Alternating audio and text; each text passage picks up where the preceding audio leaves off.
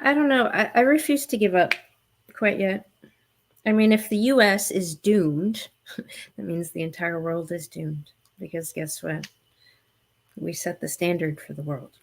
And we are currently setting the most fucking retarded and embarrassing standard for the world. I don't think a lot of people realize how important our institutions are. That is the hub. So, if you think of it like the countries are the whole world is the body, the institutions are literally we'll call it the vascular system. So, the universities are main ports.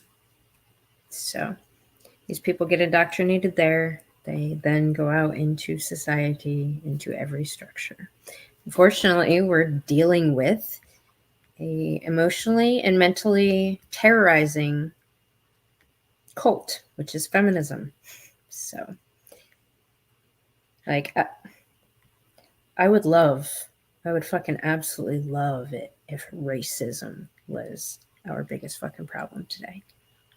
Because at least some people that look like some people would still be having children. But the problem is the divide between the sexes. So, and it's in every culture, it's in every country. And guess who is terrorizing the women and indoctrinating the women and narcissistically abusing the women and irresponsibly using their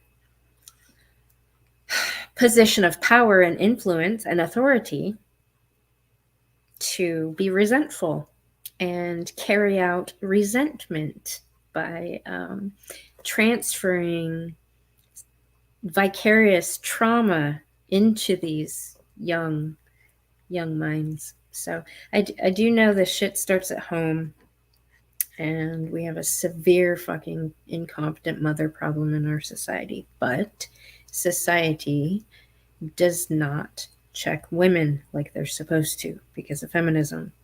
Now, past his stream, he was, pointing something out and totally fucking putting his foot down and being absolutely critical when it comes to that man. Because the men are quick to sort out the men. But the game he's currently playing, the feminists created, and the women have been getting away with it for fucking decades. So, you need to go to the source of the shit, which is psychology, universities.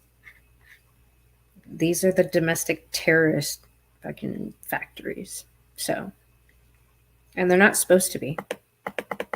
They're supposed to be where all our greatest fucking minds are, not our most entitled, self-centered, narcissistic cult leaders remain. So, psychology the humanities are fucked, pretty much. And more recently, the government has allowed psychology in STEM and having it be, yeah. So, psychology has been latching on to all the STEM fields for a while, various different departments. It's just feminists everywhere. They all need to be fired. So, and the men need to be able to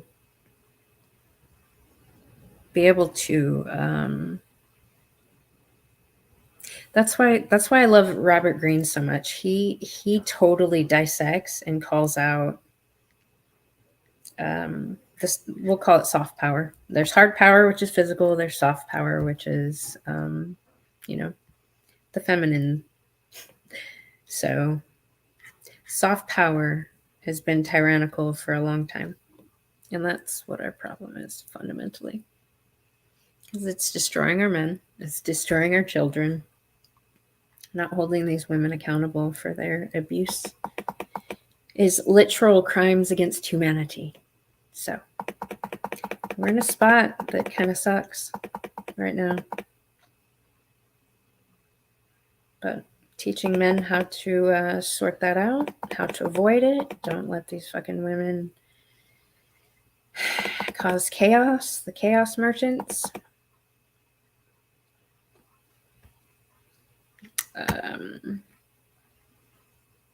No, I mean, Michaela Peterson, she has more power than Tate. Now, something that I've been paying attention to, I mean, Michaela's smart. So, of course, she doesn't, you know, she's also a product of what's going on. So, I have clients that, raise their kids very appropriately, and they send them to university, or, they got addicted to social media, and, I mean, that shit happens too.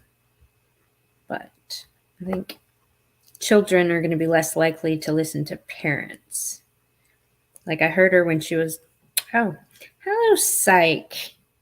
Actually, I'm really glad to see you. I'm glad you haven't been fucking genocided, man.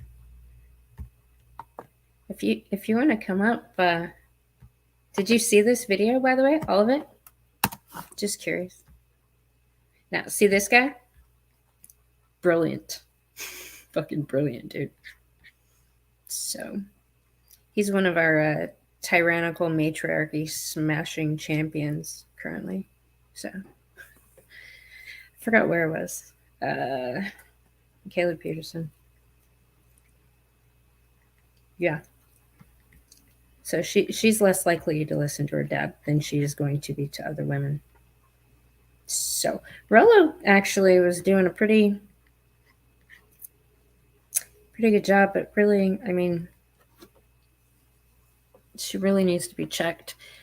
I saw one thing that she posted in the Twitter that I responded to.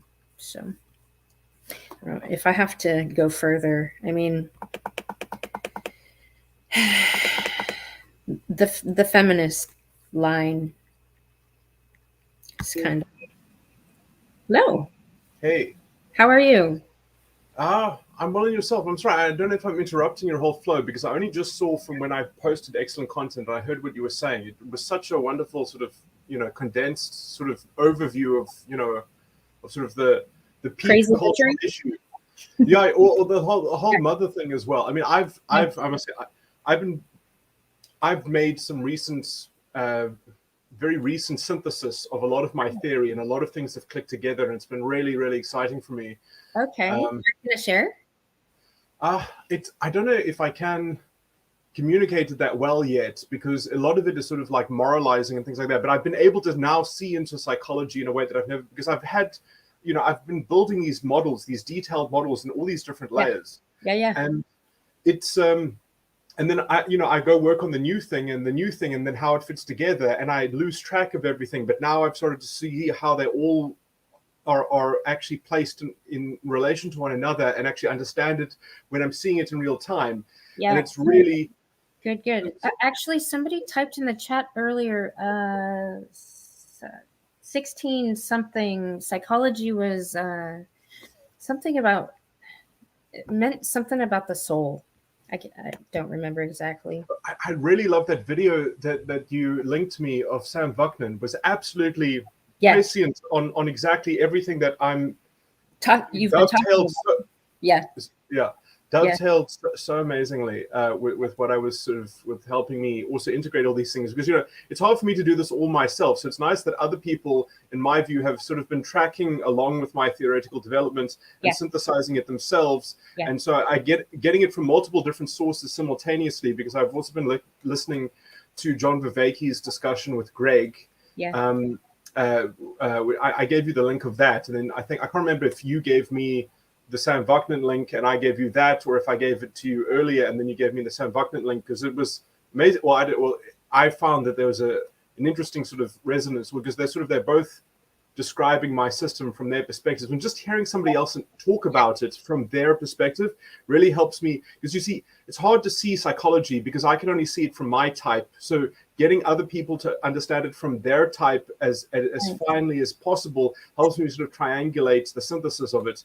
So this sounds very sort of wishy-washy, but no, it's good. It's anyway, good. This is our conversation. People don't get it. That's on them. No, I get it though. Yeah, because when I heard that, I was like, this is exactly what Psych's been talking about.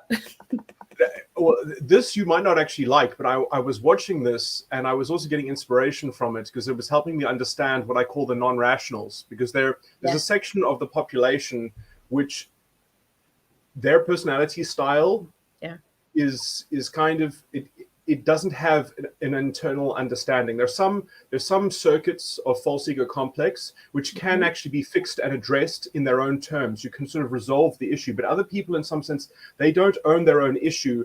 They're just they're hanging on to trauma that is part of the unconscious environment, and so their part of the puzzle is irrational relative to the actual structure, and. Anyway, so I was, and I've been working on these people as well and trying to understand them from the outside, because I've in my own model, I can't model them because they're irrational. Like, so I don't even try to, because they have non sequitur circuits.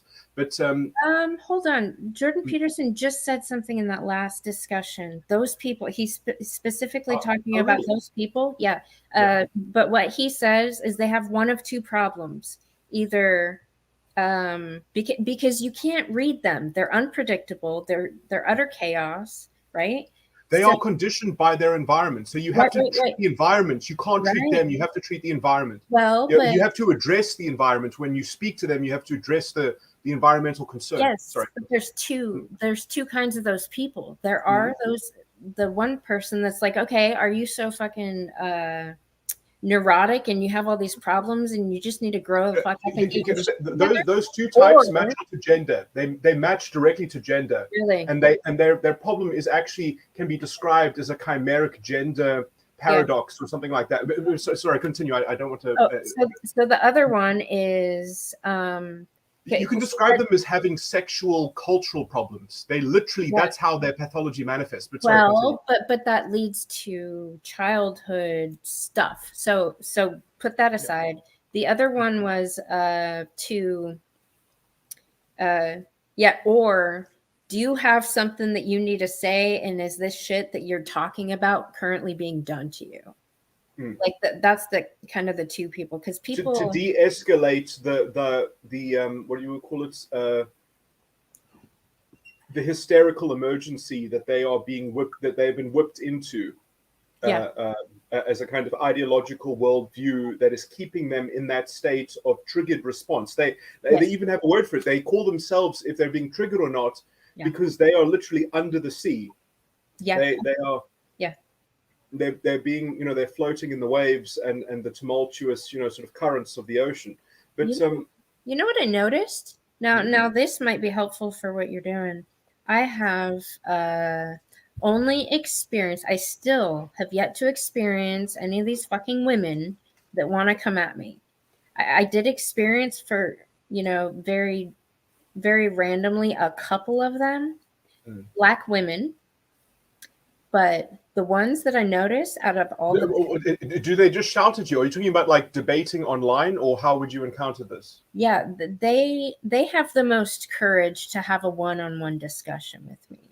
The ones that are crazy, that I put in the crazy bitch category, not like just regular sane women that actually have confidence and aren't so insecure, but the feminists. So, can I just say they'll basically be divided into three categories. There'll be there'll be the talk people, the look people, and the smell people, which that's almost a metaphor for multiple cultural things, but sort of that they will, because that's what you attack, that's what's in the world. Those are the worldly things that they're associative. They'll say we need to kill the other because they smell wrong, or we need to kill the other because they look different and they're confusing our sexual cultural in-group, or they'll say they are using how they speak to beguile us and to disrupt our communication. And so this is the in-group Yeah, a yeah, yeah. matriarchal defense mechanism that has Yeah. taken over the chief. So I was going to reference you the Game B video. I don't know if you've watched that. No. You see, it's about the irrationals to a large extent, but also other people that are rational sympathize with the non-rationals, and then they join in that kind of cultism. It's what the Yes. Hindus would call tamasic No. personality Crazy. energy, Crazy material karmic victory energy. and fucking contagious, psych. It's contagious. Yeah, yeah. Yeah. But you Well, see, but the interesting is that culture, to a different nature. extent, includes these things as well as elements. But usually, Yeah. each culture puts them in a different place. And some cultures have them Right. taken, have this faculty or this department is taken over. Other cultures suppress it and police it. But Yeah. if you don't police it, it ends up arising Over. into the yeah. Yeah. And the only way to actually tackle it is education, though, at the core. And obviously the core of education is essentially, generally speaking, archetypally at least, the mother. You know, Yeah. Yeah. Yeah. your Right. mother is the model of the world to you, is the face of the world to you, and it teaches you so many things about and when children are treated as unwanted or as instruments or as some kind of strategy, as a means to some other end, and they're Right. just not cared for properly, you know, this is where we get this kind of disintegrated self-identification.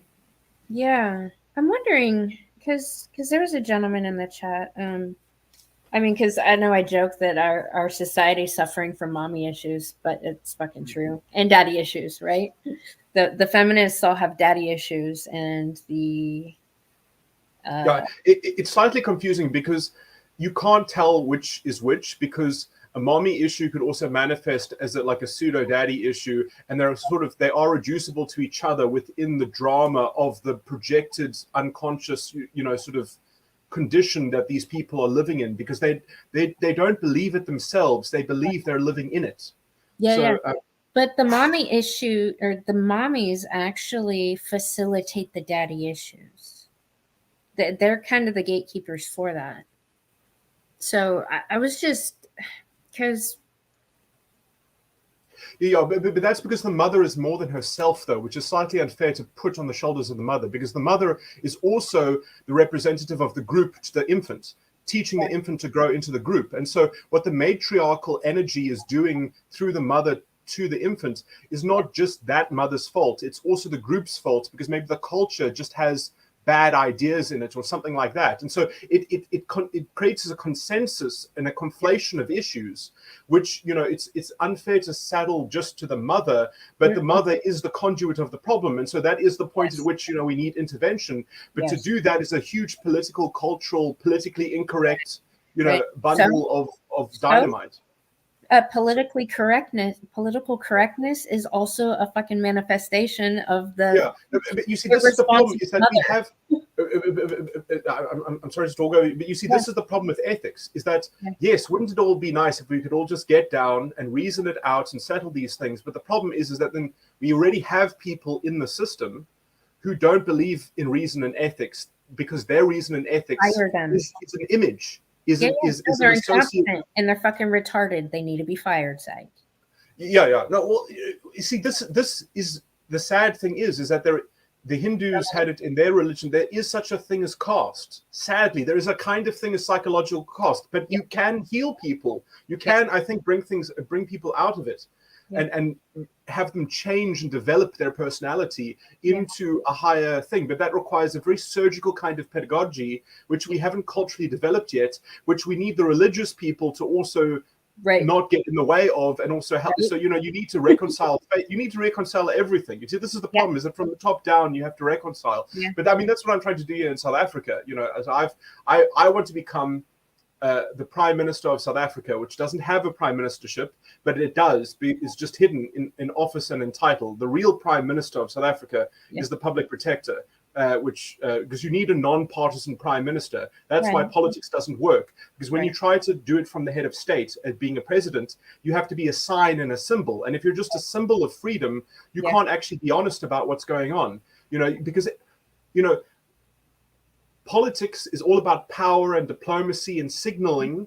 And when you signal, you have to worry about your own popularity and your own population and how it's going to be interpreted overseas. And so you actually have a story that it's not possible to solve, because if you misstep, then you lose your job. You get outvoted by your own people. So the whole thing is a decentralized spider web over a spider web of a mess, because you can't just blame the leaders, sadly, because they don't even have full command of the situation. No, because there's no clear ethical religion that tells them that they must do it, and that everyone who doesn't agree is actually being a bit wicked themselves, because we don't have that explanatory power. So it's a multipolar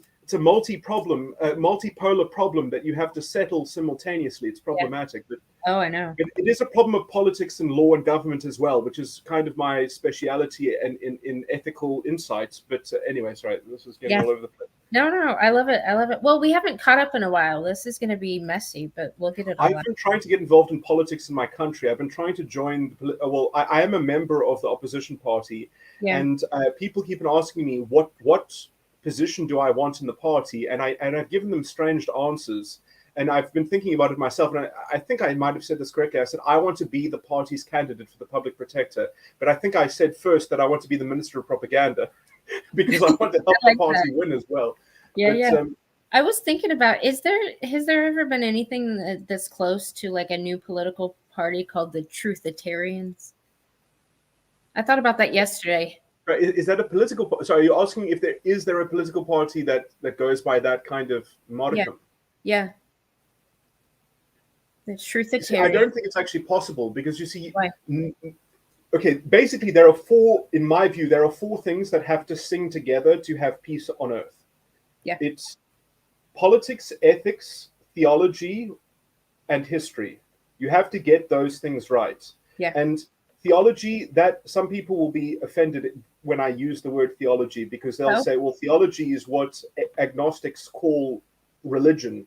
They think it's just theological philosophy. But I think that you do actually have to look at religion from the agnostic position, just to be all inclusive, and argue and defeat theologists and make them believers through defeating their theology. So I think that theology is the history of a kind of religious political polemic, and also all the fracturing, So we have, so you have two books. I can't remember. I think that there was a famous. I don't know what time or era or place it is, but they're old people. When I say old people, I mean like people in generations past, when they invented the academy and they invented all these things. They actually used the correct words, and they legally set up the whole system to actually be correct. That every company has a chairman of the board, or the head director. I don't know if it's chairman or director, has a treasurer and a secretary. And it all conforms to these three things that I'm about to tell you. Everything is made tripartite. So the tripartite thing is that you have the red book, the green book, and the blue book. Mm-hmm. And I might be mixing this up, but I think, this is what I think the division should be. That the blue book is theology and history. The red book is politics and ethics. And the green book is naturalism, scientific, technical research, and understanding the natural order and the natural world. Why did you pick those colors? Or is that... No, that's traditional. That is what we have inherited in our culture, in the core of the culture. Maybe it was a little bit lost in America because you rebelled against your monarch, and you declared independence. I mean, there's three primary colors that make up all the fucking colors, and it's yellow instead of green. Yeah. Well, you see, green, you can't. Because you can't have green without yellow. So, I mean, you can look at everything through these kinds of colors, but they completely change their complexion in different contexts. So in the context of politics, green is very important, because if you're a culture that is excellent in blue and red, like the Greeks had an excellent civilization that was so delicate, and then it doesn't even matter, because they were conquered by people who knew how to be a military. They used the green power to overcome the blue and the red, because these people, they thought that they were too cool, I guess, to care about the green. And the green also changes the blue and the red. It changes the context, because the natural world, as it comes into different resolutions and into the scope of review, it changes the whole landscape in some sense. But anyway, so my point is that but you see, but the real solution is not green. The real solution is blue and red. You have to get the blue and red, and so there's a brotherly quarrel of nations there. There's Gog and Magog. There's sort of people who care about liberty and the symbols of freedom, because that's the only way that you can police these things before you have the final ethical solution. But you're still trying to micromanage to the best of your ability, and then everyone else thinks that you are driven by a conspiracy, that there are just secret people in power pulling the strings behind the scenes because you use symbols. I hear that a lot. And then there are other people. No, I pay actually a lot of money for what I'm doing. Yeah, no, but you see that's the trade-off of the system. You can't avoid it. You can't avoid it, because if you don't know what the law should be and you're experimentally trying to get there, you have to use a symbol. You have to start with a vague principle. Say we value these symbols and we're going to see where they take us. They use prostitution, the rules of prostitution instead.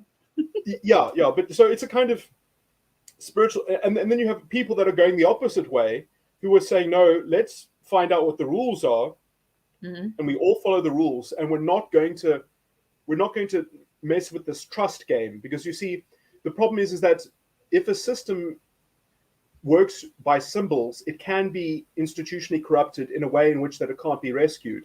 So you have another strategy that goes the opposite way. They're both prone to corruption, but they're both prone to the opposite form of corruption. Right. So they can be a check on each other, and that is the Gog and Magog. That is sort of Islam versus America, if I can frame it like that. And and they both have a legitimate criticism against the other. Yeah.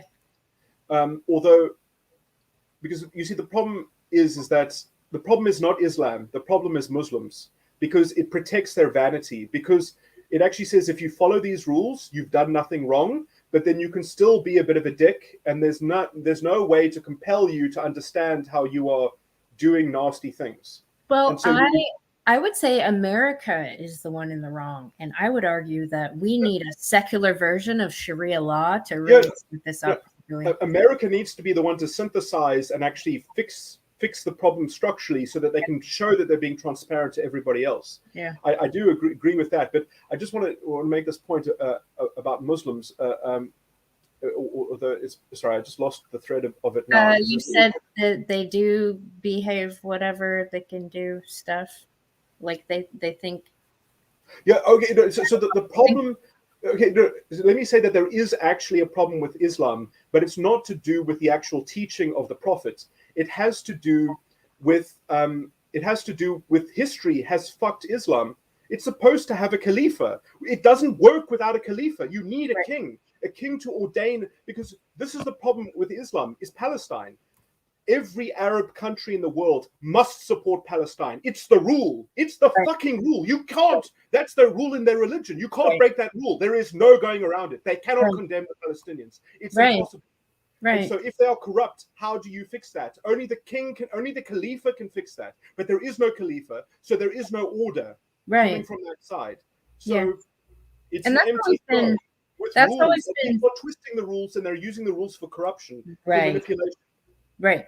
And that's always been a valid argument that, like, Sam Harris is always, people that are, talk about the dangers of Islam. Like, it's unchangeable. Like they think it's the final solution. Yeah. They think anybody who doesn't accept this, Yeah, no, the biggest, because the problem in Islam is the law itself, is Sharia law. Because the law, if you read it, the words, if you read it, there's actually nothing wrong with it. The problem is that they don't have judges that can judge extenuating circumstances, because there's no Khalifa to dispense divine mercy and to show the example of how the rules eventually get broken themselves in certain extenuating circumstances. And that's problematic. So you have a perfect legal system, but there is no Sharia of jihad. There's no Sharia of jihad, and there's no that would be what the Khalifa is. The Khalifa would show you the synthesis of Sharia and jihad, but there's no example of that. There's no role model, so there's no one to say, ooh, what the Palestinians are doing, what are they doing, or what are the facts on the ground, and let's actually mediate this, because the rules say Islam must win no matter what. Islam must gain ground, it mustn't lose ground. Right. And people are sticking to those rules, and they can't blur those rules because they won't hear anything else. So look, in certain countries, what I've just said, that I should lose my head. Literally, there's some people that would actually literally slit my throat. Oh, I know. I know. That's what they want to do when they hear people like this. But right. I mean, so and I can say, okay, well, according to Islam, then I have, the only way that I can save myself is I can say, I'm actually Issa. I've been working this whole time to do everything that I can, and to bring reconciliation to these things. But Issa is not the same thing as Jesus Christ. It's more like Elijah. See, I was just telling PWS. He said, first time I've heard from Philosophy by Psych. He's 100% spot on. I was just going to tell him, I'm pretty. Want to have that up while I've just made all these religious claims now, because now it looks like he's endorsing a religious cult leader. No. I'm pretty convinced you're like the Jesus that's supposed to return. So I had to find him. I still can't find him. I'm pretty sure you're him though. So well, thank you for the vote of confidence. Yeah, I mean, if you're Jesus. No, you see, the point is that everyone is Jesus, because I know. The true understanding, that is what Jesus is the understanding. Right. The embodiment of Jesus. That means you take on these things and then you behave fucking accordingly. Well, you see, Jesus is the communion. That's what the covenant means. Jesus is the body of Christ. And so, I'm just, as I said, like, I think I'm the Messiah, which okay, see, now I'm almost making a Jewish sort of claim here, which sounds a bit weird, I guess. What I'm basically saying is that, Jesus said himself that many will come after me. I can't remember if he said many, but I think he said many will come after me and do greater works than I. So, I mean, I just sort of claim to be Elijah that is spoken of in Revelations, which is kind of like a catalytic kind of thing, because everyone's mind, that is what Jesus Christ is. That is the true identity of the understanding that so, I mean, there's a religious teaching to this, but so I'm just reading this now. Oh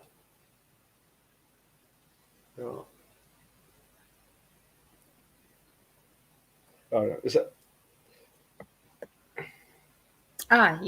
John. This is what I was going to find earlier. 1965, The Study of the Soul from Modern Latin Psychologia, possibly coined mid-16th by German. Oh, that's a nice word. Right? I liked it too. I like that a lot better than what I see fucking being generated at the university level currently.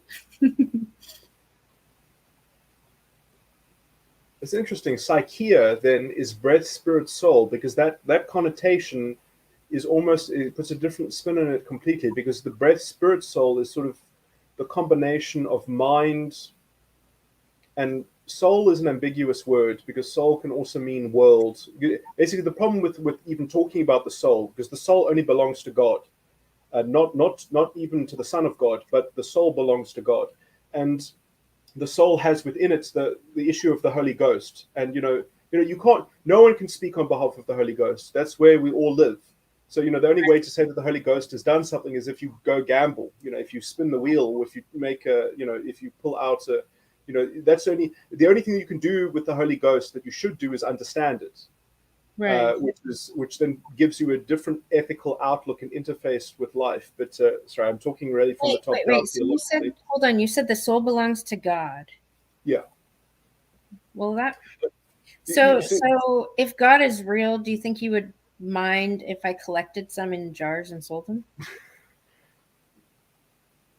That's a kind of witchcraft. Well, me and Billy were talking about, he said the soul weighs 21 grams or something. So my word. And then I was thinking about how it reminded me of, what was it? If you throw the witch, weight her down and throw her in the water, like if she doesn't drown, she's really a witch idea. And then it led because she's eaten so many souls. Is that why, that she's heavier? Well, no, I mean, Because if she gets out, you're like, there's the witch. If she doesn't, you're like, oh, she wasn't really a witch. Wait, so if she escapes from drowning, yeah, then she's a she witch. is a witch. Yeah. And if she drowns, then she was a witch or wasn't. Maybe hijacked by witchcraft, at least. Maybe not the witch, but acted like a witch. Wasn't the main witch. I don't know. Well, so this is like a kind of a ritual sacrifice. Yeah. So I mean, because what was actually happening here? Were they actually trying to, what's the word, punish witchcraft? Or were they themselves performing human sacrifice and sacrificing the virgin of the village, Right. into the water and trying to cleanse themselves by scapegoat? I would say if they acted like the crazy bitches we have today, they were just maybe they were trying to find the source. I don't know. I heard that is interesting, because that's what I've been meditating on, which is that from the feminine perspective of the irrational sexual energy culture picture which exists, right? This is a worldly picture. If you go and try, you want to go be Rambo, and you think you're going to go and be the vampire hunter, and it's very hard to be a just vampire hunter. Go watch Castlevania, and you'll realize the kind of level-headedness that you need to be to actually be a real monster hunter. That you have to have a certain delicacy of because it's not just the monster that is the abomination. It's who created the monster, why it was created. It has a whole history behind it. And then the people that want to defend the monster, that are literally victims of the monster, but they keep getting the fuck in your way, and you don't want to hurt them. Sometimes it's a lover. Sometimes did you see that? Did you see that episode in the Witcher, when the guy who was transformed and his wife was like was a creature of the night, was a sort of a demon. Yeah, no. The sadness of that. But that's what happens when people find consort with nature spirits and with animism, when they believe that parts of the earth are which are maybe kindreds in some way, they have taken them out of the proper order of the natural order of rules, and then they have done sexual immorality, and then they've disguised it as well. I was traumatized, and we have a ritual in my village where we have night terrors because the men do horrible, wicked things, and maybe it's an imprint of what was done to a male child by the mother. Like, who knows? Maybe it's the one, maybe it's the other. Where did it begin? Who knows? Right. And there are also people that do that to other groups on purpose, that they derange other people's groups, that they go in there and then they, like when you watch sports, and then like when the ref isn't looking and they're playing hockey, and then the guy attacks the guy or what. I mean, I don't watch sports, so I don't. But in hockey, that's a famous. I don't even know if it's real, but in hockey, that's a famous meme. That if you want to be a ruffian, if you want to be a scrappy boy, go be a what do you call it? Go be a hockey player. Like that's for the scrappy people, is to go in the green, book, and go find the natural sport that's going to help you cleanse your soul of the venom that you want to play, because you've got a bit of child's play. You didn't grow up from adolescence. You didn't put down the childish thing. So now you have to go and find a way to be part of a war so that you can maybe go rape and pillage or something. Yeah. That's what it all.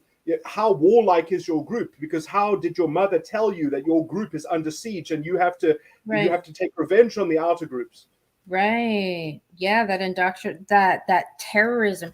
So I had a conversation with a psychologist from the Black community, and he was ideologically infected, and it's a little over an hour. I was going to ask if you would have a look at it. Did you have an interview with him? So did he show signs of sadism, or was he just playing masochistic the whole time? Like, oh, my people are so hard done by. Well, okay, so back to what I was trying to tell you earlier. The only kind of what I would see would be attacks from men that I've experienced have a racist tone to them. So in the Black community, there are some men, not the majority of men. So sorry, that have attacked you? Well, tried. I mean, Yeah. Oh, okay. So Yeah. black men have attacked you. Tried. They wanted to debate me. They wanted to sort me out. They wanted to defend their queens. They, you know, because I'm the villain. I'm the white. And they just sound like stupid mommy's boys when they do. Yeah. Well, so but that's weird. It's been my only experience. I've been trying to have conversations with feminists, and those are the only feminists that will throw down the gauntlet and try to, I think because they might see me as prey, maybe. Like maybe they see me as vulnerable, or maybe they're resentful towards white people and I'm the punching bag. But I feel like it's only in the black identitarian groups. So sorry. I mean, can I just say that I'm going to speculate that maybe it's because they are the only true believers in their group. They are on the cusp of between naivety and cynicism, and they haven't yet crossed over into the blatant bad faith. So they still believe that maybe they've got the goods. Maybe they should win the day. They don't know themselves, and they're testing that by actually going into the Calvary, the fields of Calvary testimony, to go and joust with those others, which still, at least at this time, is holding to the Christian tradition of, Right. let's say, the Protestant breakaway tradition, that we don't kill each other for our different views, but we joust with the word, and not. But they threaten what they threaten violence, or sorry, what do you mean now? Or you think it's bad faith? No, I still think that they do have bad faith. Out the gate is bad faith. Yeah. But so overly emotional and triggered, and because they're emotionally charged and they need a way to discharge it. So you see, every culture has sadists and masochists. And the sadists are overcharged because their own masochists agree with the sadists. So it's a positive, what do you call it? A positive reinforcement. It's a positive, what is it called? Positive feedback. Yeah. You see, this is why it's confusing, because even when you say positive feedback, you don't know if you mean negative or positive, because how are you defining positive and negative? But essentially mutually reinforcing feedback. But you see, there are two different types of negative and positive, because then you'll often get the counter vortex. Yeah. But if you project that onto the out group, then you have to go and consume it so that you can ground the extra emotional charge. Right. So you've got these people, it's like static electricity. They're like clouds. They're all in the cloud, and they're all rubbing up against each other and resonating, and they're building up static electricity, and they need to make lightning to something, and they want to be Zeus, they want to be... Yeah. And so this is what happens when the matriarch thinks that she's the chief of the tribe, and you have a warrior queen, and she's using her womb as a weapon, as a warlike weapon against other cultures. Right. Actually, I got some free racial sensitivity training out of all of this. He was trying to racial sensitivity train me. It was so awful. I mean, all the smother mother, all the eatable mother tactics, like, oh, you should be ashamed. That's the perfect way to defeat them, is you actually invite them to do that. You say, tell me how to be sensitive. Just tell me the instructions. Can you come up with coherent instructions to tell me how to be sensitive? And they'll tell you have to kill yourself, basically. They'll tell you, no, you have to slit your throat or slit your child's throat, or go fuck someone, or go be immoral, or go and denigrate yourself is the only way. And what's that good for? For your pride. For your pride, so that you can give me the instruction to go do some dirty, disgusting thing because you're so vile. D. Durrell, no, he's a he's a counselor. He's done racial sensitivity training at A&M Galveston. He said he's also worked with CPS before. Like this is a guy that's in the fucking system, that is ideologically infected and being controlled by feminists. Like, he puppets all the feminist shit. And he's a grifter. I mean, this is literally the definition of grifting, is when you are unethically trying to just feather your own bed, essentially. But I had a better definition of one, but anyway. Yeah. But it was such a weird interaction. I feel like there was a level of flirty to it, but at the same time, he was trying to do that to get me. Like, it was very toxically feminine. Yes. Yeah. So, but that's learned. Men Men don't do that, damn it. Yeah. Well, you see, this is what happens. Men get feminized when they've been abused and traumatized by women, by essentially the mother matriarchal archetype in their culture, Right. and that's been done to them on purpose, and that is a code to the human cultural, worldly codex meaning machine to tell you that you must be a bit of a zombie because your group is at war with another group. Right. And your group is going to be either assimilated or destroyed, or the women of your group feel insecure and threatened by the women of another group. And so because there's no matriarchal, what's the word? It's through the grapevine. It's through the,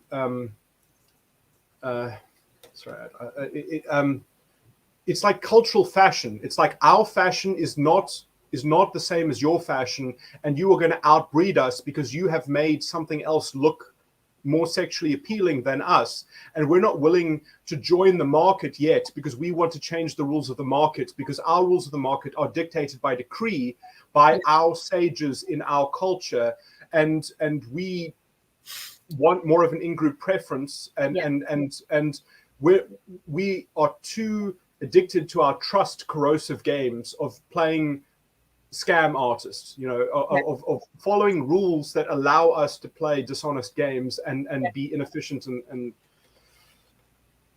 developmentally retarded crazy bitches that need to be fired. It all comes down to caring for children. It really does. And they're literally harming fucking children every day. I need to find this thing, because I did come to this conclusion, which now I'm badly repeating now, which has to do with it has to do with the individuality of the child, and the faith in the, it really does. It's quite sad, but it really does almost come down to a kind of how much care and investment do you place into your children, and how much of looking at your child as an instrumentalist extension of your own desire, and that it doesn't matter if that child hurts himself because I can make another one, like I can just have many children, and that's just a. Well, we used to have more children. Now the very few that some people have are more precious, and especially in the Black community, there are fucking single baby mamas that love to make son husbands. So that's how precious they are. Yeah, well, I mean, because there's there are two things here, because which I'm not going to get into the one because it gets really into the weeds, because it has to do with elements of incest. And things like that. I collected a couple of those crazy bitches already. But that is essentially what this is an addiction of. It's an incestuous addiction to the in-group, because of not believing in the win-win of diversity and actually being in the same culture, in the same society, without your warlike strategy to defend your in-group. And believing in the process of the common culture, right? And actually trying to get on board of that process. Instead, you resist the process, and then you've got people on your side that create the propaganda because they grift. They're grifting in order to elevate themselves into the elitism of the in-group while hurting the main body of the group. Yeah. While hurting the vast majority of the group. Yeah. Using this corrupt messaging strategy because of getting. So it's all about creating an image of reality, which is essentially a distortion, but it's a warlike distortion, and it includes the disregard of one's own children as essentially an instrument of kind of a symbol of incest, which is which gets horribly recursive, because it doesn't actually have to be incest, but it's an ideological form of incest. No, because it would be okay. So that makes more sense. It can and it doesn't have to. It can manifest as that, but it also doesn't have to. It can just be because that's what fascism is. But there's some element of that, because in order to have unconditional love, you have to see your child as a child. Partners, that's a conditional love type of thing. So that makes sense. Yeah, you see, it does come. Okay, look, this is very complicated, but sort of if you don't have a rational understanding and you don't use reason to have an internal locus of control where you can actually be in control of things, then you do think that everything is a zero-sum game. And if you think that everything is a zero-sum game, then either a mother is going to be to the degree to which that she loves her husband and she is a faithful, loving wife. She is not putting the same mental attention into being a good mother, and there's one winner and there's one loser, and they're two. There's sort of there's a division of labor there, and the mother can't do everything because there's an economy of time, and there's also culture, and what culture is telling you is the method of success in terms of actually playing a game of sexual identity that has a secret in-group handshake that tells you if you do this kind of child's play, if you do this kind of identity, you are guaranteed to have the secret handshake, and only the other people that have that secret handshake of the mark of sexual distinction, the mark of in-group handshaking of your in-group, of your insularity, fascistic, which your mother might hand to you, or something like that, and that can be sort of don't you love your mother, boy? You must be attached to your mother, and what your mother was attached to is part of you. You've inherited it. And you must be the guardian of that, and you must be a soldier to your culture. You must be a soldier to your people. Never mind what is justice. Never mind think for yourself. Follow the rule, boy. Follow the rule. That's the same tone of voice that leads to sexual predation, that leads to rape, that leads to trauma and abuse and night terrors. The euphemism of molestation of children. So that's where all of that comes from, the same toxic mentality. It all comes from the same toxic mentality. Yes. No, I agree with that completely. That's problematic because that's see, it's hard. Feminism is creating pedophilia. I've been saying that. Creating pedophilia. Not necessarily. You see, that's the problem. Is that it is the same bullshit, but it has these different manifestations. So if you identify this, it doesn't mean that everything else is happening. But it's a good stand-in that all these things are happening. But you see, this is the problem, is because it is nasty. But you see, this is. What's problematic is it even real, or is this an image that has been concocted to you by your own in-group, of the out-group?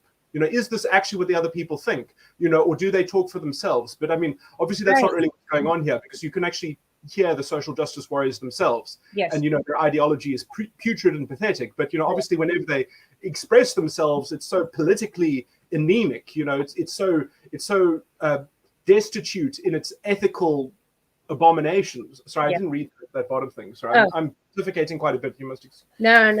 Driss says, I love this guy from South Africa. I live in the Netherlands, and the Netherlands could use guys like him 100%. He's quite expensive. If he's going to give up his prime ministership, or what did you say you were going to be? I want to be a public protector, the public protector. Yeah. Okay. So. If I can hold it for as long as I want to be installed, and I want to have it for life, like a pope. I want to be the public protector, pope, non-partisan prime minister, and make sure that everything's above board. Yeah, no, I think you should. I mean, I think there should be a network of them. Like, what's it called? The League of Nations, or the White Lotus. Oh, I haven't even heard of that. What is? I've never. From shit. Something Cam watched when he was like 5. It sounds like a Buddhist. Isn't that a Buddhist myth, maybe? But there's also the Black Lotus. I don't know what that was a famous magic card. That's how I know about mythology. Is just the names of magic cards. That little mystical card game. Yeah. No, but I think that's important. And I feel like the United Nations and the globalists and all these people have a good idea, but their fucking solutions suck because they're incompetent. Well, the problem is the problem isn't necessarily at the top. It's distributed. It's multi-centered in different places.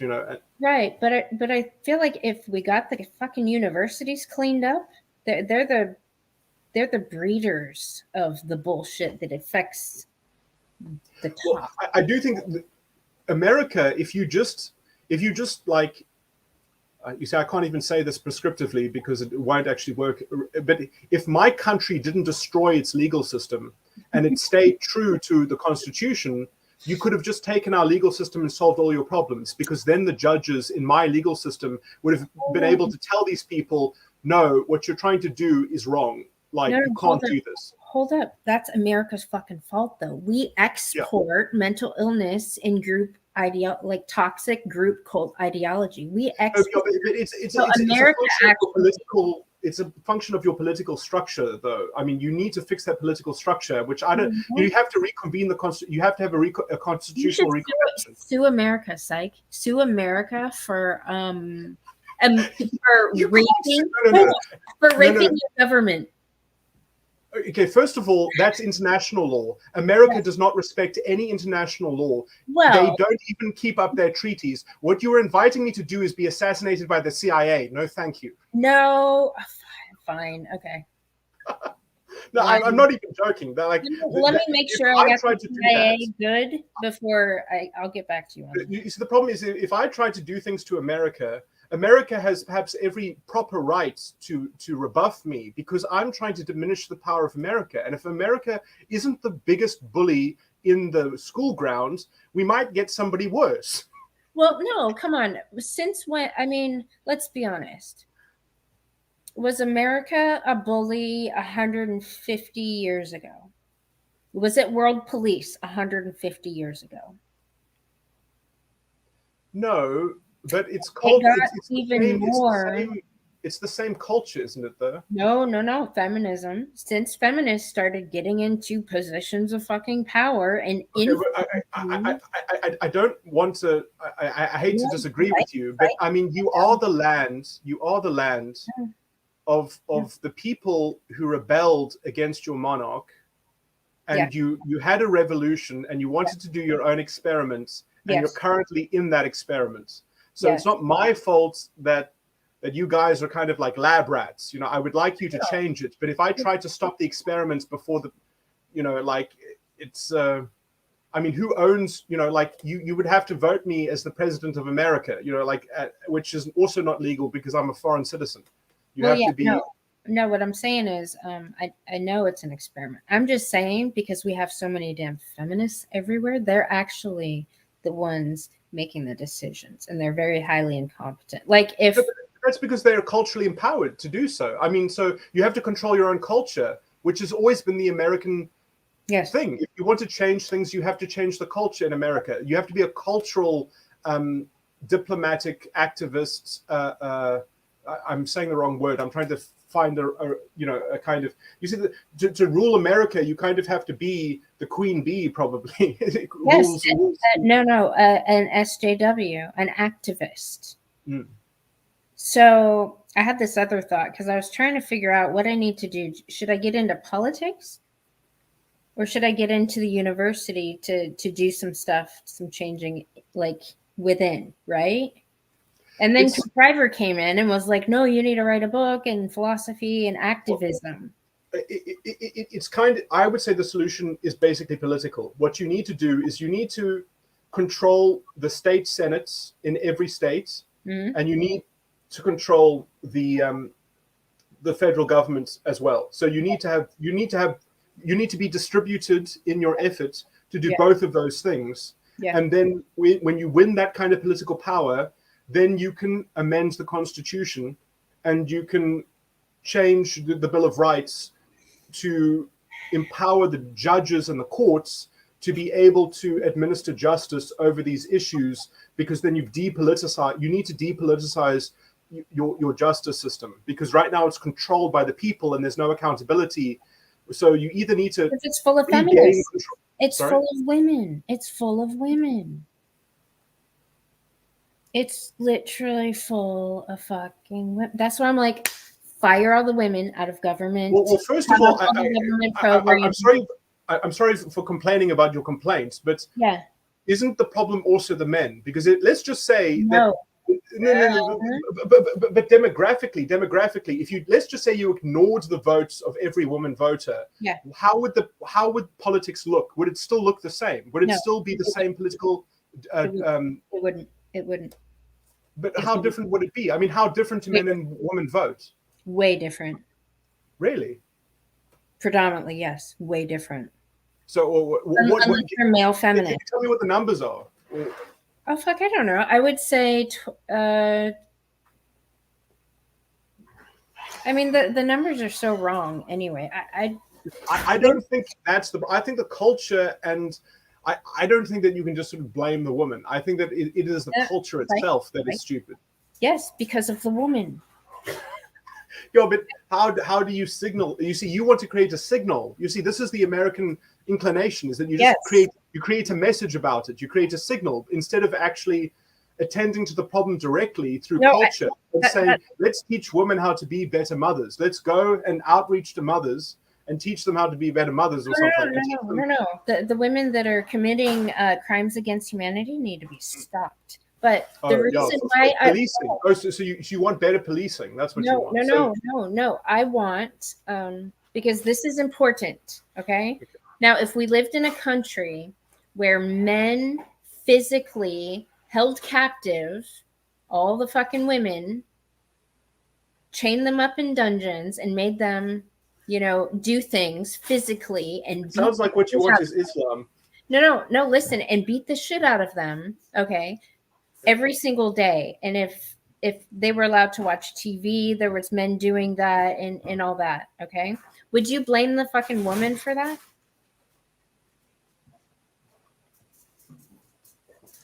I feel like you're robbing the white knights of their agency, though. Aren't you doing that? Would you blame the woman for that kind of physical abuse that was handed, that was done by someone? No. Okay, to answer your question, no. But I guess I'm disagreeing with your narrative metaphor, because aren't you not? Because surely the men in this equation are not chained up. How are they chained? Their minds.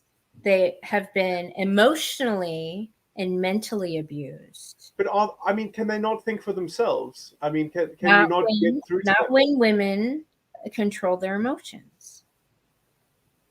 Women are far superior, and that's where they have to penetrate the emotions to control their minds. It's coercion, narcissistic abuse, blah blah blah blah blah. It's literal mind rape. So. Okay, wait. Yeah. I've got the solution for you. From the problem that you're describing, I'll tell you what the solution is. Okay. And what the real problem is in terms of society. Okay. Laws. Hold these fucking bitches accountable. It's got nothing to do with any of these things. It's actually quite freaky where the problem actually is. Okay. The thing is corporations need to sell things. The only way to guaranteed sell things, is that you have to produce messages that when people see the same message over and over again, they get curious enough that they think that they have to try it, and that they go and they buy it or something like that. Now, in order to do that, you have to make people stupid enough that kind of conditioning will actually lure them into consumption, right? Yeah. So what you do, is that you have a thing called marketing and advertising and promotion. Right. And you have that linked with media, right? Like child programming and things like that, like on television and stuff like that. Yeah. That is sexually suggestive. Yes. Or deranging, but in putting you in a hysterical kind of particular kind of storied, fabled. Because essentially people are trapped sort of in fables that they've been fabled, sort of because they didn't understand the lesson of playing musical chairs, Damn it! If they would have just fucking I blame the mother. The mother should have fucking taught that lesson under the new dictatorship. That will be. Well, you see, a mother can't teach a child with musical chairs because you need a classroom for that. You need peers, and you need a teacher. And you need an intelligent teacher as well. So, pedagogy and education is important. So, but so anyway, what I'm basically saying is that we need to censor, we need to have ethical standards for marketing to minors and children. Advertisements in the past were nothing like they are today. Oh, They I know. used to be factual. They used to be informative. In fact, you maybe even used to be able to sue them if they lied to you. Like they had to be very clear lines that you couldn't cross. Are False you puffing? advertising. Sorry? False advertising. Yeah. So anyway, so it's dishonesty. Is that we have made dishonesty a cultural currency. Yep. And when you make dishonesty a cultural currency, people are going to use that to disrupt messages and to intercept other people and create intrigue because they feel insecure about their own position. And now this all comes down to a very gritty reality, which is that in sexual selection, right,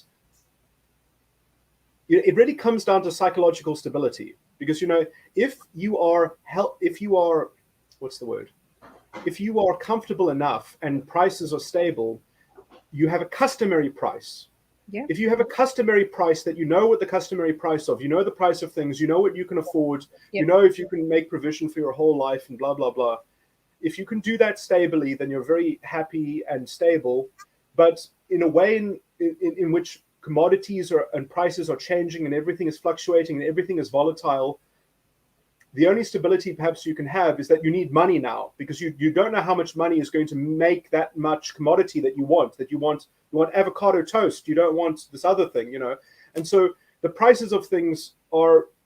So when you're looking at different groups that have different prevalences of wealth, that means that you add so many different dynamics into sexual selection, because people can just marry into wealth, or and so you get cultures that have the opposite thing. Some cultures, when you take a wife, the father of the wife pays you a dowry.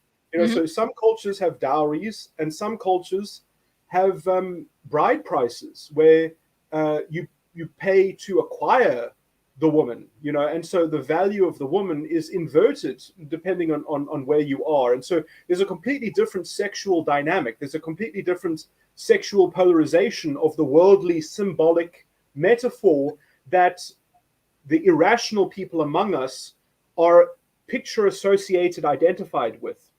That there is a kind of Gog and Magog of that there are two spins in the world. There are two positive feedbacks, negative feedbacks, and they're going in counterclockwise directions. Yeah.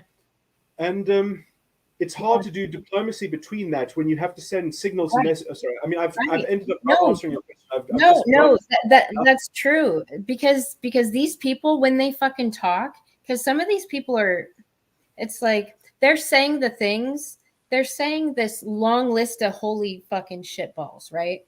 And it's like part of the way, like whatever, this part of what they're saying is upside down. So you got to think, they're projecting there.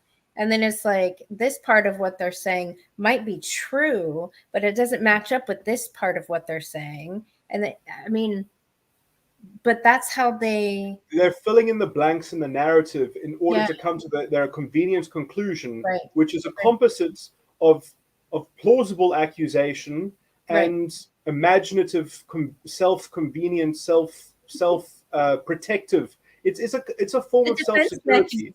Yeah. So you see, this is the problem when signals are in your culture. If you're a culture that has, obviously every culture has cultural signals that are sent out as a broadcast. If you have that in your culture, it's dangerous. When you have a siren loudspeaker, if you have a loudspeaker like Big Brother saying the new propaganda of every day and the newscast and all these sorts of things, when you have people telling you the news, it's very, very dangerous, because they're melody of that. Feel about it. Sorry? They're telling you how to feel about it. That's how they're.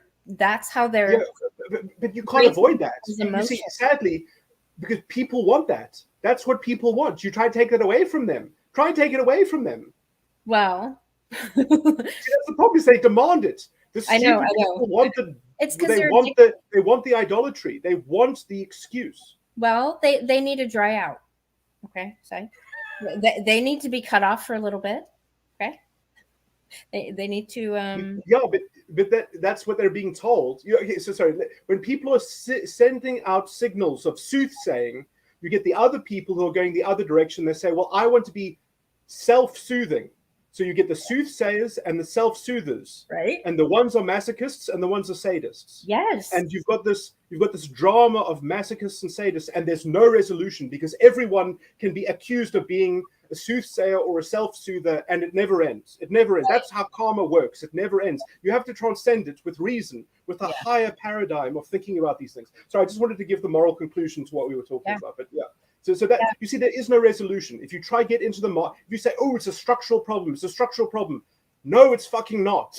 It's not a structural problem. It might also be, but only in law and ethics and the court. That it has to come down from the bottom, and it has to come.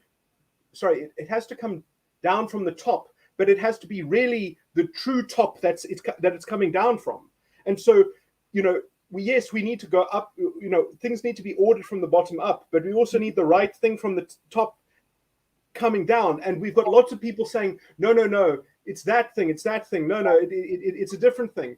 And I'm telling people what it is. Take my word for it, but I'll give you the substantiation as well. The problem is law. The problem is, I know. we need justice. Yeah, I know. But we need judges and we need the justice system. The people that are in those fucking seats are incompetent. Yes, I just want to say, so that's why in my country, I blame the judges. That's where I say the corruption is. The corruption in my country, which is a model for every other country. I know. I made this country to be a model for every country. And I say that it's the institutional corruption of the constitutional court. You don't even have a constitutional court. How fucked are you? That you don't even have the institution to fix because you don't even have the institution yet. You just have a Supreme Court of Appeals. Yeah. But psych, even though your judges and your piece of paper and your structure's perfect, we were still able to export mentally ill racialist identity politics and infect. No, but I'm telling you the order. Sorry for interrupting you. Sorry, I don't understand the point that you're going to make. So maybe you should. Mind control. I mean, because if you can control the mind, if you can control the emotion and the mind of that judge, that piece of paper doesn't fucking matter. Yeah, you see, this is why I don't like America, because it's a war of cultural soothsayings and self-soothers, debating it out, and then they morally debate if Facebook, they've got a whistleblower from Facebook there, and you've got all these moral pontificators saying how Facebook has been breaking the law, and yes, they have been breaking the law, but the law was stupid. Give them a moral law, and maybe they'll follow it. They're trying to do something that you don't know, but no one's really. Well, if you want to find out, you have to go ask the secretary, or you have to go ask Mark Zuckerberg and see if you can have an audience with him or something like that. But I mean, who knows if Facebook are doing something wrong or not? No, he's being held hostage by all the feminists that work for him, below and above, because they're everywhere. So he's getting double pressure. Yes, he's getting double terrorizing. So look, I don't want to say that Facebook is doing nothing wrong. But I'm saying give them a justice system that will actually hold them accountable. Why are you debating about this in your politics? Why isn't a judge fixing the fucking problem? Well, I mean, fix it already. I mean, they say that Facebook has broken the law. Why hasn't someone made a judge fix the fucking problem? It's so fucking simple. If you have a justice system, you either have justice or you don't. We don't. So what are the politicians complaining about? They were lying then when they said that Facebook is. They were spinning the words when they said that Facebook has broken the law. What they meant is that they have broken regulations, and those regulations have no teeth because they're badly written. And this is how they have to speak so that they can increase their regulation, because they're trying to displace the private power of the market. Facebook is a legal entity. It has rights. It has powers under the American legal system. If you don't like your fucking legal system, fix your legal system. But you do it by slander. You do it by having politicians take people in there, and you have these little kangaroo courts. You set up kangaroo courts in your politics. Why isn't a judge philosophizing about this? Why isn't a judge ethically? Our judges are fucking retarded. Our judges are fucking retarded. No, it's not the judge's fault. It's the Constitution doesn't give them the power. They are the secretaries of the democracy. The democracy define what the law is. What's wrong with your judges? Okay. No, my judges have just been installed. My constitutional court judges need to be impeached because they were politically installed, or they're incompetent because their jurisprudence is inconsistent with the Constitution. Right. And I shouldn't be too broad, because there are obviously some constitutional court judges who realize this, and they have probably even heard some of my language on this matter, and they realize this. But the problem is that the political corruption runs so deep, and so you need to sort of round them up all at once. Deep Is state. the problem. The big gaping hole of the feminist deep state. Yeah, yes, I mean, they do need to be all round up at once. The other problem is that it's the people themselves, because you see, you can't round up the politicians when they keep on winning elections. You see, this is the problem, is that the people themselves keep on voting for these villains. So the problem is democratic as well. So you don't have a democratic problem, you have a structural problem. We have the opposite. We don't have a structural problem, we have a democratic problem, which is manifesting itself as institutionalized corruption. But the problem is in the morality of the people, because they won't vote out the corrupt and vote in people who aren't corrupt, because they essentially don't believe in democracy. They don't even have that basic belief, because they still just don't care enough to show up to the ballot box and cast their vote for a better life and for opportunity. They won't show up to enter the process of the new culture. They don't want it yet, and I want to help push them with a bit of propaganda. But when I say propaganda, I mean moral lecturing. That's what I want to give them. I want to give them moral lecturing. Yeah, they need it. They need it. They have see something Jordan Peterson was talking about. He was talking about the kids being properly socialized. Now, our society hasn't been properly socializing our society because of what women are like. Oh, don't say the things. Be nice. There is also the noise of intra-societal in-group fighting within a multicultural society, within a multi-ethnic society. So that takes some time, and sort of. You know what I notice? The men fight less. The men that I see trying to fight each other, it's because the women are fucking pushing them to do it. Yes. The problem is in the matriarchy. The matriarchy is the reservoir of the resentment and the insecurity and the fear. Yeah. And sadly, but we also. It's also because I don't like talking about identities, because I find it a bit. No, say whatever. This is a free speech platform site. You see, the problem is that there is in the Anglo-Western sort of thing, there is a certain cultural division of labor between masculine and feminine. Yeah. So we've got these gendered psychological anatomy, which I haven't described to you, yes, but there is actually a psychological. We are actually spiritually engendered in gender. So there is gender is a psychological reality. It is a reality, in fact, but it's not like the whole of reality is divided into gender. It's not so. There are parts of reality which are non-gendered, and so gender is just like one quarter of reality, if I can put it like that. Gender is a term that used to be used when describing language that was masculine or feminine. Before that, it was sex.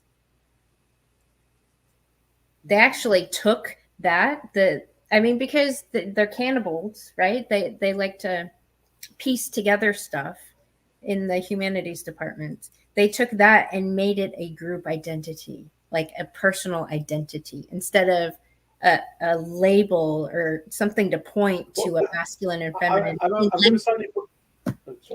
going to slightly push back on that, because I think there is within the Christian canon, within the scriptural record, we see even in Genesis that essentially there are two different sets of references. That there is a reference to gender and there is a reference to sex, which obviously they correspond, but they are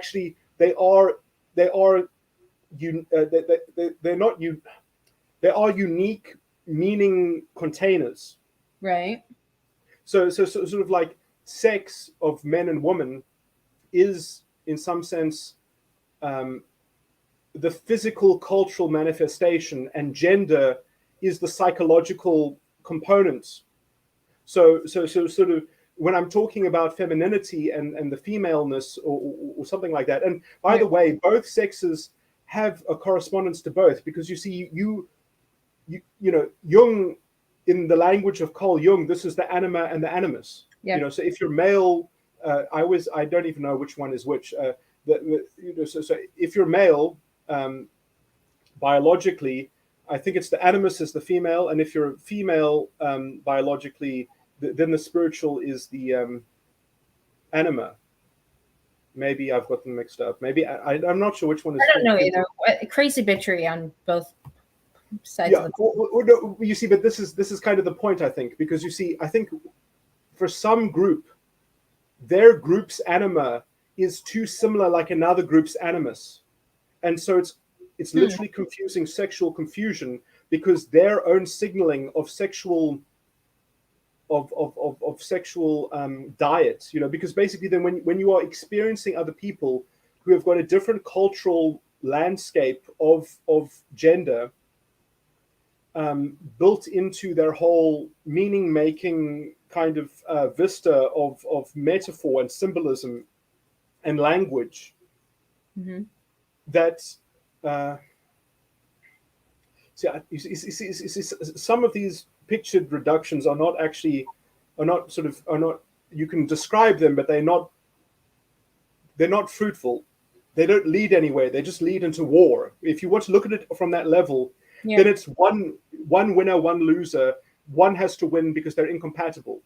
Whereas if you actually go above it, you can say, well, actually, if I'm an individual first, if I'm not a Xhosa or a Zulu or a Venda or you know, or an Anglo or a British pansy or you know, like, oh, you talk so much more fluently, therefore you must be a pansy, or you know, I'm calling you that because otherwise I don't want to adopt that strategy where people are going to think that I want a culture, a local culture that privileges my cunning of my sub in group to say that this is fashionable. This is what is sexy. This is what is appealing. This is the mark of health and intelligence and good fertile genes, fecundity. You know? And so in the politics of fecundity, of vitality, that is a war game. That's a war game operation, and you can use. And so then why wouldn't you try to disrupt the enemy and pillage them and cause chaos and, you know, read The Art of War? That's what's happening culturally. You know, the people that keep talking about the art of war are so fucking incompetent when it actually comes to the art of war. You know what the trapdoor in The Art of War is? That virtue, and I'm like, you're fucking retarded. the trap, if you want to transcend the paradigm of The Art of War, the trapdoor to escaping it is called, it's all on spies. You have to understand spies, because when you start understanding spies and espionage, you realize the paradox and whose side are you even on, and whose side are you going to be on, and how do you know what side to be on? And then you find the first love and the first ethical command, you know, I mean, that's true religion, and that's the cause of moving against unwanted population, because essentially that is the first evil in the world, is uncared for, unwanted population. Right. And as long as we can agree on that, we can all share a humanity, and we can all be an individual and afford ourselves the cultural freedom to be in a marketplace, a shared marketplace. But yes, you could make the marketplace more favorable to your sub-in group, but you do that at the cost of destroying trust. You have to lose integrity and trust, because your integrity only works according to your private conspiracy, according to your elite circle of in-group that is producing this cultish dominion and this perversion that leads to controlling people by sexual conditioning in but you see, this is a problem, because people are afraid of the natural order, because some people are smaller than other people, some people are shorter than other people. You know, I mean, if you start talking to men, you know, like, and how insecure that they feel, and how they can get in on the matriarchal game, that the mommy's boys can say, okay, well, I'll learn how to create a show from talking Yep. from a show out of talking, a show or a show out of looking a certain way. What was the other one that I said? And or smelling. You know, and this is where the perfume comes from. You know, people use perfumes, people use fragrances, they use artificial things. What do you eat? And then there's the whole class divide, you know, which is that, you know, you smell like what you can afford to put into your body, you know, so you've got class and sexuality. So, you know, and so, you know, we can grapple with non-racialism, but there's a part of non-classism that is impossible for society to adjudicate. And so how do we deal with non-classism? We have to have private charity. We have to have a kind of governmental lowest guaranteed level of kind of intervention, but an intervention that must be responsible at providing, at facilitating access. Access must always be available. You can't cut people out of access. I don't like it. It should be. See, when you put it into government hands, then look, I do understand what you're saying, but how this is fixed is that you have a limitations clause. This is not an absolute right. You see, the rights in my constitution are not absolute, and so they are limited within certain values and confines and ethical judgment in some sense, which are eventually they resolve themselves by pragmatic argumentation. So you come up with your pragmatic solution, and I'll come up with my pragmatic solution, and you tell me if the government has gone too far. If you can come up with a better pragmatic solution that guarantees access. Well, I think within the values also of open liberal democratic society, which means freedom of association, freedom of conscience, and freedom of contract, which obviously are sacrosanct. But I mean, essentially, I'm just talking about a portion of taxation. I'm not talking about enforcing other people to believe things. Right. But if the government can step in and provide some kind of welfare, that I feel like that should be done on a community level. Because when somebody has to actually go to somebody to be like, can I borrow or can I take from the, like, there's a level of accountability that's fucking attached to that, because that person can see whether you're like, you know, spending money on like when somebody asks me for money and I know they're fucking wasting their fucking money, I'm just like, you know, maybe you could pay this if you didn't fucking drink and smoke all your fucking money away. Like, no, stop doing this bullshit that hurts you and pay your fucking bills. Like, but there's no level of accountability with the government like that. Okay, now I completely agree with what you just said, but I just want to say that what you have just said is a pragmatic argument. You've just made a pragmatic argument. And so if the government is making the toxic welfare, that pragmatic argument, that reasoned argument that you've just basically laid down, saying that, well, if your government policy does not have this pragmatic decision making as part of its thing. But by the way, you don't even need government policy to do this for your own people. You could have foreign governments doing that kind of policy in your country through NGOs. Because by the way, it would all be much easier because NGOs are much less regulated than your own government policy. So we could have already fixed this problem yesterday easily by every country donating charity to other people's countries to invest in NGOs that do this kind of selective charity, that they don't just give out welfare to people, they give it out selectively based on actually endorsing things. That, you know, at some point as well, there are lots of ways of looking at this. You can look at it as every territory on the planet with people in it, they have to produce value so that they can trade for other value, and they have to increase perhaps they have to increase the prestige of what they're offering. If they think they're under importing, they need to attract people to come and buy things from them, or create a better, higher class experience to attract the affluent to come, and you know, that's how exchange happens, value for value. And people don't want to be industrious because they have a hang up on it, because they think that their in-group should bestow them with a guaranteed high status, and they are it's a kind of sloth essentially. But that's not to mean that the government can't make intelligent intervention, but the only way to force them to make intelligent intervention is if you have a system in which the public can take the government to court for its bad policy that is actually creating a worse problem. And that is how an individual can be equal to their own government, because the majority is not privileged over the individual in a true just system.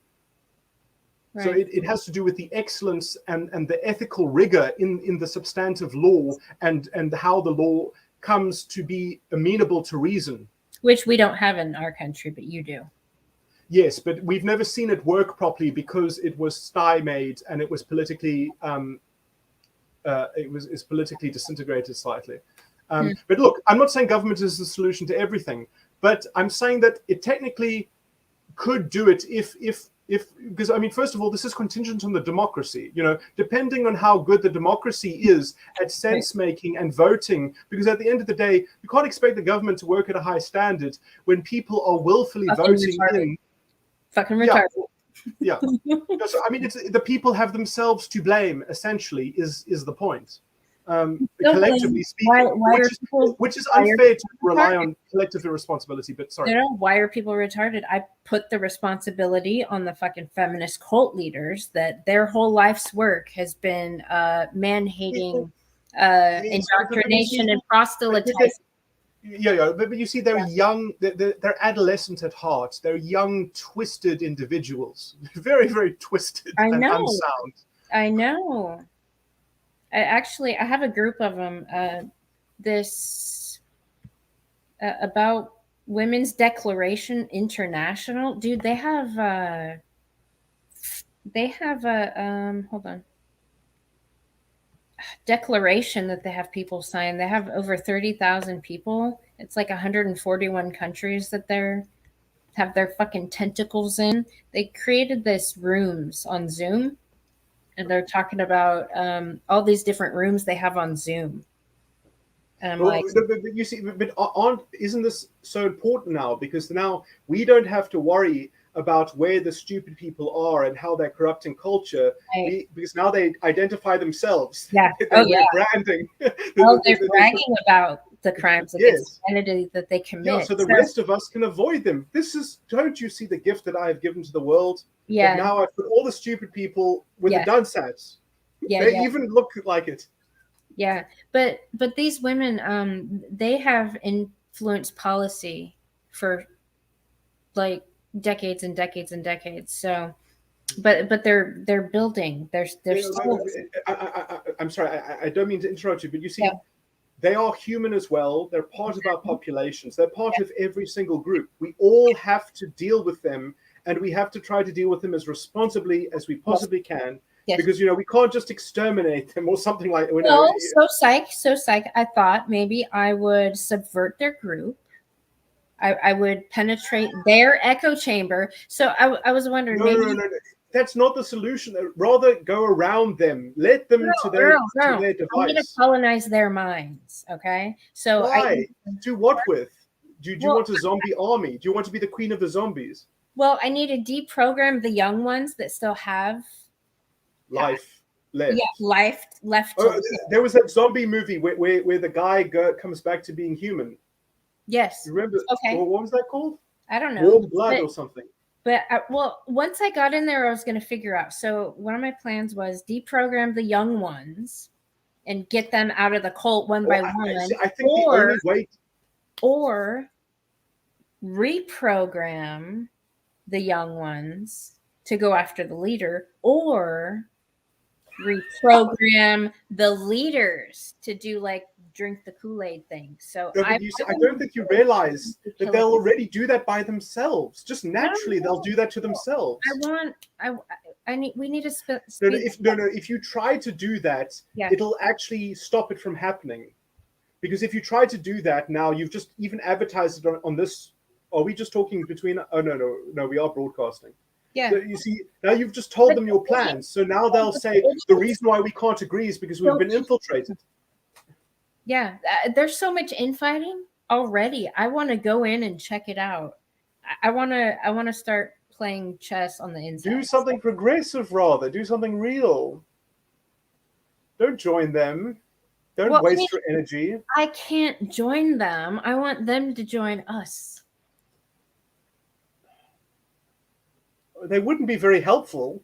They wouldn't be very effective. They are helpful at rallying up and activism and all these things, and they created. But they're not good at spreading messages. How can they even? They don't even understand what the truth sounds like. So I mean, like, why would they be good at spreading the message? They all have books. They all have connections with so many fucking organizations, and no, but those connections will break instantly because they're all funneled into blind automatic robotic submission. I mean, like, you know, in some sense, the only thing you can do is rescue them, is to pull them out from the matrix. You can't say, oh, let me help you infiltrate the matrix. No, you take Neo out of the matrix. That's what you don't leave. You don't sort of flirt with Neo and molest him and then leave him and push him back into the matrix. No. I want to save the ones that can be saved. I want the ones that can't be saved, that have the most responsibility and the most accountability, and have committed the most crimes, to be held accountable for that. But you see, that's the beauty have to in the hold themselves story. accountable. I mean, you know, you want to be the Prince Charming that kisses the Sleeping Beauty and awakes them from the slumber. No. I want to redirect what they're doing, because they're doing the wrong shit. They have a lot of metaphor. I just want to say, culturally, my metaphor sadly still holds, because people can say that you have a sexual predation of these people, that you want to sort of you want to influence them and change their sexuality. You see, that's the politics of sexuality. They're radical lesbians. Yes. No, I've already thought about how it's going to be when I go in there, because the cult leaders are the radical that's the fucked up part. These cult leaders are the radical lesbians, but the matriarch.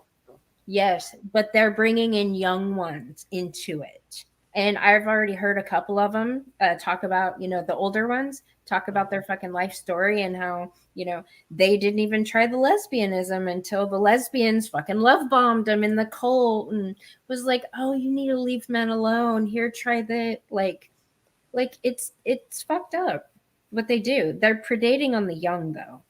And they've been talking about getting them even younger, like high school and fucking. I just want to make a comment. I don't know if this is helpful to anyone, but what I think this lesbianism is symbolically attached to? It's attached to that a man has abused authority and used that abuse of authority to create a kind of sexual breaking of the boundaries between women. Okay. And to create a kind of hypergamous hyperstimulation of saying, join the harem of the king, join the harem. Don't be part. Only have eyes for the top of society. Only go out with the 0.0001%. Only be the wife and the consort to the one man, to the only natural rule maker. Or so there's a natural hierarchy, and every woman should sort of only, and that is ideologically symbolized as the Führer. So it's fascism, essentially. It's a kind of. I know. Anyway, I just wanted to put that out there, but it is actually patriarchal. But it is actually patriarchal. Yeah. In essence. That's why they're anima possessed or animist possessed. They've denied, and it's come back to fucking possess them. You see, this is what the kings used to do. Is they used to have harems, but a harem was actually the proto mental hospital. It was a mental hospital for women, where you would take the women that act out. That's what a harem was, is that the king would try to fix them in their mind, and then would also sometimes have sex with them as well. But, a king that has 1,000 consorts in his harem, do you really think he has sex with all of them? No, it's just a pen of high status seeking people that wanted to marry into power. So they give a wife to the emperor or something like that, and they join the harem, and now it's all these princesses. That's what they are. They want to be princesses. They want to live off the state. They want to be given the fruit of the masculine labor by marrying the state. And then they have this lesbianic culture of the harem. Yeah. Sorry, I just wanted to symbolically make this has existed in history. I just wanted to point that out. But Yeah. Yeah. Yeah. So can we blame Disney for this? no, because this is because Disney This only gave us princess the good. programming. I have a hard Disney only time. gave I us the want good Disney. history. Disney only gave us the Christian history of Yeah. of Aladdin and Princess Jasmine, which is a Christianized ethical motif, of true love and romance, of the Right. higher transcending class and caste and power for a higher virtue. Um, but you can obviously see that there's a kind of there's a revenge sisterhood of power relation within the harem, because Right. what is the hierarchy there? Who is actually, they're all the whore of Babylon. They're all the Right. whores of Babylon, but they're Yes. all together the whore of Babylon as well. Cult leaders. The harem is the whore, the Yes. collective matriarchal mass Yes. of these princesses, that they each want to be a princess. No, you must naturally be a princess. I've come across cultural princesses, and they are hidden amongst the culture. Right. They're not people. People with the spiritual eye can see them, but not, they don't live in these lesbianic harems where these are celebrity cultists. These are people Right. who, anyway. Yeah. No, the cult leaders are the kings, right? Because they're the lesbians. But they accumulate these harems, which that was another thing. I was gonna try to find another woman to try to go in these rooms with me. Because if I'm a married woman, I might be more Or are because you the saying one, that you would pretend to be married to another woman that you would go with you? yeah, because then I could be one. Why do you play these experiments? I mean, what is the No, game? this was a thought Say, experiment. This was okay, sorry, okay. I mean, I still want to go in these rooms because I want to check out what goes on there, because what they talk about is really, they have a fucking, they called it the But can't the you just talk to a debriefing. lesbian? I mean, that's what I've done. I mean, I've had many lesbian friends that I've just had long I have conversations with. lesbian friends. I have lesbian clients. Like I No, know but these. that's how you can learn about them. Is you just ask. No. This is something else. This is completely something else. These feminists are different than just random lesbians that aren't fucking activists. Like these activists are a different animal.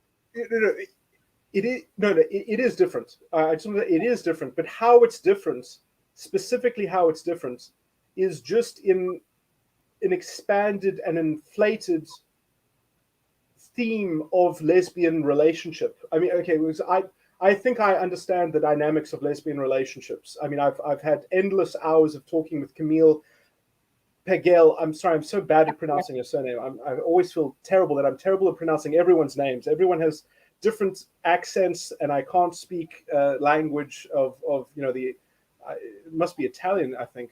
You see, I insult people constantly because I don't know where they come from. But Paglielli, I think it's actually, isn't it Italian? Am I wrong? I don't know. It doesn't matter. She wouldn't be offended. Well, now, not to say that she knows a lot about lesbianism. I mean, sorry, because I mean, like, I don't, because this is a touchy subject, which I don't, because well, it's not touchy, rather, I should say that I don't actually know the answer, because I've been trying to work out, is it that some individuals can actually be the other gender neurologically or or psychologically? Are there some people who are biologically female, but actually psychologically they are male? And Camille, I don't know if I should. I don't know if this is you see, this is a bit private, so I don't know if I should be divulging this. But so let me just stop talking about that. But, okay. But that's basically the question. No, she identifies as trans. Yes, which means she identifies as masculine as her gender, which and I don't want to insult her. Well, actually, no, because wait, because that's trans is not the same thing as identifying as masculine. So, because let me just say, like,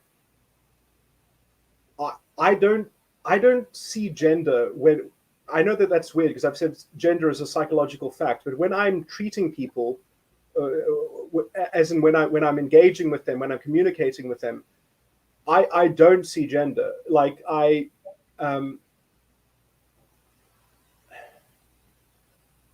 see I see ethical character. Yes, I see the state of an understanding. I see the state of reason, yeah, and but we that's don't see,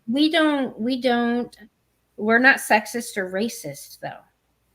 So I mean, I'm displaying non-sexism, I guess, showing that the individual is above gender. The concept of the individual and the basic content of the individual is above gender. Yeah.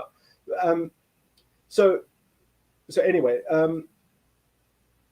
so what usually I will describe people using gender, and often I will mix and match because I think that many men that are fucked or juvenile or adolescents are feminine as fuck to me. Like I'm like, and they, this false bravado macho stuff, it's like they're just a mommy's boy that is acting out to try to, sort of, and there are lots of different methods of doing that. And they're trying to perform their role as a masculine thing through the gamed eyes of what the feminine gaze is. So they've kind of internalized the feminine gaze and they're trying to project a stable identity about themselves. And so they are their own master of whispers. They are kind of a spy master in their own private celebrity or something like that, because they're not willing to sort of be authentic and get down to the base because they're performing.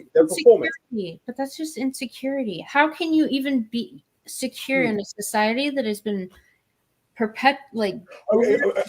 do have a teaching on this. I do actually have a very profound teaching on this. Okay. So we're living through a time in culture right now in which there's a basic cultural idea which has been warped in people's minds, and this is what feminism is all based on. And it's something like that femininity is defined by that which condones or does not condone. This is actually not true. Yeah. The actual spectrum of first of all, like women can be interpreted like that. If women are interpreted culturally by men as being that which condones or does not condone, they are very dangerous political animals, because they can make the group turn on you, because they can say, I did not condone that.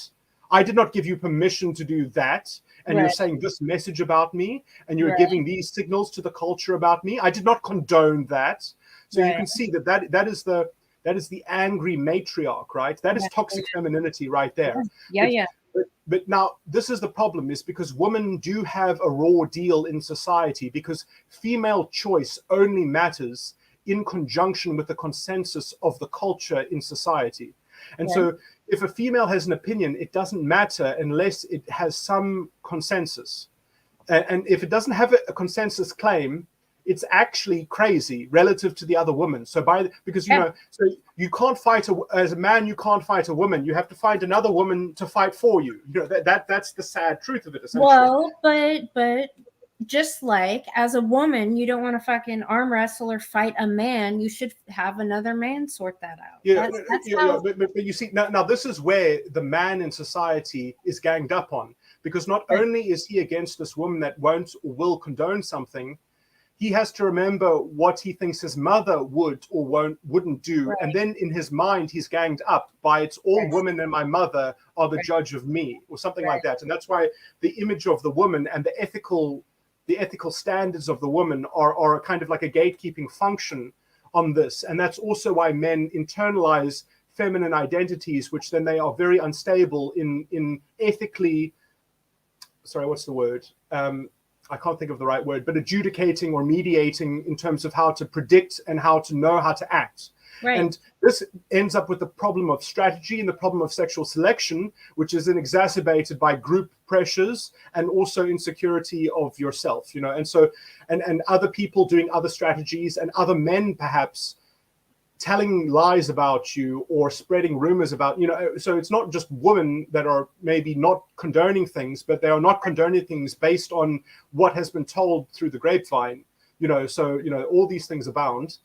And Right. That's why women are more connected with these things, because that is the female policing security system, as it were. Okay. But anyway, this goes into condone and not condone. So condone and not condone is a very cold, hard binary. So this binary is this is what's been destroying culture and society, because this binary has been forcing this strict polarization, and then you get very clear vortexes of your positive feedback is our negative feedback, and your negative feedback is our positive feedback. Right. You know, Right. and then you get that kind of Magog solicitation of conflagration. Okay, but anyway, so the actual spectrum is not condone, not condone. The actual spectrum is compliance versus I might have to check my notes. I think it's compliance and condonation. It's compliance and so does a woman choose to comply, or does she choose to condone? And those are both freeing on both ends, because you can choose to comply or not comply, and you can choose to condone or not condone. But those are very different political signals. Right. And when you give someone a non-compliance, someone who expects to be told, I will comply or I will not comply, is instead told, I do not condone, that is a rude fucking thing to do to someone in a public space in society. So when a woman just says, I do not condone that, when I did not comply would have sufficed, then you're being a prissy little bitch, you know, but you can't say that in public anymore. You can't speak to women in that way. Right. That's when the crazy bitchery really comes out. And what's strange is men are more like, I've dealt with some male feminists. The men are more aggressive towards me. The women will back off and go whisper behind my back. Like that's the weird part. Like, after that happens, they'll go and they'll do their networking thing and try to. I'm very sorry to hear that, but let me just say that that's because that's just all the different ways in which the insecurity is manifesting itself, because their whole culture is predicated on insecurity and fear-mongering and militarization, cultural, sexual, symbolic militarization. They are all warring chieftain, matriarchal hybrids. You know, By the way, Psych, if I get swallowed up in a tornado tonight, you have admin privileges on the account. Do you really live in such a place? Do you not have a bunker? Do you not have a safety place? I have a bathtub. Man, I always thought if I lived in your place in America, I would demand either a stone structure that there was this. I found this place on the internet. Sorry, I'm saying all this nonsense stuff, but they called it the Swanky House, and the Swanky House was how you could build your own. Or I guess it would be very hard for you to perhaps build this on your own because there's huge stones. But like, and there you actually put earth in the ceiling and you grow grass at the top, and it weighs so much, and that the tornado you wouldn't even worry about it. But I always thought that, if you're in a place that has that kind of torrential stuff, I don't know why we build things that only last 50 years or 70 years. Many skyscrapers are so badly built that they can't last more than, I think, 150 years. I'm not sure what the actual, but the regulation is that they only have to, I think, last like 100 years or something ridiculous.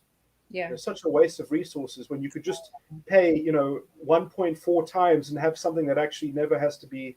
Sorry, I'm pontificating randomly. Man, so how big are these tornadoes? I haven't seen the weather channel. I don't know. I thought the tornado warning was over, but does this come from the land or from the sea? Is it a combination? But we had one earlier. Did you see it or feel it? No. It didn't. I mean, it was in my town. It touched down in Snook, which is 20 minutes away from here. And then it traveled, and then it, I guess, went up.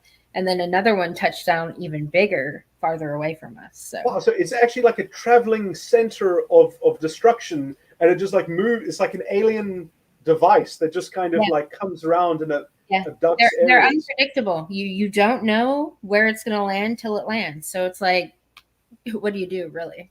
So even when it why doesn't someone shoot it with something? Why are there sort of like people that worked out a device that shoots a gun of sort of thing that like captures it or that stops it from happening? Or is it that this is just the focal point and it's actually all the surrounding things that are causing it, and actually the sensor it is a push pull temperature thing. Yeah. There's no shooting it. No, but there would perhaps be, if you can pinpoint temperature changes, you would have to create some kind of transduction device. Mm-hmm. This is a good idea for my friend and I were trying to invent something that makes electricity very cheaply. That's kind of like that takes entropy energy and turns it into electricity. And we've got something that works on paper, but we don't know if it would actually work in practice. Right. And we haven't done all the math, but it's pretty promising. But it does use temperature, and so we might be able to make a kind of thermal bomb that creates cold, so that if you targeted the right place and created cold, it would create a kind of entropic massage of the pressure system that is obviously maybe causing that. But I mean, sorry, this is really pie in the sky. Sorry, I have crazy original ideas like this. I do too. But I'm telling you, I wouldn't fuck with nature like that because the unintended consequence of that might be worse. I mean, look what the feminists have been doing. But it's just air. I mean, if you stop the air from blowing, do you think that stops the rest of the world? I guess you don't know. The weather is a mysterious thing. I mean, the pressure, I mean, because it's like, here's this tornado, but it's like it has miles and miles and miles of like pressure. So it's like, yeah, so it's huge. You know, you do that and you might cause something that makes, like this tornado, the first one that came down was smaller, the second one was bigger. So I wonder how prevalent the conditions are that cause that, because maybe that would be a good use of using wind energy, that if you could dissipate that from ever manifesting as a storm, that if you could, because then you would do two things at the same time. You would stop the storms and you would get a consistent transfer of pressure into energy, maybe. You would need mountains. Sorry? You would need mountains. An artificial mountain. Yes. Actually, I was talking with Emmanuel about that. Some artificial mountains I mean, you guys have these sand dunes, right? In South Africa. Do they make them on purpose? No, but there's a lot of dry area that, you know, if you strategically place mountains, it would build up and then it would rain in order for the stuff to go over the mountain. So you could have, you know, little tropical green places in desert areas. You'd have to make mountains. No, I mean, I'm South Africa is a very diverse land. You know, there are dry places. There are also very lush places. We have lots of wetlands. You know, or actually, maybe I don't know the latest survey on the environment, but I've always thought that, you know, we have very serious conservationists. We have very clever conservationists as well. They use this trick, right? I shouldn't say this maybe because I think maybe I'm giving them a bad spin on this, because this is actually, it's quite ingenious though. But you know that the fynbos plant kingdom is the smallest kingdom in the world and has the most species in it, and it's right where I live on the tip of Africa, in Cape Town or around Cape Town. And that fynbos plant kingdom is the only also plant kingdom that was not touched by the ice age, and it's anyway. But the biodiversity is insane, and you can go down to a particular place, and there are fynbos plants which are species catalogued as only living in that local place. Yeah. And I don't know the name of it's called like endemic species or something like that. And because they've been catalogued that way, you can't do anything with those places because they're protected essentially. Right. And so, you know, but I guess that doesn't apply to most of the rest of South Africa that doesn't have fynbos, but because I never thought about it, that the rest of the country doesn't have as much interesting. I guess they have other things as well, though. Yeah, we have pulled up like a whole map, and I mean, He spent a couple hours talking about all the cool shit that you guys have in South Africa and the terrain and yeah, one I mean, night. the nicest thing is the mountains and the sea. Like we have. I mean, the only thing we don't really have is snow. Like if you wanted to ski, you can't ski in South Africa. I mean, there is sometimes snow on the mountains, but it's not enough that you. Well, I guess I say that I don't know. Maybe you could, but it would be too seasonal that it wouldn't be worth it because we don't have snow all year, and or reliably every year. Yeah. Well, that's perfect for people that hate the snow. So. Yeah, I mean, many people have come. I mean, Tolkien, J.R.R. Tolkien. A lot of British people, like when they don't like living in that dreary little island, the doctor says, your life is not going well. Go to a climate where things actually look nice, and then you'll feel better. Seasonal affective disorder they call it. The people that get down because of the weather or the season. Yeah. So okay, so part of these rooms also. At one of the rooms that I want to go check out, these feminists were talking about the different rooms they created on Zoom where all these feminists come, and it's like Consortium. yeah, pretty much. One of the rooms they pretty much traumatize the feminists, the young ones. They tell them about this egregious shit that's happening, right? Like they're emotionally terrorizing them. And then they go to what she called a debriefing room. She literally said debriefing room because it's very emotional and people really need to be able to talk to each other and meditate is something. I don't know. So you don't know what happened in the debriefing room? No, or the trauma room. So that's why I want to go take the tour. I want to go see what's up there. Well, I guess that supposedly is the place for people to go when they've been sexually abused by someone, maybe in their family or in. No, they're giving them vicarious sexual abuse, vicarious trauma from sexual abuse stories, which that's what I really fucking hate about these cunts.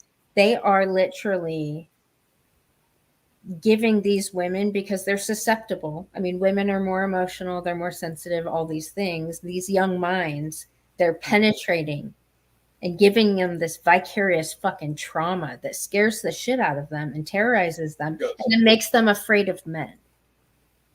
Now, I must say, I don't know if I'm completely against this because in some sense... They're trying to just create more lesbians. That's all they're doing. They're doing it selfishly. Well, you can say that is their intention, yes. But I do think that it could also result in, if I can put it this way, a stronger, more resilient heterosexuality. If you can see what I'm saying. It doesn't matter if one of these fucking walking time bomb terrorists gets a fucking job at some HR department over here or as a teacher over here. Like... Okay, so I do have an opinion on this, I guess, which is that obviously you don't want cult leaders meddling in the minds of people, right? It's quite predatory. It's quite sort of perverted in a lot of ways. But I do think that how much of this is the entrance actually looking for this? That isn't this what happens when young children are not taught better by their parents and then go down a rabbit hole and then they're led by their own curiosity. I mean, no one...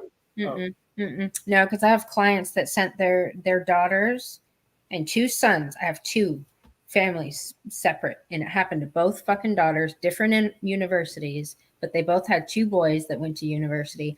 Daughters, the change in environment... You put them in an environment where SJW type and stuff, they start wearing them down. They love bomb them. They do, I mean, they completely... But I mean, isn't this the parents' fault for sending their children to I mean, don't they know what happens at universities? I mean, universities are filled with the worst kind of scum that teach children things. I mean, look, you get good universities that actually have Sorry. Texas A&M wasn't when the parents went there. Now it's different. But Texas A&M was not that when the parents both went there.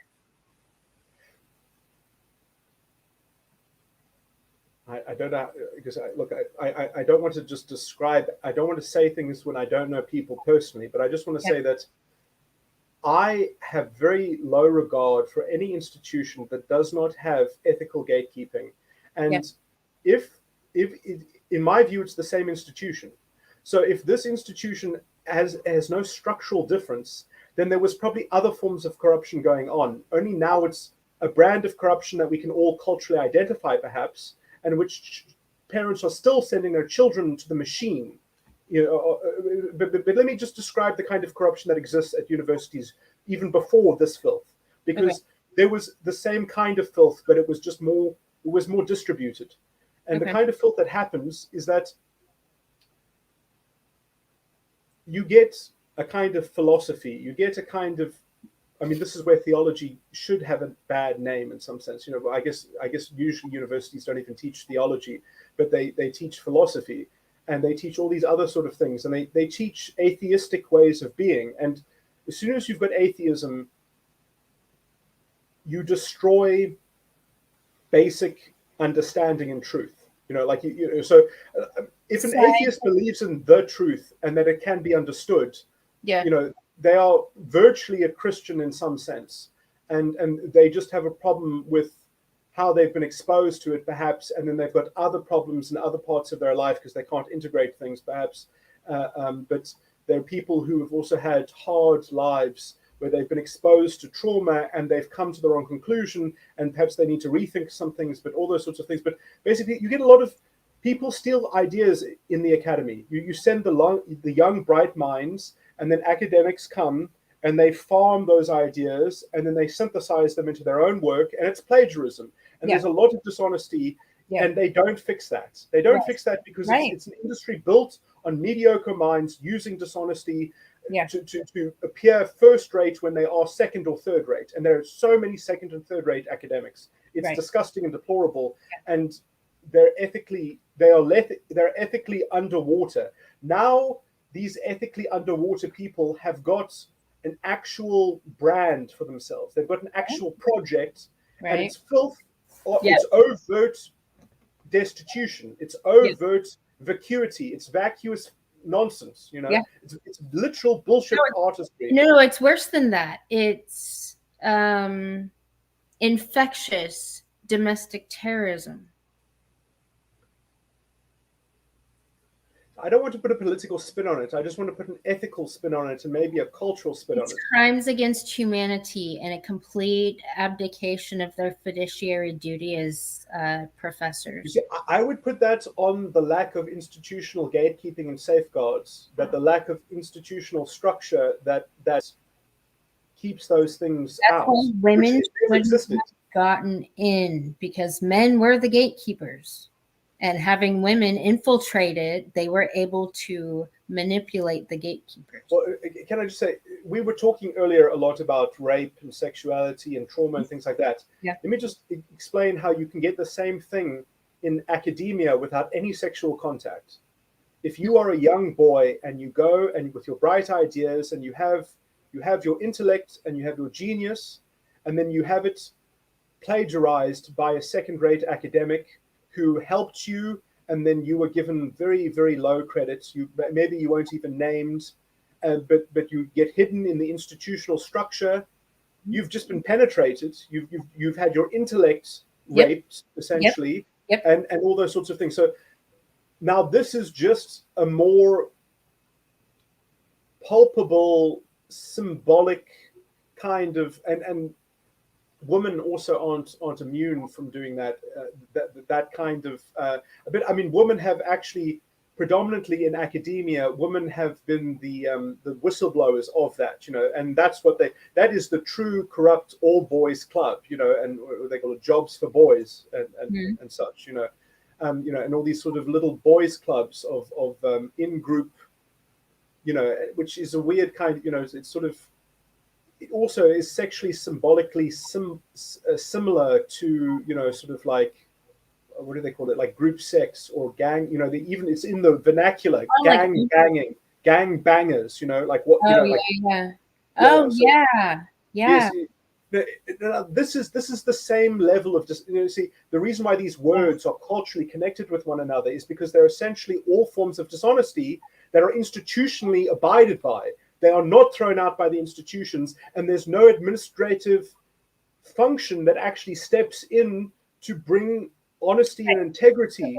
And so it's been corrupted, but it's because it was already corruptible, and there weren't people acting to fix this. And so the institution was already a plague-ridden house of malcontents and misanthropes that have been infecting and poisoning and dosing because of their academic druidry. You know, they think to be druids dosing their populations, and they say that they're enhancing us, but they're poisoning us. Yeah, no, poison. It is poison. But you see, that's what the academy does. The academy was an agnostic institution when it was converted from the professors of the faith. To be a professor was part of the name of the title, was that you had to be a professor of the faith. You were not allowed to become a professor if you weren't also a professor of the faith. That it's in the language of the systems that we inherited that were corrupted by the corrupt, who made room for people, who said, you can still be in the religious club if you're a theologian and you're a non-believer. You know, that's how we can include agnostics into our church, because we just want to have more people in our church no matter what. So we'll include the agnostics, and we'll include theology, and we'll stop believing. Right. It's that kind of dishonesty that finds manifestation at some level. Sorry, you know, this gets dry. This gets very, very dry. You see, this is also why the solution isn't to dry things out, but it is at some point to bring proper reconciliation and actually fix the thing. Yeah. No, because they'll just slowly destroy things. No, because that's why it's important that all these disciplines start talking to each other. And science versus religion needs to stop arguing with each other, and then come to the like that's kind of what I saw that needs to happen, is because there's so many fucking pieces of the puzzle, but it's like they're all saying kind of the same thing. Yeah. So I think that so the three colors of the books, green, red, and blue, is that the blue is, was it theology and history? No, I'm mixing it up now. I can't remember. It was, I think blue is theology and history, and red is politics and ethics. So blue is theology and history, and red is politics and ethics. And those have to be kept separate streams of thinking, and and don't let green fuck you over. Just put that aside, you know, like of you know, like the naturalistic cultural symbols and metaphors, put that aside. The fucking hippie. Just get the red and blue. Just get the red and blue rationally consonant with one another, and into a reasoned argument and debate. Come up with an ethical coherence, and then deal with the green after the matter. Yeah. Which then is a kind of enlightened. Those need to be unified. Those need to be unified against this one. They need to be working. Yeah. And when you get people who are agents of the naturalistic order, and they say, oh, you are disrupting the natural order in this and that, and in this cultural way of analysis. Yes, all forms of analysis can come to strange disagreements, but what is the understanding that brings them all to order, and that can bring them all under the same rubric? And you can actually say, no, this is actually the mechanisms that are going on, and this is how we can bring peace to them, and reconciliation and resolution to the matter over a round table. But some people, they don't want the round table because they've got a gun under, you know, they're wielding a gun like a gunslinger, you know, like a cowboy, you know. And so you have to outplay the cowboys of the world who take their what is it called? Who take their opportunity or whatever. Yeah. Well, they're not invited to the table. Well, the problem is that if they're not invited to the table, then maybe they'll. You see, this is the problem of presidents that then have to deal with mobsters in the background, and then get blackmailed and extorted because they have a history, and they have maybe drug use or something like that, and there's dirt on them, and they can't say the truth, because if they say the truth, the people who hold the dirt on them will punish them, and So you see, this is the thing: is that Right. unless you've got ethics to such a degree that you can actually contain the truth in the public order, because you see, we all have three parts of our lives: we have the private, Yeah. we have the personal, and we have the public. Right. And we must keep the private sacrosanct, and that is the interpersonal dimension, which is where true religion is to be properly understood. Right. And we also have public duties and responsibilities and accountability. And, the personal dimension, is prone to legality, and there will be legal Only because regulation. feminism. Only because feminism. They brag about that shit. They brag about getting the government involved into your personal life.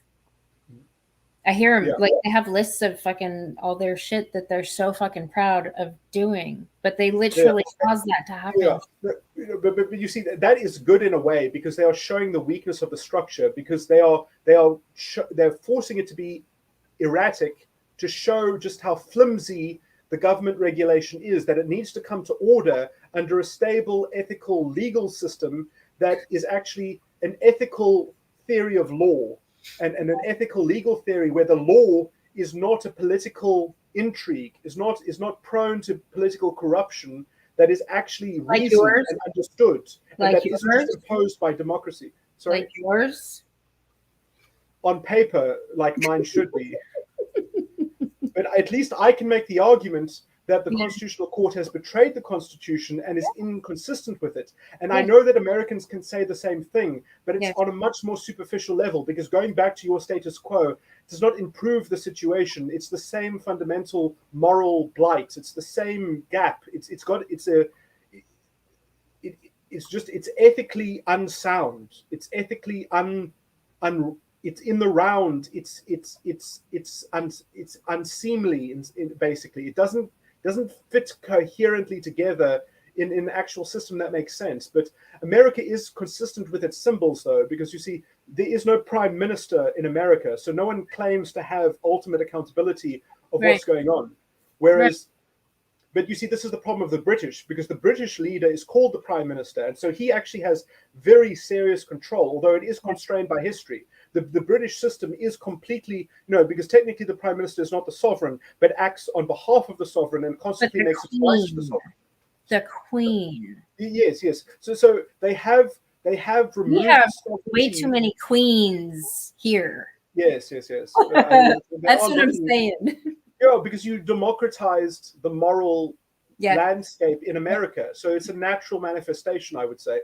Yeah. But my point, though, is that that's, you see, the British system is not bad. The American system is not bad, although it should be improved. They should both be improved. But the problem is that where would you place the prime ministership? Who should be because the problem is the prime minister role is fundamentally institutionally corrupt, because you need a non-partisan prime minister to have effective government, just to be a moral counter to what's going on. So you should have a president, I believe, and you should not have a prime minister that is above the president in the executive, but is a quasi-executive in terms of being able to administer the cabinet and the other ministers. And so the prime minister is the minister of ministers. And so I do think that the prime minister essentially should be the role that is defined in my constitutional governmental order, which is the public protector. Yes. Yeah. Because the public protector is kind of like a free agent judge. It's kind of like it's kind of like a pope. It's actually kind of a Pontius Maximus, but it doesn't have power of the pope. It has the power of decree to say what they think is ethical, if they want to phrase it that way, or to ask questions, or to press for processes, to say this process in the democracy is undeveloped. Develop this. This is a moral imperative, to actually make the moral pronouncement of the caliph. The proper position of the caliph is the public protector, is what I'm saying also to the Islamic community. That is the synthesis of it all, is that you need a cultural voice, and you need the most ethical person to be the cultural voice in their society for life, until they can't do it anymore, or until the next person is better, or maybe you have ones that this was the crown of eyes in the what did they call them? who was the Jordan Peterson talks about this often. Man, I can't believe I forgot the title. You know, it's the person who does the mythology of destroying all the demons and turning them into reality, of remaking reality from overcoming that he slew Tiamat and made it the sky, and that he's sorry, I can't remember the name. And he wears a crown of eyes because he sees things, but it's that he's, what was his name? Marduk. Have you heard of that feminist painter that's one of their fucking idols? But I just want to say the Marduk kingship he's not really a king properly in society. He's just a voice, you know, and in some sense he doesn't actually have levers of power. He's kind of like, in fact, this has existed in my culture, in my locally grown culture. We used to have a position in the Cape of Good Hope before we had the Republic, because we lived under the British Empire, and so we actually developed something called the Governor of the Cape. And the Governor of the Cape would walk in and he would mediate controversies and he would fix problems and he would tell people what to do. But some people learned that he didn't actually really have any official power, because if anyone didn't do what he suggested, they thought that maybe his word was law, because he was called the Governor of the Cape, but he had no official capacity. He had no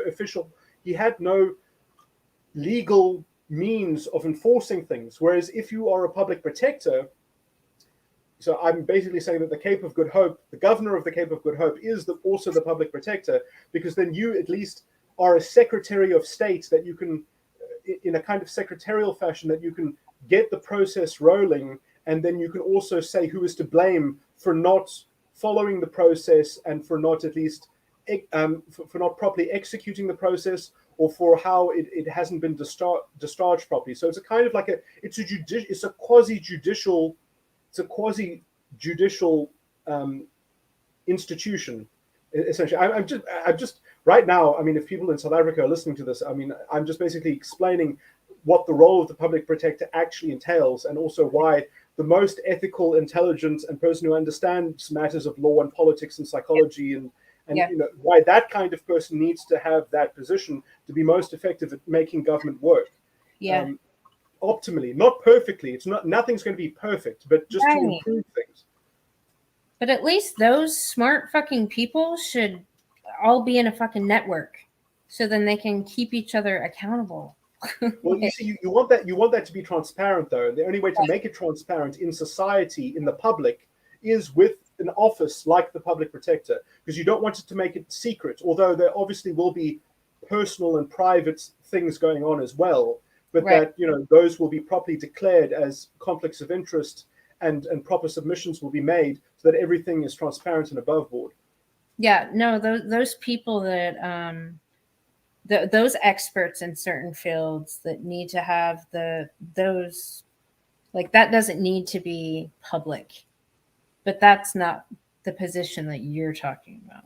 Well, obviously, when you make a kind of decision, or you make a press release, or you make a statement, you have to show your process and your purpose of what you're trying to achieve, which obviously is going to have a constitutional basis to it, because it's all about enhancing the duties of government in reference to the Constitution, or enhancing the state of public health in some sense. But you have to be a bit careful when you're dealing in matters of public health, because we live in a very diverse society with people that hold very different values. So before you just go pronouncing things, you have to perhaps also be part of consultations of faith reconciliation, of getting the religious leaders together and you know, talking things out, and actually coming into a consortium of some kind of, you know, but you have to know how to navigate these things, because different religions have completely different sensibilities and appetites and rules that they are following, and you have to respect these things properly. And I have straddled this, and you see, this is why some things that I've said about Islam has, hopefully I can be forgiven by some Islamic scholar maybe. I guess we'll see what happens on that front, but that's why I said I was always slightly nervous about saying things about Islam on my YouTube channel. If you lose your head, I will find out who it is, and I will obliterate that person. I'm thinking of something worse than that. I'm thinking the fucking family going back I'm gonna kill their fucking genetics. That's a bit radical, but I was going to say it could be worse than that. Is that maybe I won't be able to become the public protector because of the things that I've said about Islam. You know, that's what I'm worried about. That's more what I'm worried about than getting killed. No, they can work on their fucking triggers. We're I need to try to find a Muslim scholar that will endorse me. That's what I need to do. Really? Well, that can only be helpful in politics. Who do you want? Well, I mean, I've got some ideas, but I don't know if they are Islamic scholars. So I guess I'll have to find. You see, there's a kind of politics within Islamic scholarship, which is also a bit, you know, it's a frightfully strange world. That's an interesting world of moral paradoxes, which well, they hate the West as much and what the West is doing as much as we do.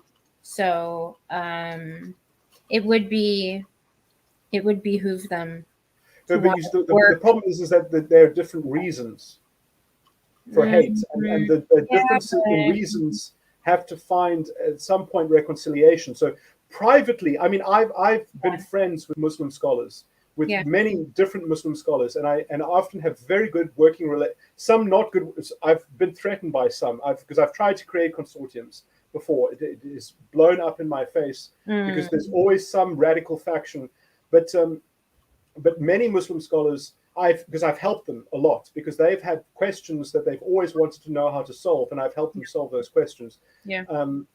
But in some sense, it doesn't matter, because I mean, it doesn't change the world, because they're still in the minority, but they're still in a sizable minority. I've given, at least passively, I've given indirect assistance to bringing clarification that help people see true religion in a different social context. But in some sense, you see, this is why I say that it really impoverishes Islam if they don't have a Khalifa. They really need a caliphate, and that's also what I want for this country. I want the public protector to, in religious terms, be the caliphate and to be the sword that conquers, but from far afield, through moral armies. That's a metaphor, but anyway. But also that jihad has a much more individual level of moral. One of the things that has corrupted some scholarship, and now I'm talking as a Muslim scholar, which is actually dangerous for me to do, but this is also a problem in Muslim scholarship.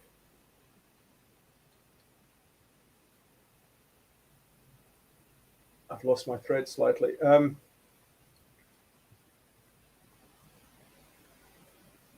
Can I interrupt your thread? Okay.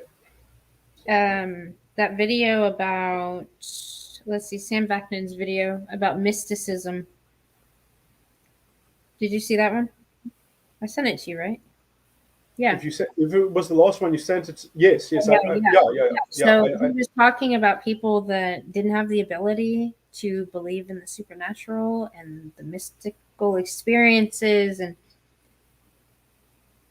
now that's where I'm at. I don't believe that I've ever had a mystical experience, and I'm not able to believe in a God. So please explain my atheism to me based on my psychology and all that. Okay, well, I know your type, you see, so this is helpful to me. You're a metatype 13, like I'm a metatype 13 as well. Yes.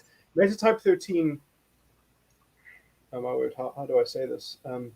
As blunt as humanly possible. I don't want to be too quick, but there are some types of constitution of the mind. Yeah. You see, I do actually want to get this right, which I'm afraid I'm not going to get it perfectly, which is also why I think I lost my thread earlier, because I was going to say something that would have been true, but it would not have been elaborated enough. You should see how Muslim scholars talk. They talk beautifully because they go over things in such detail that anyone at any intelligence level can follow. Yeah. And therefore it's actually, you see, I don't have that gift, or at least I would have to hone it and develop it or whatever, because I'm just rushing to the conclusion in some sense. This is the problem. Is it because we're the same type? Yes. Okay. Now, you see, I don't know how to say this without heaping on so much praise on myself for having the same type, because basically there are natural things about metatype 13 which are spiritually positive. And in some sense, it's not possible for a metatype 13 to be an atheist. So that's why... See, I'm dysfunctional then. I must have the brain damage. No. I'm about to explain it. Because God for you, God the Father, see, this had, for me to probably explain this, you see, I was just talking about Islam now, and now I'm about to talk about the Trinity, and that is taboo also, that's forbidden in Islam. But you're getting a pass right now, like no, you see, I might have to think about this in order to explain it very, very clearly, to not mess it up, because this is an important kind of metaphysical, theological, psychological issue. But, hey, can I pee while you're thinking about that real quick? Okay. I'll try to make some notes. Okay. Should I play something or just... No. Silence. Music? Please. Okay. You can listen to the storm. How about that? Ooh.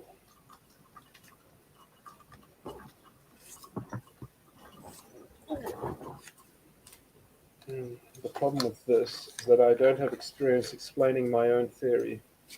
So this would sort of be the first time that I've actually explained a metatype to someone.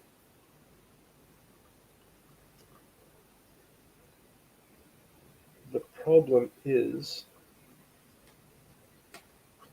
that some metatypes are just better than others.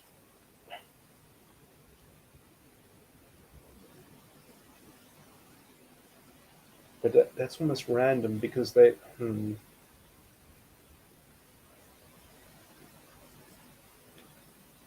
See, that sounds so unfair. And that's also what creates different castes within, and stratifications within society.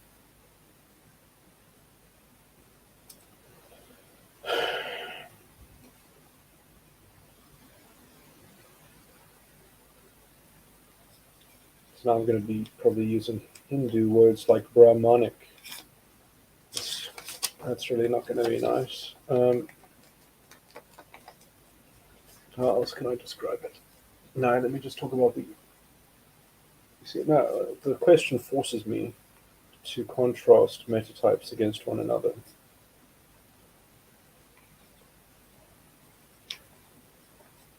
Do I want to do that?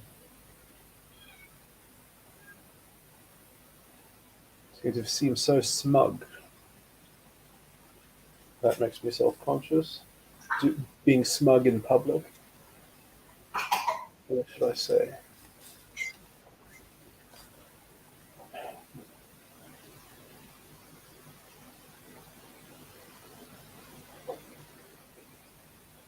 It's not as if metatype 13s can't do no wrong. It's okay to... Oh, okay, no, wait. So, Mandy, I do actually have the answer to this question. It's in my voice recordings. Sadly, I haven't uploaded voice recordings in quite a while. I have quite a big backlog. Yeah. And there is a portion of that where I specifically answer this question. Problem is that it takes me about an hour to do so, and I'm not going to be able to do it in the same detail, because I've sort of already covered it. And to try to recapitulate that, it's the energy to do that. Yeah, I'm not even capable of it. So I don't. If I try to do it, it won't be as good as that I already did it. So I really wish I had a secretary to go through all my recordings so that I could tell you exactly the timestamp of where that particular piece is, so that I could, because I know that I create so much voluminous content. Can you long story short it? So I'll have to try to remember everything that I said and try to condense it. You see, the problem is that it's... Once you say it, I can condense it. Okay, let me. Or if you condense it, I can fill in the gaps. The problem with the question that you're asking me, Mandy, is that Yeah. I'm going to have to contrast our type with other people's types. That's fine. No, yeah, well, it's fine for you and your curiosity, but I'm worried about the audience. I'm worried about frightening people with saying things that are going to be suggestive in their implications and also lack of full detail. This is what a Muslim scholar deals with all the time. They don't want to say anything that can be prone to ambiguity because they don't want to fill people with spiritual dread. So this is actually a sensitive topic, a sensitive question, and if it's not answered properly, it can be provocative to people and create a kind of spiritual malaise because you've given them a cloud, you've given them a mystery. You've said, on my authority, this is a confusion, and I don't care how confusing it sounds because it's made for one person to receive the answer, and all the rest of you, screw you, you can just be confused. Well, no, So this is my question and my answer. If other people want to hear it, that's them. That's them. You see, like, how responsible am I to the audience? You see, like, You're even not, though this is not. your platform, but I still feel the platform belongs to you. I'm telling you, you're not. I'll take responsibility for the audience. Can you take my spiritual responsibility from me? Can you? Is that what you're offering? No, I don't think it's possible. No. Like, I'll deal with this is my question, my answer. Can I say this is what we're talking about now, and this kind of argument that we're having. This is the problem with Metatype 13. Is that we argue about responsibility. That's our problem. Who wants to take more? So this is the problem, is that when you're arguing about responsibility, you already believe in God because you already believe that someone has to take the responsibility. Wait. So are you trying to take away their internal locus of control? You see, I'm always prone to that accusation. Metatype 13 is always capable of coming up with a devious and mischievous way of talking about things. You see, you see. Are you a wizard, Mandy? Are you trying to out-wizard the wizard, Mandy? You see, I'm the greater INTJ here. Thank you very much. Okay, you can have it. I'm the greater. I'm just asking a question. Okay, but you see, this is the problem. Okay, so but in issues of responsibility, you already have to believe that there is such a thing as taking responsibility, which means that there already is a truth of the matter that you're trying to find the answer to. So you developed your whole personality around a kind of spiritual question, and that spiritual question is deep enough that you're fine with reason and understanding. Mm-hmm. Which is grounded in the truth, fundamentally. But what you're not fine with is faith. Faith is a problem. And this is a problem, a general problem in the world as well, because that's the problem of the world, is that there isn't a single faith. The problem is that people are confused on the level of faith. They have different faiths. They have faiths that disagree. And so Metatype 13s are kind of like experimenter scientists. I can't remember the thing that I was going to say. I was going to say sort of like a scientific priest trying to create a better way of letting people know about responsibility. That if people would just take responsibility, the world would be better. But we don't know ourselves what the perfect answer is. So we come up with a solution, we try it, and then we saddle ourselves with how to fix the problem. So we are always trying to fix the problem, and work out what the problem is, work out what the solution is, problem, solution, faith. But if faith spoke the truth, so the closest thing I have faith in and believe in is truth. Yeah. Like actual truth, like speaking the truth, living the truth, which is the natural.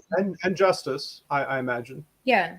Because people that don't speak the truth that cause problems should receive swift and harsh justice. So I think, you see, the thing is that I think you are committed to one thing. You just want to know what the one thing is to believe or something like that, or how to know that thing. So No, what I heard people describe as like spiritual experiences and like all that kind of stuff, or a belief, a blind faith, like believing in something you can't see and that doesn't make sense. I have a hard time with that. Yeah, because believing in something that you cannot see that doesn't make sense is literally the definition relative to someone who is on the kind of psychological quest that you are on. Right.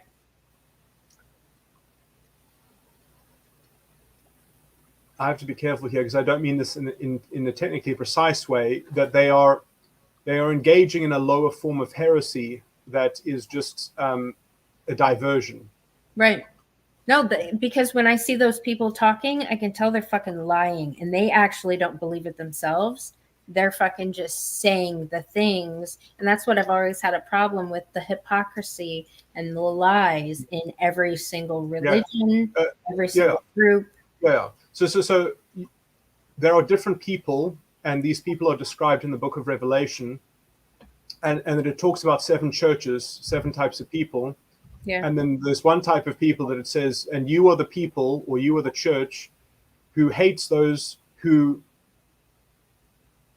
Wait, maybe I might be messing this up about where this is found, but it talks about those who love and then maketh a lie, that they love and they lie. So because that's the problem with us, is that when we come across that kind of problem, who they appear to love in a twisted way, in some partial way they love, but then they also lie at the same time. So how can they mix their dishonesty in with love? Sorry? But that's not love. Yes. So we know that it's defective. But the thing is that who should take responsibility for it is actually not the answer to the question. Right. But that is the question that we are saddled with as a metatype 13 in the false ego complex. But when you're properly integrated this all together, it becomes integrated in, well, what should you do about it, and what can you do about it, and being okay with that, and that is enough. Kind of that you have something to do in the body of, if I can put it, the body of the world. You have to operate within it, but not being a part of it, and you just need to find your role, your function, or something like that. I did. Sorry? I did. The crazy bitch punisher. Now that is like a cartoon. Oh, maybe I shouldn't make fun of your because I don't know how deep your idea is and how committed you are. No. The only woman it seems like that has the confidence and the courage to call out women for their fucking bullshittery under this tyrannical. That's certainly helped me. I mean, you've inspired me, and you've also supported my intellectual endeavor by doing so. By being a clear voice on the matter, and for keeping this. It's been a torch, keeping light on an important piece of the puzzle towards resolution.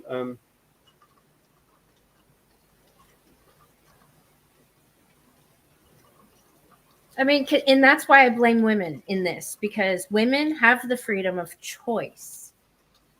Women are the most free to behave the most morally in our society. Men, on the other hand, their freedoms have been taken away. They've had to alter their behavior and under a society that keeps changing. So I give less responsibility to men in that regard, because they have slowly been subjugated under this emotional and mental terrorism.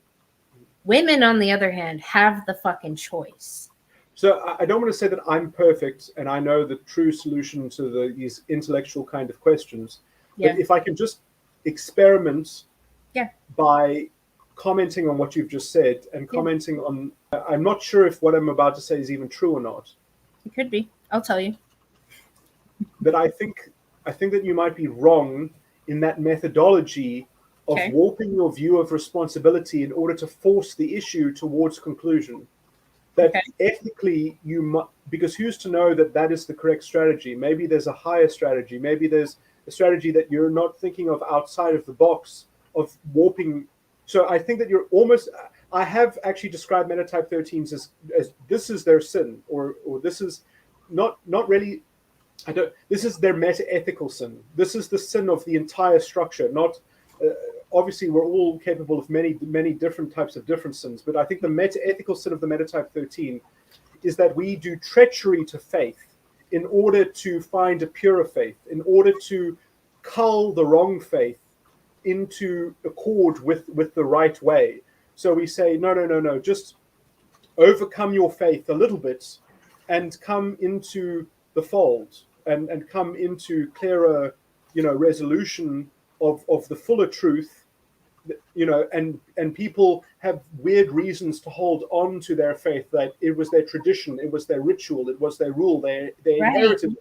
It's a part of them, especially with all these damn group identities where they're like, oh, I'm this, I'm that, I'm this, I'm that. I'm like, no, that's a really shitty idea, actually. You're not a shitty but you see, it's not just a problem of ideas, though, because sometimes these people have, when they say that I'm this identity, maybe they're not even saying that they have the identity. They're saying that is what the label of a pragmatic issue that needs to be pragmatically resolved, and the only way to pragmatically resolve that issue is to solve other people's problems first, and then you have a problem of ordering, that you can't actually make resolution from the middle. You have to make resolution from the top down and from the middle up. You can operate from the middle and work your way up into resolution, but if you're not working from the top down simultaneously, if you don't have a connection to wanting to understand true authority and true ethical grounding and absolute truth in the spiritual religious sense, that you are capable of sharing that in a spiritual brotherhood of other people, then it's a bit strange to sort of say, hey, I'll be your friend, do what I say because I'm cleverer than you, and I don't like your religion, you should adopt my religion, without sort of actually persuading them and actually talking to them on the level of reason. But I would still get upset with people. I'm saying that it's right to, what metatype 13s do in the world is archetypally the apostle. They are archetypal apostles. They might not be good at being apostles yet, but they are sort of, that is their fundamental structure of psychology. And so they want to be the apostle of something, but if they don't know what they are the apostle of, then they're looking for a cause, and then they can also perhaps fall prey to ideological possession themselves, maybe if they're a bit juvenile. But they should perhaps be able to grow out of it, because apostles do have this very clear sense that they should actually have coherence in their own purview of things. And so it's not to say that metatype 13s are not capable of a great deal. I mean, I haven't thought about this too much, because there are metatype 13s who are nasty bastards. They're very self-consistent. I think metatype 13s can have to be self-consistent. They will force themselves to say self-consistent, but then they can bully people for made-up reasons, because they can bully people based on, you aren't patient the way I expect you to be patient. I should talk and you should listen, and then you should give me more time to talk, and like that kind of diplomacy politics. Metatype 13s can be very, very sensitive about and very, very touchy about, because you don't know what you don't know, and they think that maybe that they know what you don't know, and the politics of that is something that a metatype 13 as an apostle has access to thinking about. And that is in that might be an extroverted introverted thing, right? I mean, me personally, I don't really talk a lot. It could be sort of the difference between ENTJ and INTJ, and that maybe I've always wondered if ENTJs are the irrational, if ENTJs are the irrational kind of metatype 13, because as I said, like there are metagram types.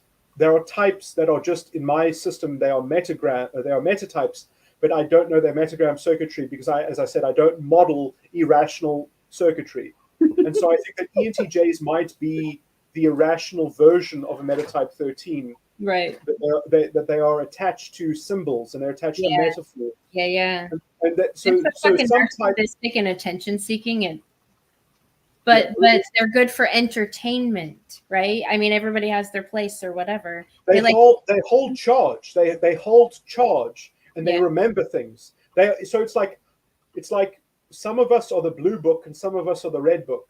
Yeah. And so they are so if you meet the other types of your metatype together, you can sort of create, well, you can do different things by collecting different types together. So if you bring all the apostles together, maybe what they come up with is an interesting synthesis, and you can synthesize them. But you see that I don't want to just call everyone apostles, because the spiritual gifts still have to be developed by your own psychological growth and exposure and voyage and journey and exploration. And you can't, you can be inspired by I mean, Metatype 13s are very interested often in, science fiction and in ideas and in, abstraction, because you get a lot of insight from those things, and maybe you're looking for solutions.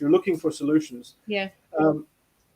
And inspiration and such. But anyway, so I didn't deal properly with the issue of integration and also overcoming sin. But anyway, that's a kind of takes a lot of energy to recapitulate some of these things. Yeah. And also I say I've made good progress on my theory. I haven't exactly finished it, but now I'm at the 8.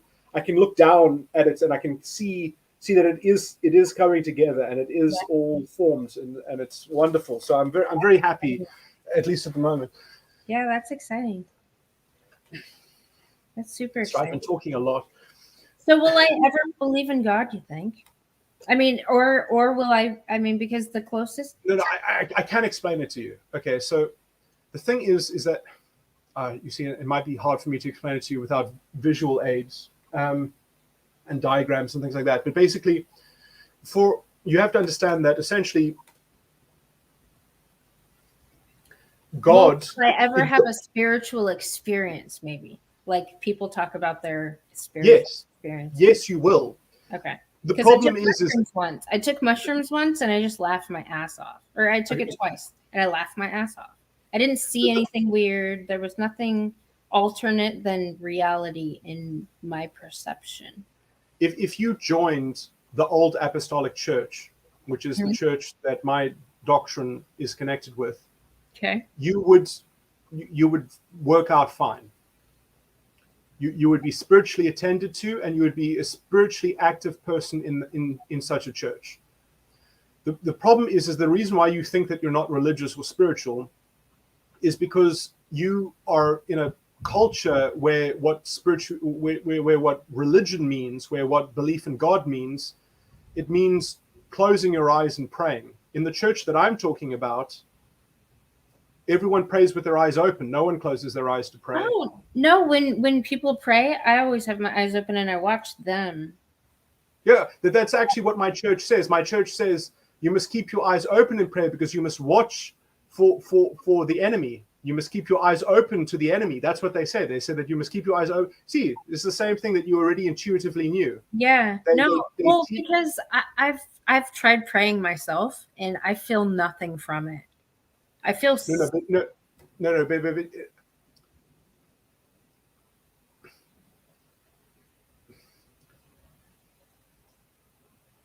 You can pray actively in your mind, but in my view, INTJs are always praying as second nature, essentially. That every sigh is a prayer. Conversation, like having conversation.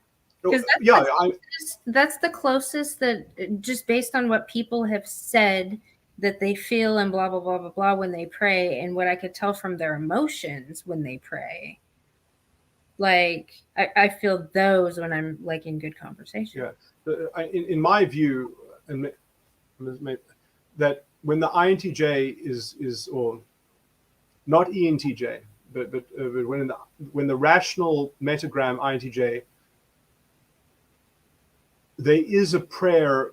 This is actually the problem this is actually a kind of problem of Metatype 13, because everything that you do is connected to prayer implicitly, that when someone disrupts the unfolding of your expectation, they have actually conflicted with your prayers, and unless you can find a way to homogenize the experience with your own interface. And so that's why internal consistency is so important. And by the way, this is where God is only relevant to the subconscious, because God is a cultural metaphor symbol. You see, like, God is a 3-letter word. Okay. You know, like, what is God? What is God? God lives inside you. Where inside you? They say your heart, but it's not the heart. Okay. It's not. This is not the heart. When the ancient people were pointing to this, they were saying me, because what is me? Me is your thoughts are what you are going to do, because, you know, this is the engine that takes you forward. This is the lungs and the heart, and this is where your wisdom and your intelligence sit in terms of how you, in your body, how you feel centered, right? Me. If you said me, would you say me, or would you say me? So they say heart, you know. So they say heart, but what does it mean to have a hard heart? To have a hard heart is to have a closed mind. That's what it means, because it's the heart of understanding. Because this is a pump. Yes, we learned in biology that this pumps blood around the body. Do you need your heart? Do you really think you need your heart? Because you know, because we can give instructions to Christian Barnard, and he can get a baboon's heart, and he can sew out your heart and put in a baboon's heart, and you'll still be alive. And will you still be the same person? You need an engine to drive the car. Doesn't matter where the engine. Yes, you need a heart, but you don't need your biological natural heart. You need your heart of understanding. That's what you need to live. And so in your heart of understanding, your middle level-headed, the ground that your symbolic feet can walk on in terms of understanding the world in a low-resolution picture. What is God? God is the spirit of truth. The discerning spirit. Now, what is a spirit? A spirit is not a picture of a man who lives in a cloud in the sky. No sky daddy. No. Spirits are all in here. There's lots of spirits. There's lots of thinking going on, and there's lots of competition between the spirits, and there's symbols of the spirits. You know, there's symbols of animals and eating each other and all these sorts of things. And we have all the natural world that we can be confused by, and we can use them as spiritual metaphors. You know, and we can say, well, I'm thirsty, I need to drink water. You know, and so what is the water? The water is the metaphor around you that symbolizes what life means to you. What does it mean for you to have a good life? It means that you must eat 3 meals a day, or maybe to somebody else it means something else, that they must eat 2 meals a day at these different times because they are fasting. Or, you know, it means different things to me. It's different water. We all have a different symbolic representation of what the way to life is. So we must have an understanding that has a water component. Okay. And so in that water component, that is God. We have to say, oh, I know what God is. God is, to me, the spirit of truth and the discerning spirit as an identity in the water that is above the water and beyond the water and lives in heaven and is in the heaven. And the water is part of the earth. The water, you know, is an earthly thing that has limits, that doesn't get to heaven, but you can have a label that points up, even though the pointing is not the same thing as touching. So the word God doesn't touch God. This is why in Judaism and in the Jewish tradition, you say God, you don't even say the real word, because the real word is a nonsense word that is I am that I am.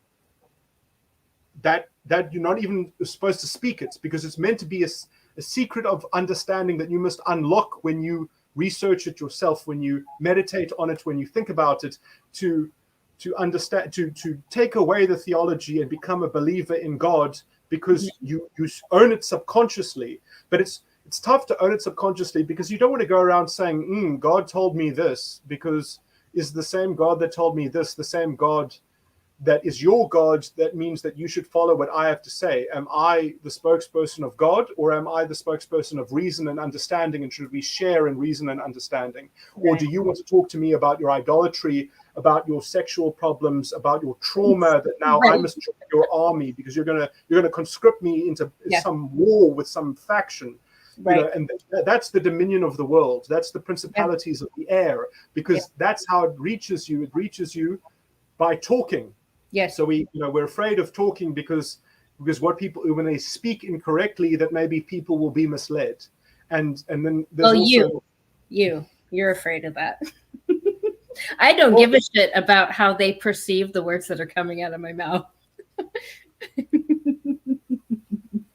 Yeah, I mean, I hold myself to a higher caliber because I seek public office. So I have to I have to have a history that I can justify if I'm ever called upon to give account. But I feel like I condense my words in such a manner that it's like I try to say the most basic shit so people can't misconstrue it. So if they do, that's on them, and they're fucking retarded. But it does limit your ability to. I don't want to say this as a critique, but look, I mean, because look, obviously, any interaction could go better. Anything that you do, you could have done it a little bit better or something like that. So I don't want to sound like that, but I just want to say that, sort of, to be honest, which you are as well, but to be honest about what you don't know and about maybe what you could do better in order to be more effective. And I must say, Metatype 13s know this about themselves. They know what they're bad at, and they know why they're not investing into being better at it, because they have priorities. They already got a priority list. Like technology. Fuck that shit. Well, I mean, I've depended a lot on technology. I still wish I had a secretary. I can't wait for someone to invent the AI so I can say, go and find this in my recordings, or go and edit my videos or something. An algorithm, huh? Well, they have people that do that. Yes, but you would need money to pay them. Oh, that's true. You know what? We should start pimping you out and make money online. Or I'm not good enough. I'm not good enough to sell my services to anything. Bullshit. No, there's no business model that can sell what I'm selling. I mean, I could be a life coach, but who's going to take life coaching from someone who lives in poverty? It's a chicken and egg problem. Right. All right. So there's a problem I can think about how to. I mean, what I think I'm good at is managerial, because I can solve managerial problems. I think because I'm very intelligent. Like my fluid intelligence. Oh yeah, no, I know. Is off the chart. Yeah. But there are many people who are afraid of that, because if you can say that you can solve every problem, what people don't want to hire you because maybe they're part of the problem, and then you're going to sort of debase them. I know. Well, you have a special kind of skill. Yes, I do think that I can maximize things and keep all stakeholders happy, and things like that, and do good. But the problem is that the problem of knowledge. There is a problem of knowledge, because you see, then things would have been shared to me, and when I know things, I don't drop things until I crusade, until the thing is put right according to my ethical optimum. And because I do that, I would be a brilliant public protector, but everyone is afraid of me because I can turn into a porcupine, I guess. Well, you know what though? You only get fucking pricked if you try to bite the porcupine. So it's true. I mean, porcupines are awesome. And it's like instant life lessons. Why you shouldn't bite a porcupine? Like, oh, Mr. But you see, I'm risking my own life then, because then if I unsettle some people, or if I want to structurally change something that's going to unseat a lot of people, or sort of play a game of musical chairs where people are going to be lower on the totem pole, or they're going to be in a lower rung, position in the rearrangement, they might be in greed. They might rather just off me, but I do think that essentially a lot of I've already made it public that anybody who has your head will lose their life, their children's life, their grandchildren's life, their cousin's life, and it will be that person, and that person will be found, and they will watch it happen, and then they will go. I know it's not that hard to get someone killed kind of nondescriptly. You just hang around at a gambling casino and you find some gang member and you try arrange through a kind of I mean I have fucked over Belgium. Belgian people have a lot of rage. I have in my social life I have made enemies that had enough disposable income to actually pay someone to off me in my country. Only when that happened, the assassin met me and spoke to me, and I was congenial enough to them and friendly enough to them that they informed me of this, and then they didn't do it. And they told me. It's hard to kill people that are. That sounds like a made-up story, but it actually happens. Well, no, I'm just saying it's hard to kill people. I think because you're likable, and people will. Well, not always. Yeah, I mean, it depends sort of if I'm in the middle of something, because I mean, I'm constantly working on what I'm working on, and I'm, I only take breaks. I mean, I do take holidays from my own research, but I only do so because it's necessary to be more productive at my research. Because if I don't take a break and allow things to sort of wash over me a bit and procrastinate a bit so that things can kind of, so that I can reorientate. So I mean, I've been working flat out since I was 4 years old. Right. I mean, like, okay, I'm slightly exaggerating because it really only started when I was 7 years old, and the torture really only started when I was 10 years old. When I was 10 years old, my life was shit from then on, and it was very, very bad. But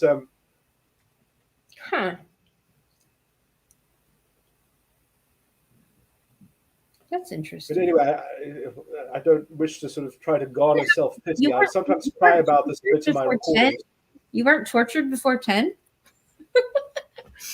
No, well, physically, I have been actually tortured when I was 5 years old, but that's not spiritual torture. I mean, that was just physical torture. My hand was completely mangled, and I was kicked around a bit. And I mean, I've I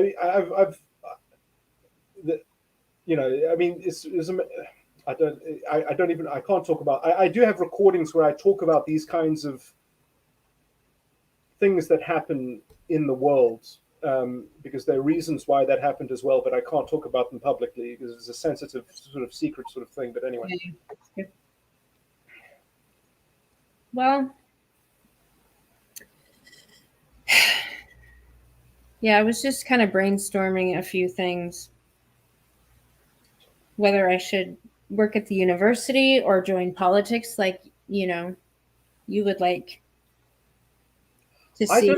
Why can't you make it? The problem with American politics is that you have corporate lobbyists, but there's no democratic lobbyist. There's no one saying, you better take my phone call, Mr. Senator, because I represent people all over the country and in this state. You need a cross-state lobbying democratic group that stands for certain ethical, cultural values and that has a political plan. That's what the Tea Party did. The Tea Party actually really got. That's what I'm saying. The Truthitarians. Oh, is that what they are? No, but I made it up yesterday. Broad name? Is that your idea for something? Yeah, I mean, I've never heard of it, but I was just putting words together. I think you need something that sounds more political. I think you need something that puts it more in the. No, maybe. Libertarian. Truthitarian. Is that? How does that not sound political? No. What I mean is that those might be good. You see, they sound too religious. Basically, it sounds a bit too religious. What you want something is something like the reform lobby, or some. You want to own the space, but you also want to be personal. You want to personalize the name slightly so that people can kind of it become a little bit of a hook. That people can talk about it, and that. So. Crazy bitchetarians. Yeah. That man. That is like pornographic marketing. You don't want to use pornographic. Best fucking spell word to say in the presence of crazy bitches, it instantly causes them to start fucking. First of all, that makes you sound crazy, though. Isn't that a problem? No, when I say crazy bitch, they appear. But you don't want them to appear, so aren't you? No, I do, because I've been collecting them. Wait, do you actually have people imprisoned in your house or something? No, but I have them, their minds colonized currently. Oh, okay. Yeah. I still don't know how I feel about that. I mean, I think that's. I don't know if it's useful. Anyway, so we're talking about a political manifestation. So yeah, I think that you should be a lobbyist. That's what you should. You need a queen bee lobbyist, and you need an organization that people can. So basically, your program is that you endorse politicians, and so you either say we like this person's politics or we don't like this person's politics, or this is the issues that we like them on and this is the issues that we don't like them on, and you have a manifesto or you have goals and you have like, we expect our politicians to follow this line. And because you see, the Republican Party is a circus, like all the big parties are circuses. What you really need to do is you need to try to conform them into a party line that can actually be effective against the cultural problem. Yeah. And such and such. And you see, this is the problematic thing, is because in America, in my view, the way to actually fix the system is so apolitical, because you actually need to reform the whole system from the top down. So I don't know how you do that. I know. Well, from the bottom up, starting with activism, infiltrate. What you actually want is a kind of revolution. You want a constitutional reassertion. Maybe if you can make a name out of that, constitutional reassertionism, but that it does need to be. Oh, no, so you are lobbying. What you need to do is you need to.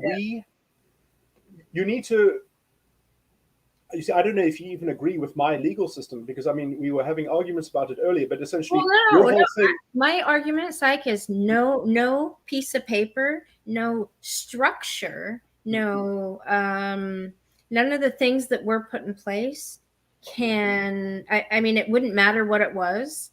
This form of soft power tyranny will demolish it if left unchecked. Yes. So I think that you need hard power to constrain it, as well as a soft power counter.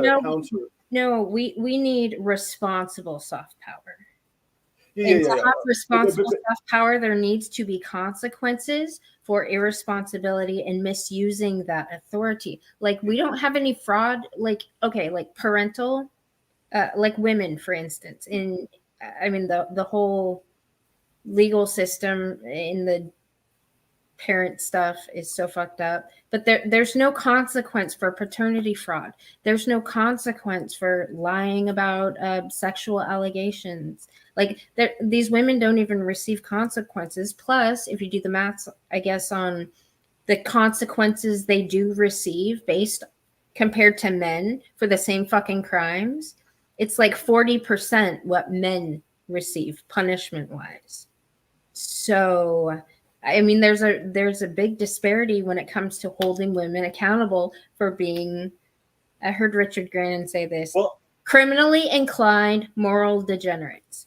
Yeah, no, you see, I do think that there is a good reason that women are left with less accountability, because in some sense they are more sensitive to the moods and the sentiments and the beliefs of the collective, and because they are sexually entrained to be in consensus with the popular opinion or the popular prevailing view and moral etiquette. So in my view, the actual problem is not cultural, because cultural responsibility is all well and good, but you can't ever have it if you don't have the hard structure of law and the hard justice system that actually tells you where the line is and where you can't cross. I'm sorry, you want to be a princess, but we are a country of individual citizens, right? And you can't be a princess in the legal sense of the kind of way that you're trying to contort power structures to fit your narrative or whatever.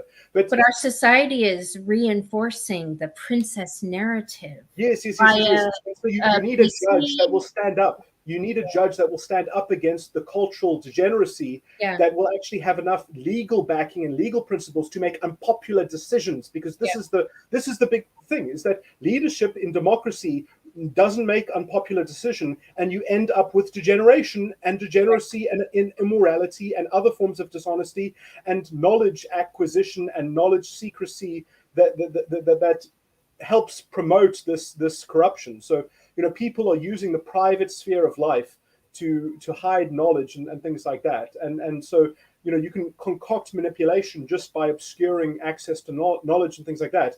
You have to believe that judges legitimately have the power to apply the full ethical rigor of substantive principles to solve the problems as they see it, and not only at the speed of the shitty regulations of the shitty legal system that isn't principally deep, because it just gets jerry-rigged by the politicians who keep on voting for things based on popular or unpopular support by the electorate. So the electorate is prostitute to itself. That's the problem in America, is that the democracy is boiling in democracy.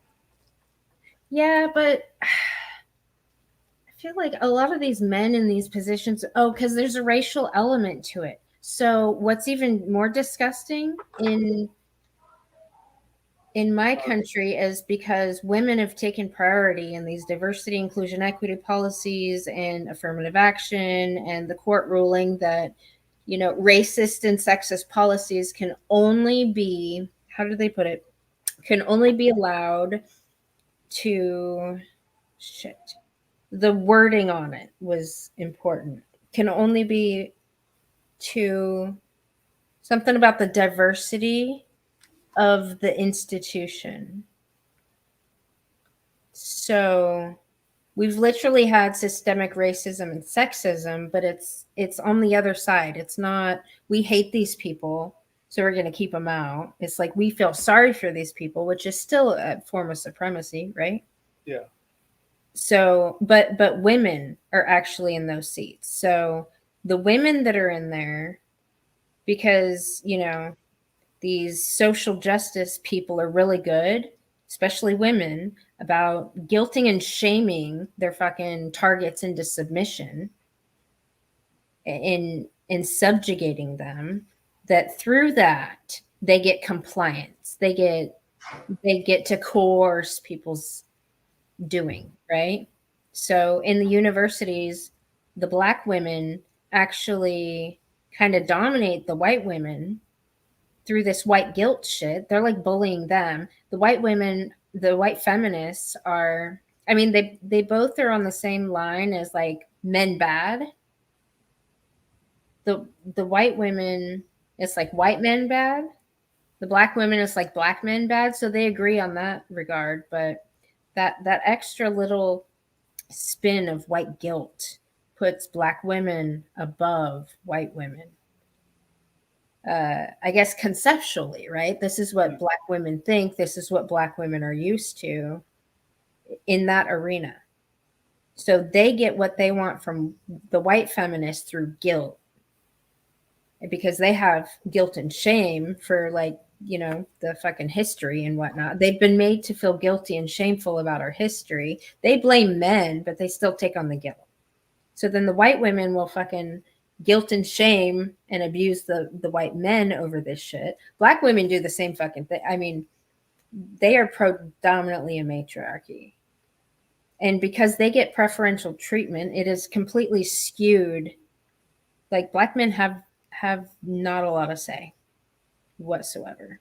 So by the time they're adults and grown up and leaving, they're really fucked up, a lot of them. A lot of the ones that didn't get out of that. But I mean, this really has to do with the politics of shame. Yeah. Because what I define shame as is the fear of disconnection from relationship or from the group. Right. And so there's. I'm gonna grab. So I can still hear you though. Okay. So the thing about shame is that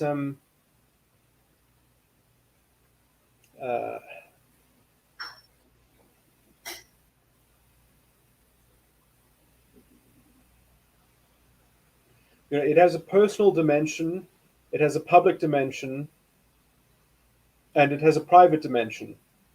Uh, and even if you can resolve it in the private dimension, it produces problems between the private and the personal, and it also produces other problems between the personal and the public. And so you've got this kind of conspiracy. It forces you into conspiracy against the general prevailing ideology or the general prevailing conspiracy, and you have to worry about what your signal looks like. You have to worry about how you are virtue signaling to the group and all that kind of stuff. So I don't know how easy it is to follow. But they're shaming based on the past. They're Yeah, shaming. yeah, They're punished. Yeah. yeah. Which So shame. Look, we live now in a homogenized moral cultural hegemon Yeah. that is imposing. This is actually the Asian mindset. This is actually how Asian society largely, this is the mindset of a militaristic society. By the way, this you develop this mindset when you are a nation at war with perhaps the world, with the rest of everyone, because you have an imperial completeness within your own culture, that you have an imperium, and that is how imperiums culturally manifest. Right. With shame as allegiance to the state sovereign, the imperial. So this is the trapping of an imperial culture. But by the way, okay, but shame is also augmented by the matriarch when it's guilt, when it's based on. So shame, just in general, is imperialistic, just on a cultural, metaphorical, symbolic kind of way of looking at it. But to understand shame in the relation to how it's happening in the sexual context of sexual politics, is that it's all about, let's say, coercion and guilt. Guilt Yes. for condone or not. This is the condone, not condone thing. Yeah. So when everything is either condone or not condone, women are telling people how you are either guilty or innocent. They're telling you, do this, or I'm going to, it's basically every woman is her own court now, because she can deliver guilt onto anyone lower in the hierarchy of this guilt, of this guilt hierarchy. Yeah. So everyone is getting guilted into a solitary system of a totem pole. Yep. And again, I see that this is a positive cultural movement, because, as I said, the only people that attach themselves to that are the young and juvenile, adolescents, irrational, and they should stay there until they come alive. Sort of in the Naruto anime, the world tree, which was created by this giant monster that then sucked up all the people and sucked all of their chakra into this parasite. Yeah. And they're all asleep, dreaming about weird things, as they are part of this collective insect entity, this hive entity.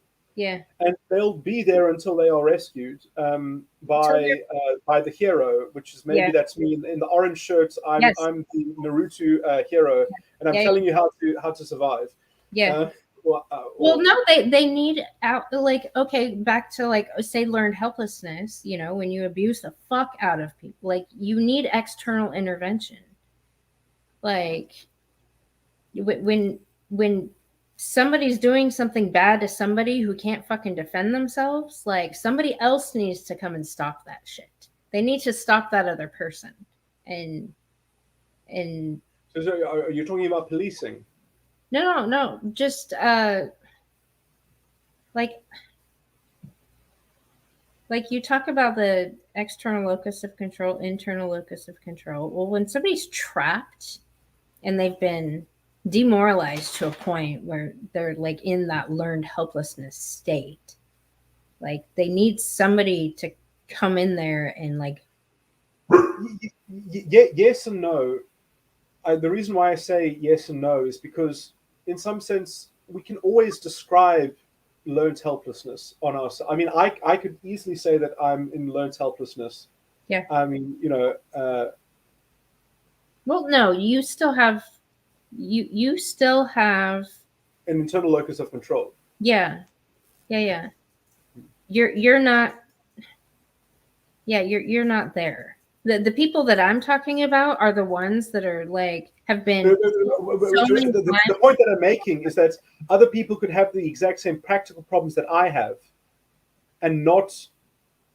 And so what's the difference in terms of learned helplessness? It's just a frame of it's just a psychological perspective, right. You know.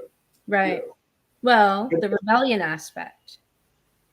Well, let me just say that you see what I just said is a kind of materialistic symbolic equivocation, which is problematic, because people say no, things are always different. Well, obviously yes, every situation is kind of quantumly unique, probably. But the problem's here. The problem's not. I mean, yeah. The problem is here, but if here's solid, you can deal with it. In water, it's symbolized outside, but it's actually in here. But you have to see it through the water, but you have to look through the water. And if you're drinking salt water and you've been accustomed to drinking salt water and thinking that that is what pure distilled water is, then you've got who's dosing you with salt? Which druid is enhancing your life with their ideological filth, I guess. But that's also, you see, there are also these language barriers, and there are also when somebody else is richer than you are and is more well off than you are, because I mean, to many people, I am a very rich person. I live very, very comfortably, and I'm whining about how I've been tortured since the age of 10. I mean, it's going to be sickening to some people. Well, but I mean, in terms of my general life, I don't think I'm doing that great, because if you consider success to be reproduction, don't know where I am in that, anyway. So there are lots of ways that you can frame your life. But that's another fucking problem. Well, it's all relative to your greed, though, or it's relative to your expectation, or to what you think should be normal, or what your cultural watermark of, like, are you happy to be in a process of growth and development, or are you happy that you just want things, that you just want what you want, and if you don't have it, you're not happy until you get what you want, and so it's just anything to get. Right. And there's also ability to do a process, or is there opportunity of process? And then who do you blame for lack of opportunity? And then you have the problem of democratic accountability. Yeah. Because who takes proper democratic accountability? Because isn't that just the moral trap of collective irresponsibility? And then you let ethics go out the window. Right, but see, blame has limits. What you need is prophecy to actually get yourself through it. Yeah. And prophecy is problematic because it can be linked to materialism, or let's say the lusts of the flesh. And to stabilize prophecy, you need ethical rigor that is understood, and that you are only using your understanding, and you're not sort of relying on. This is a very complicated issue, which I haven't actually just spoken on very well, but I do go into it in detail in the latest recordings that I've made and such, and the writings that I've made. But at some point, I've made so many writings now along with my voice recordings that I don't know how to present both of them simultaneously. Right. And that's why I haven't uploaded, is because I've got a lot of written content and I don't know how to portray them together, synthesized. So a bit of a mess. Yeah. That's how my collection of shit is too. I don't know how to organize it. I am so low in orderliness because I'm so all the other stuff. Because you're active, because you're trying to maximize productivity, I guess. Yeah. I'm not that. I feel like I don't have all the pieces of the puzzle. But people are good at organizing stuff. I'm not like that. Well, not this big thing. Yeah.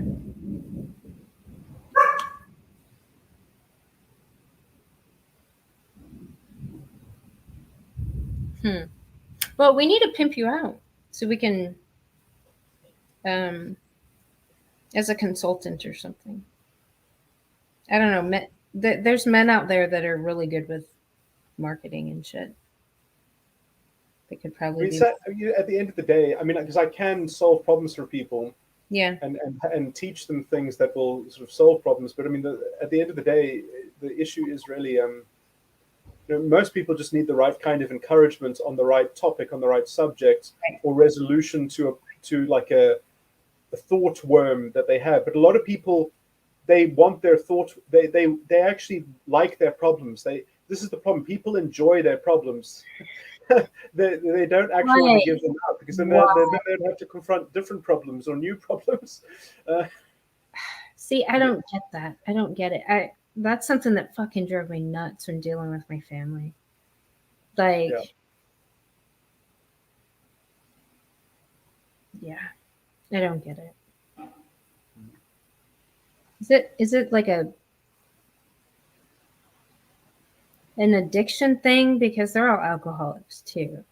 Like, they literally create the problems that they then bitch about, and they live in this perpetual cycle of it's very interesting. Every person has their own justice. They really, in some sense, do. It's just badly distributed among self-confounding confusions between topics and issues. So they are messed up in their subject matter, in their mind. And so this is how it happens, is that you have I just had the whole image of it, and now it's gone by. Sorry, talking about yeah. So what people will do, for instance, this is actually in the, you should watch this amazing British series. I wonder what year it was made. It was utterly it's spiritually so deep. It's amazing. It's called Yes Minister and Yes Prime Minister, and they're very deep spiritual lessons. I think I like to say that I think I was a part of producing that, but I was probably a part of producing it at a very, very, very young age, or I'm just kind of confusing myself because of just an overactive imagination. But it's such an amazing show. But did you know that sort of people that smoke, that they are killing themselves, in some way? Mm-hmm. They're shortening their lifespan. Mm-hmm. And you have to wonder, sort of, that they're taking themselves out of the picture, So maybe the people who are abusive, they make up for it by self-harming and self-damaging themselves, by doing a kind of physical ritual addiction, a process addiction of self-soothing to justify how they are kind in other ways, So if you give yourself addiction, then you allow yourself to be a Robin Hood, to take from the rich and give to the poor, but as you judge it, in your idiom, in your differently warped perspective. So you are a minister of justice. You're not a judge, but you are wanting to be a political minister of justice. And this is actually a sinful disposition. Right. And so what you do is you're actually a vampire. That's another way of being a vampire, is that you drink blood to live, you abuse people, and you take their blood, and it feeds you. But then you also have magical powers that you can give it to. So you can be an old, decrepit vampire that is living on the life of others. But sometimes you can find a damsel. What was that True Blood series? So this is all these series that are all about sex and vampires, and it gets these. I try to get these stories out there. I produced Buffy the Vampire Slayer. I've never seen it. Well, it was good in the night for that time and context. But I always saw myself. You see, I portrayed myself as Angel, or I always have myself hidden in the plot, in the characters, and I was sort of a combination between sort of, because I didn't want to have a girlfriend when I was in high school, but I did have friends that were girls, and sort of that was what Buffy the Vampire Slayer was based on. So I would often have real life experiences that would sort of be the fuel for my for making narratives and plots and producing things. But I love Battlestar Galactica. That was one of my favorites. But that's all about politics, really. It's not really about. It's got a bit of interpersonal stuff, but I never saw that either. I'm so. Really? You should watch the modern one. You should watch the modern Battlestar Galactica. The 2004-5 one. I don't know what it's called. I have a hard time. Really? Well, you- I have a hard time Are you busy? watching. Well, no, my brain, like I'll try to get into something, and Yeah. I mean, unless it'll be useful for this project, I'm like, Yeah. if it's just for disassociation, because I try it, I'm like, people keep bringing up stuff, and I'll sit or I'll fall asleep, or like if it's not, I don't know. You see, I did feel slightly bad recommending Foundation to you. Oh, I loved it. Yeah, it is short and sweet. Well, it's only the one episode because it is kind of that's a bit religious. I mean, that whole theme of the show has kind of mystical themes in it, because because I didn't. Oh, sorry. No, I liked it. It was great. It had great pawns. Did you see the pawns? Yeah, So when he was, huh? Did you say pawns? It had great what? Well, the pond that when he told that one chick blah blah blah blah blah, if he pretty much threatened to kill off her entire lineage if she didn't do something. Yes. Yeah. So I didn't hear what you said there. Did you say ponds? It has great pond, like a fish pond. Oh! In the scenery. I see. Yeah, it was great. Yeah, no, I do remember that scene. I actually thought that scene was some of the weakest acting, though. Like when he actually said it, I don't know if I believed it. It seemed a bit overacted. Like he seemed to be. It needed to be overacted. It's a very interesting director choice there, or actor performance, because he actually broke the fourth wall. He broke the fourth wall. Yeah. In a very in a very slight, subtle kind of way that was weird.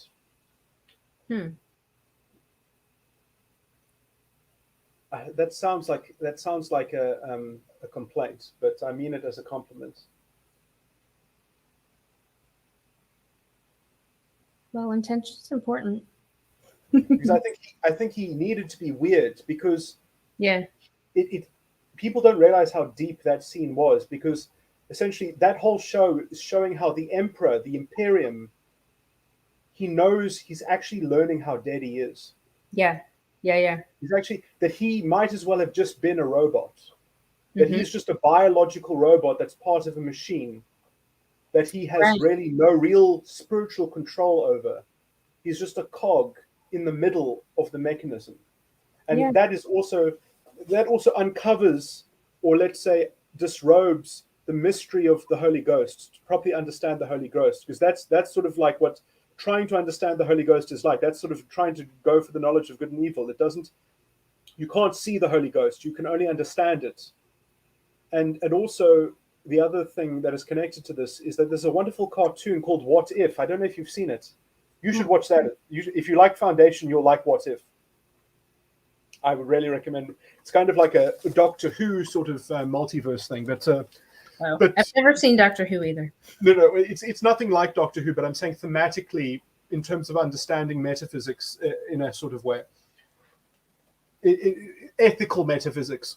It's kind of like anyway. Yeah. I think I was a part of writing that, but I say that maybe I shouldn't say that, because I do have weird memories, but I don't know if I just invented those memories. You see, I wonder if I'm schizophrenic or if I have multiple personality disorder. I hate that I have memory problems. Yeah. Maybe that's one of the side effects of being a hermit. Of being a hermit that is imaginatively connected to what's going on in the world. Well, even Jordan Peters said that, about the dreaming thing, and when you're sleeping, like, we don't even know that much about the brain. So the connections, I think, are important, though. I mean, I feel like they're important. That's why I like to connect the things, connect the people, connect the ideas. So I don't know exactly why, but I actually talk about this explicitly in some of the recordings that I have, talking about the different projects that I've been a part of and how some of them didn't work and how some of them sort of actually naturally, the reason why they didn't work was actually for good reason, because the subject matter was actually, it already fully cataloged the answer to the question. It already actually did what it needed to do, but then it couldn't go further. So when the plot continued, it was actually good also that the plot continued, because it became a paradox that inverted on itself, and it shows the limits of that. And that's why certain projects that I've been a part of, or not, I can't take full responsibility for them because I've just been producers to them. I haven't driven them. The artists usually drive them, just with some world building from me and some contact if they get tripped up. But this is why, for example, why the quality of Bleach went off the rails, because it actually, the metaphor finished the spiritually relevant parts, and then after that it was just drudgery.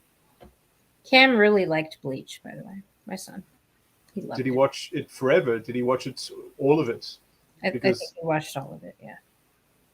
Because at some point it kind of gets a bit gratuitous. It gets sort of it's not that it's get recycled, but sort of the metaphor can't teach you anything spiritually new. It's just finishing the story in the same motif or something like that.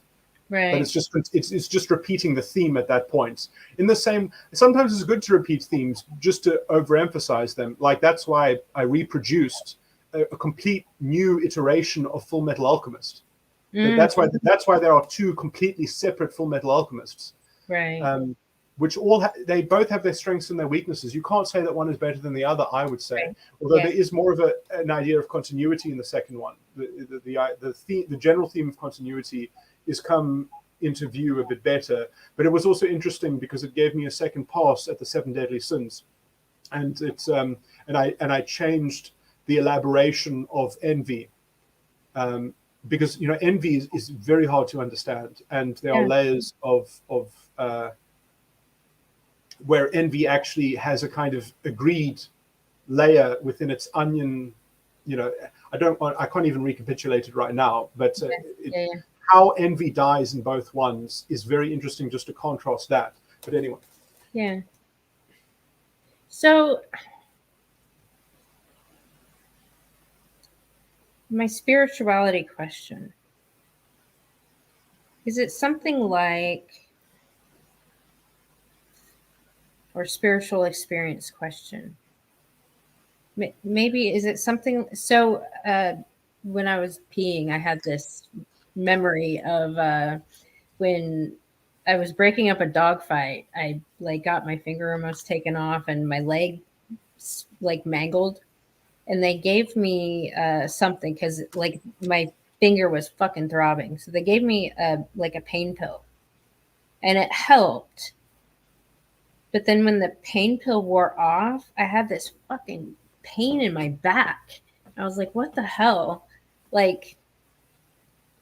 Apparently, because my chiropractor told me, because I had a rib head out of place, apparently. And he's like, yeah, you probably didn't notice it because it might have happened slowly and you got used to it, but once you didn't have it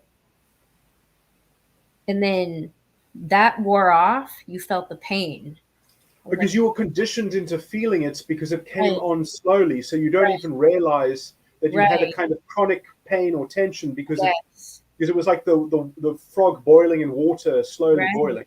Yeah. That's interesting. Is it something like that? Is that what you're trying to explain to me? Or about what? My spirituality question. The spiritual experience question. Well, I haven't had one. Or anything that I would compare to what I hear people describe it as. Interesting, because I had a similar question from a teacher when I was in junior school, and I made her a promise because I said that I could give her a spiritual experience. Or does that sound naughty? Does that sound sexual?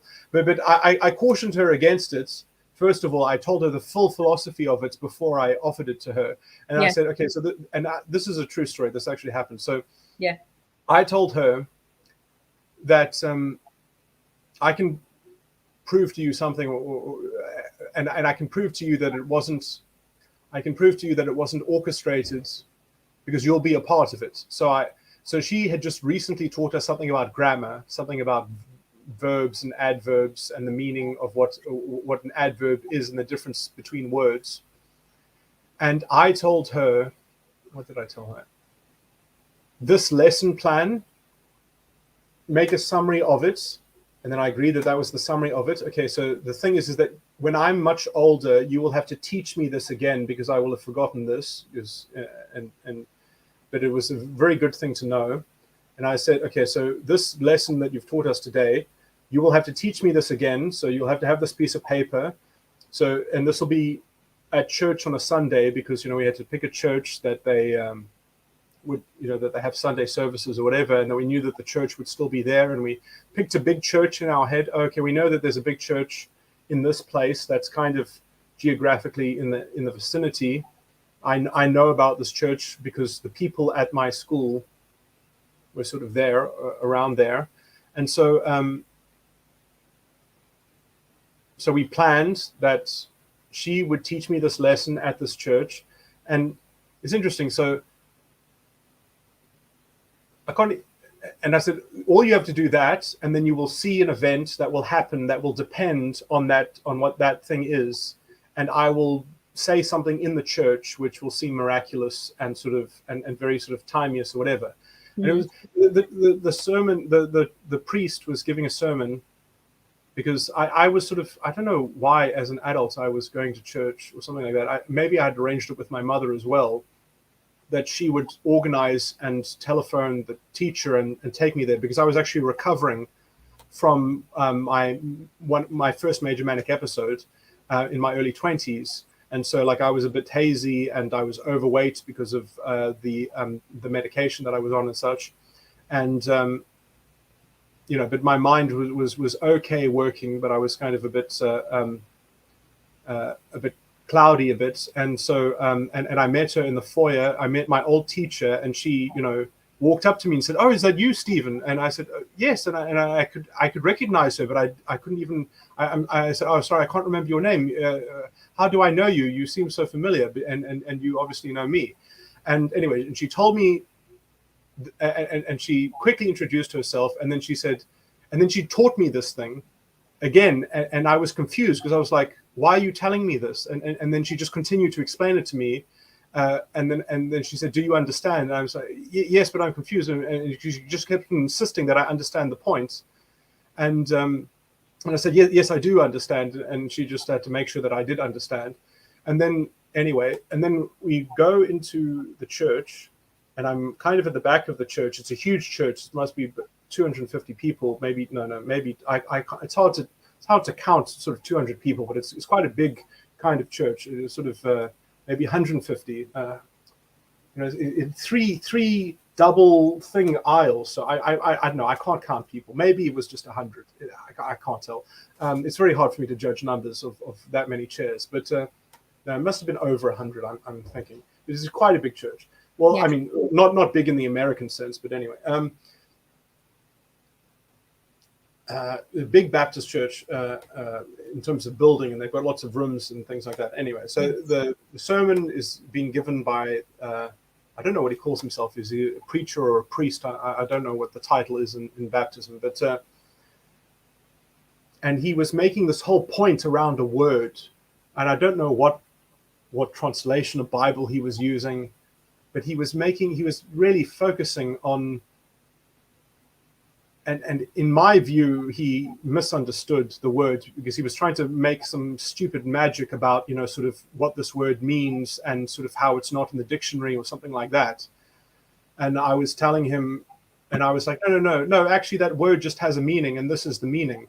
And it's very simple. And then I remembered what the teacher just told me, that sort of, I'm just trying to remember what the name of, what the word was. I think it was begat, because begat is actually the past tense of begotten, and it relates to the begotten son. And so as I was explaining, because he was sort of like saying something about begat, and what does it mean to begat that, and then I was putting it in the context of begotten, and then also putting it into this, synthesizing it into the part of the doctrine that was relevant. And so I corrected the sermon, but it actually took more than one interruption, because I said, no, begat is just the past of begotten. And then he didn't, it's kind of like when you shout out a jeer at a comic routine, and you kind of, and you heckle the person, and now they can't, your heckle is, because this wasn't really a heckle, because it wasn't bad tempered or anything, but it just throws them off, and they can't sort of find their stick, and they can't find their emotional, sexual, cultural, symbolic, kind of connection to the audience, and they're kind of surfing the wave of this or whatever, and I'm disrupting the surfing of the wave. So then he tried to insult what I had said, or the tone or the style of what I had said, right? And he had continued to talk about things, I guess, to try to reestablish his stick, right? Because I asked him a question that was more of a comment than a question, to sort of assert something, but obviously it just didn't work in the teaching that he was trying to give. And so because he couldn't synthesize it or reconcile it, he had to be a bit nasty to what I had said in some kind of way, but in a very insipid, in a very insidious, intellectually dishonest kind of way. Yeah. But it also, it actually bespoke that there was actually a lack of knowledge. And I was trying to think in my head, what is actually the piece of knowledge that brings resolution to this? Right. And so I was thinking, and then the second time I put up my hand, and then he said, oh, okay, I'll hear from this, sort of troll again, or something. Right. And then I just sort of made a question, and then I kind of answered my own question, and I used the grammar thing that the woman had told me, and I reiterated it, but in a higher level of understanding that actually exactly related to what I was saying, which vindicated what I said earlier, because what I said earlier was kind of a bit low resolution and sounded a bit confused. But now in this fully formed thing, it stuck brilliantly, and it actually brought the point that I made earlier into light, which contrasted badly against his kind of his teaching, rather, because I would say that that's the problem, is that their doctrine is a bit fast and loose, or theological, or something. It has a kind of theological spin doctor to it. But so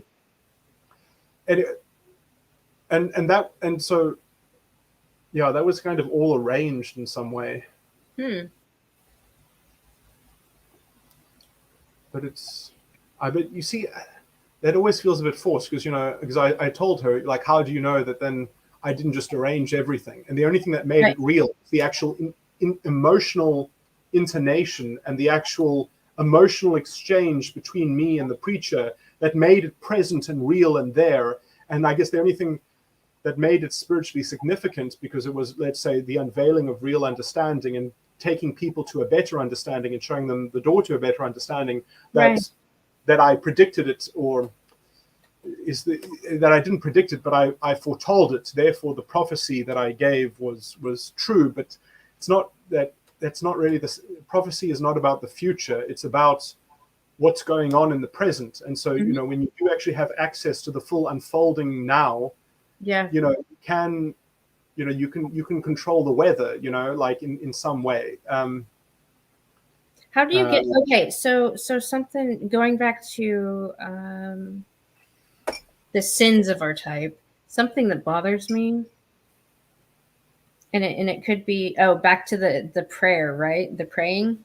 I notice in the chat, when people are engaging in argumentation about, when they stray away from what's happening, like I like people to contribute and give their thoughts on what's happening, but it's like I want them to do that, and then like have dialogue between each other. But it's like somebody in the chat will fucking, try to correct the other person. No, it's this. No, it's this. And it's like little piddly shit that, like, they missed the fucking point of what the person was saying. and they're trying to like correct each other, because a lot of the people that come here think their little piece of the puzzle is the fucking most important. Well, you know what the problem probably is to some degree is that if there is an irrational metatype 13, that they are shit stirrers, they're instigators, they are maybe the cause of the major problem, you know, because maybe what ENTJs do is they hold on to things, they hold on to gripes, and Right. it's part of their metaphor symbolic. So they are the ones who are, let's say, the kind of the worldly, the apostles of the world, who hold the troubles of the world, and they're kind of troublemakers. You know, that ENTJs are kind of troublemakers in that Right. sense, unless they can sort of But develop integration and an internal locus of control. But sorry, so that doesn't, it didn't have anything to do with what you were saying. But so it's either perhaps any of the irrational types are prone Yeah. to do that potentially, but in some sense maybe they're prone to just generate argumentation that doesn't lead towards, let's say, execution of the will. You know, sort Right. of do something and don't miss the mark. You know, Right. you know, just actually do what you purposefully came here to do. But the some sense it could just be that it's a mismatch of purpose, it's cross purposes, that Yeah. they have a different intention, and Yeah. you haven't gate kept your social environment. You know, you have let in the wolf, or you've let in the black sheep, or I'm just trying to think of sorry to use a metaphor, but Yeah.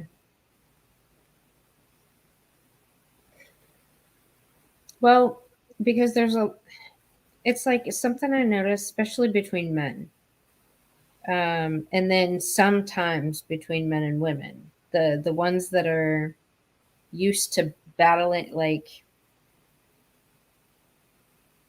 I don't want to say that I don't even know how to say this. Between the men, it's like all the men have a basic understanding of what's going on, but because their individual lived experience, they think that's the most important. And so they'll say, you know, it's this one thing that's the problem, or it's this thing that's the problem. I was cataloging this, and I did actually name it in my notes, but I'm having problems because you see, it's the phenomena is one thing, and the thing that's causing it in the mind is another thing. And I did actually work out what the theme was in the mind, but I'm having trouble remembering it. If I can either scour my notes, or I can. I think it's to do. Let me see if I can reverse engineer it. So I think it's. You see, it is sort of.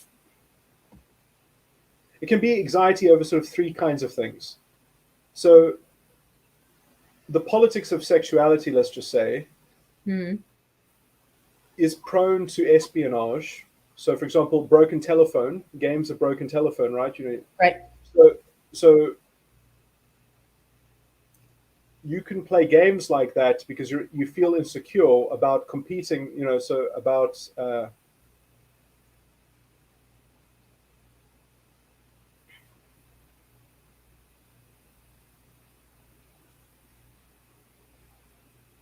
So you know, you can confect and contrive manipulation by controlling messaging, by controlling knowledge, by stoking intrigue, by concealing or expose. You know, disinformation is called. You know, like disinformation.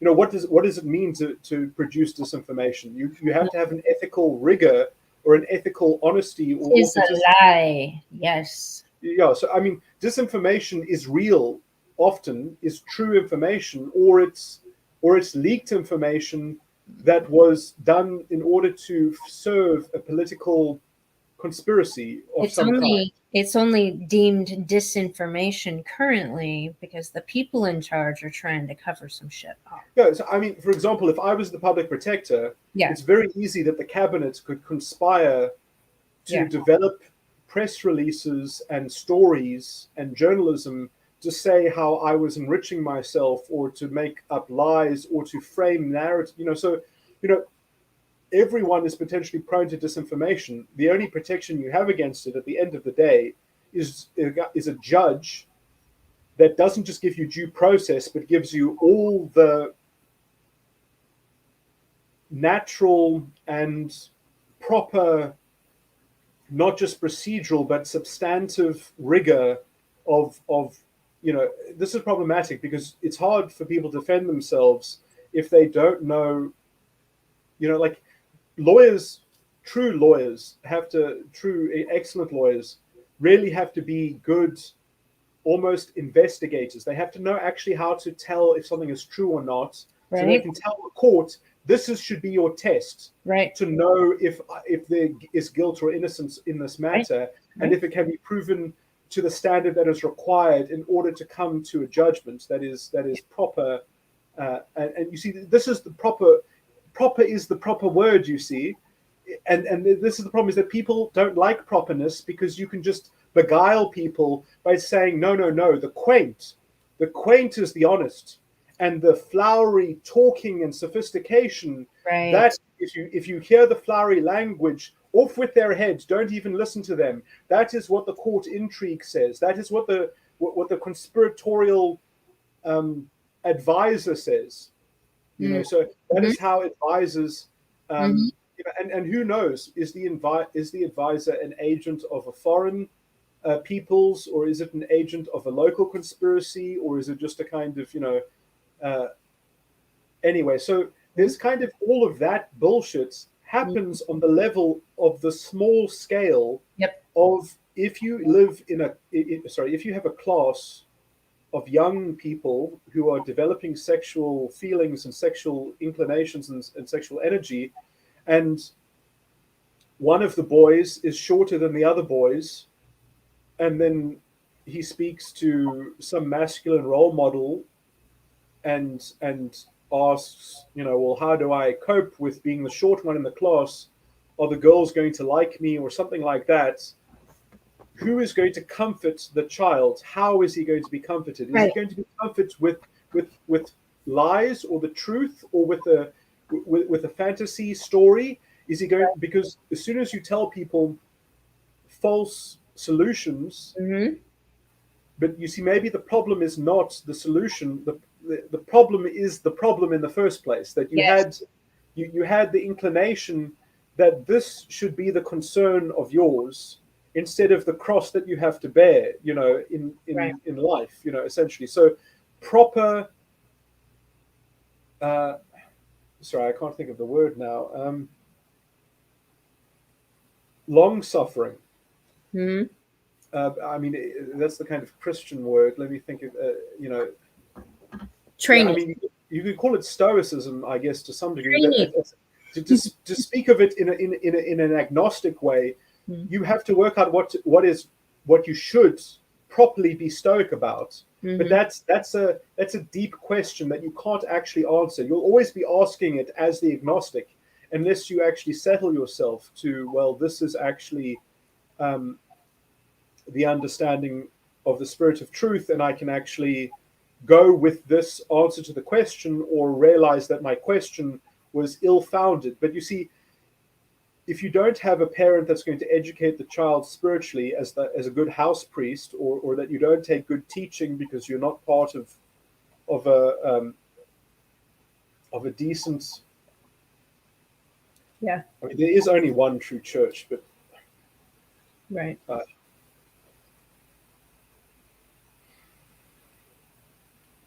there's one true faith, and it requires anyway. But so I mean, this is the problem, is that you can try to find ulterior solutions, but they're substandard. They're not going to work. They're just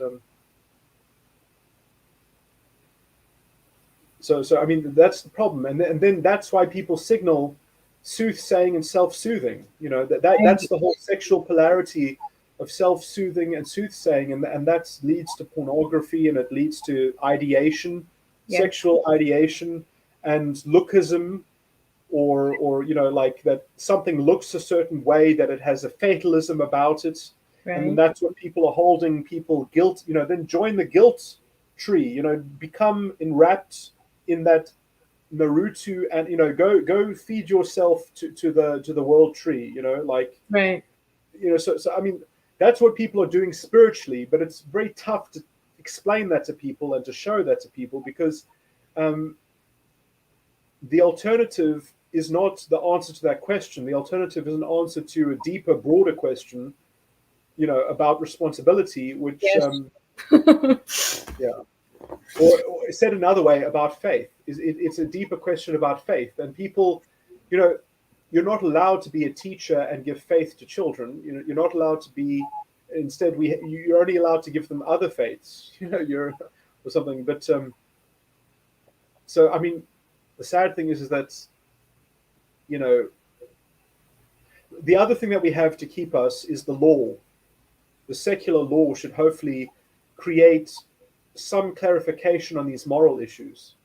So if you have a certain legal structure with certain, that gives you a kind of moral depiction, that it gives you basic categories, but the law itself will not tell you what faith to have, but it will kind of be a metaphor of the right formula of the right faith, but it won't be faith itself, but it'll kind of line up with it. But Right. you have to maybe you can teach that in civics education. I do think that there is a scope for civics education and to teach history and morality and forms of government and which form of government, because that's what people should be proud of. They should be proud of their values, which are actually ethically rigorous in their society, to know why their society is perhaps, I mean, obviously every society wants to believe that they are superior to all other societies because that helps social cohesion, but is it actually true? That's the big thing. And that is being reproduced sexually on what you were talking about. That's why what you were talking about happens, is because that macrocosm political bullshit is happening on a sexual level in adolescence, and it's probably connected, but it's tough to say that they are reflections of each other. But I believe that culture is downstream of law. People say politics is downstream of culture. I say, I mean, I can agree with that, but that's not law. No. That's something Jordan Peterson says. He says that culture's generated in university, and politics is downstream of culture. Yes, I mean, yes. But my criticism are created there. The lawyers are created there. Like all these people. Yes. Yeah. That is true. So I mean, you could say how academics are teaching law. Yeah. Is the core of is really, those are the evil people that, but in some sense it's not their fault to some degree. It's, at least in the American sense, because when you are studying to be a lawyer in America, you are being taught magecraft. Yes. I mean, lawyers in America really deserve their reputation. Yeah. As a caste. I mean, not as, there are some good individuals, obviously, but I'm just saying as a structural entity, it is beyond depravity. Right. But it's mostly women now that are graduating law. I mean, the healthcare profession, law, and the humanities, women have dominated. Well, what I'm actually complaining about in terms of how they study law is that, see, their legal theory, it's not that they have bad legal theory. It's that critical race theory is a legal theory in America.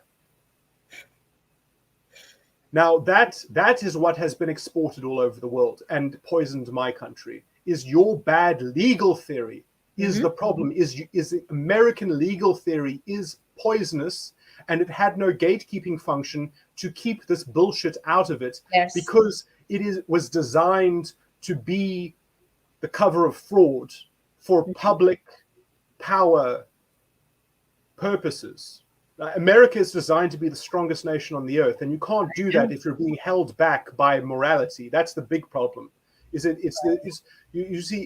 have to choose between being heartless or being mindless, and America chose to be mindless, but to be the strongest kid on the block.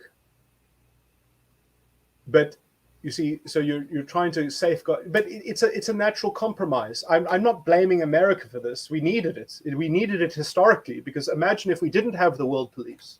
Imagine if Hitler had taken over the world. I mean, really, if it weren't for America, I mean, like seriously, we would be living in a different time right now. Right. You know, But if America wasn't the world police, we must be thankful. yeah, but the mind virus that we've allowed to infect the world with. That is the cost of your unbalanced, unethical structure. But yeah, so that really is the problem. You need to capture the legal theory in America, and you need to fix the legal theory in America, which you can't do because you'd have to change everything about American. Well, not everything, but it would end up changing everything. But you have to change the judges. You have to change the philosophy of the judges. Also, this because many American judges might not be capable of actually, like the judges in my country, are on a different level. They're on a different caliber because the law that they administer is substantive. In America, there is no substantive law. It's all bullshit. It's all contrived bullshit of procedural madness. Yep. And as long as it's procedurally fair, they sign off on it. But look, there's obviously lots of talent on the bench in America. The problem is essentially that you need a constitutional court, and you also need to change the nature of. Anyway, so it's dangerous for me to say this because technically I'm a foreign actor. I mean, I'm literally talking to an American, telling you what's wrong with your government. It could be said that I'm trying to encourage you to sedition. You know, I can be taken out by the CIA for this kind of bullshit. You know, I mean, no. Mm-mm. That would be stupid for somebody to try to say that. That would be fucking stupid. I'm sorry that we have to look outside our country for actual fucking talent because we've developmentally fucking retarded the people. No, but you see that developmental retardation that you called is actually part of the system. It's a function of the system because did you know that there is actually a security agency in America that legally has the right to change the narrative that is broadcast in American media and to plant propaganda in order to promote the interests of the country. So essentially, if you have a law like that in place, you don't know the deep state might be a giant queen spider. You know, it might be. No, it is. That's what I'm saying. Like, if that's true, then I need to change the message. No, I'm not saying that it is a giant queen spider. I'm just saying that we don't know.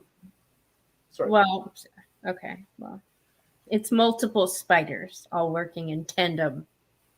But you see, every system has a spider unless you actually have a form of government that has all the right officers and you need multiple things because you also need the people occupying the offices to sort of not be corrupt. But then you also but there are structures which are fit for purpose and structures which aren't. Yes. And this is the reason why our system became corrupt is because we could do better in technologizing the system, in having, because the as I said, the triune system. Every corporation has a director or a chairman of the board. I don't know what it's called. It's like basically they have a chief, they have a secretary, and they have a treasurer. Mm-hmm. And someone has to pay the ration, and they have to pay the salary, and they have to pay the expenses. Yeah. And they control all the money, and they sign off on all the money. And the secretary has to make sure that sort of that proper records are kept, so that if there are legal proceedings, that they are fully represented by the secretary. And then the director is just part of the internal administration of the system.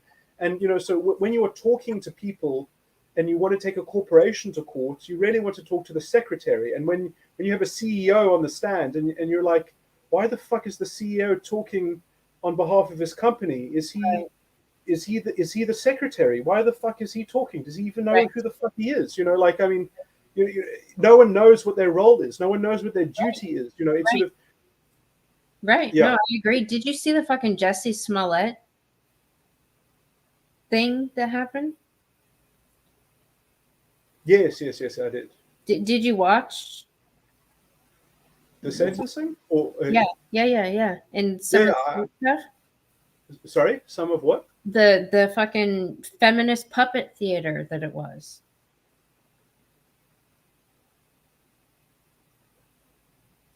Oh yeah, I mean it was kind of cool though. I mean, because it kind of outed the ludicrousness of the whole thing. You know, it was like, No. thank you for going over the top. You know, Yeah, but I'm not suicidal. I won't kill myself. If I am dead, I did not commit suicide. And no. you don't know if you believe him because you think maybe he will just kill himself just to fuck the system. No, he but everything leading up to that, all the people that were trying to say, trying to pick apart parts of, instead of focusing on the fucking problem, like this dude, like lied and to push a racially divisive fucking narrative, which is really fucking stupid in a country where you're a minority and you're the most racist fucks in the entire nation, and you're constantly abusing the majority and blaming it on them. Like these people are really building up a high level of resentment on the majority side, right? So the women come in and make excuses for him. Like What did they say? just, oh yeah, Jesse, blah blah blah. I mean, they were all trying to get him off or have a lighter sentence. I mean, I the didn't lady see that that. Sorry, were these people that were his lawyers, or were they people that were witnesses that were like giving? I can't remember in sentencing people. So was this just argument over sentencing, or was argument before sentencing, or was it evidence being led? The one lady that I saw, she was arguing and she was trying to, say that the shit shouldn't be, whatever, trying to get off on like a technicality or a mishandling of the case. Like that fucking matters. He still did what he did.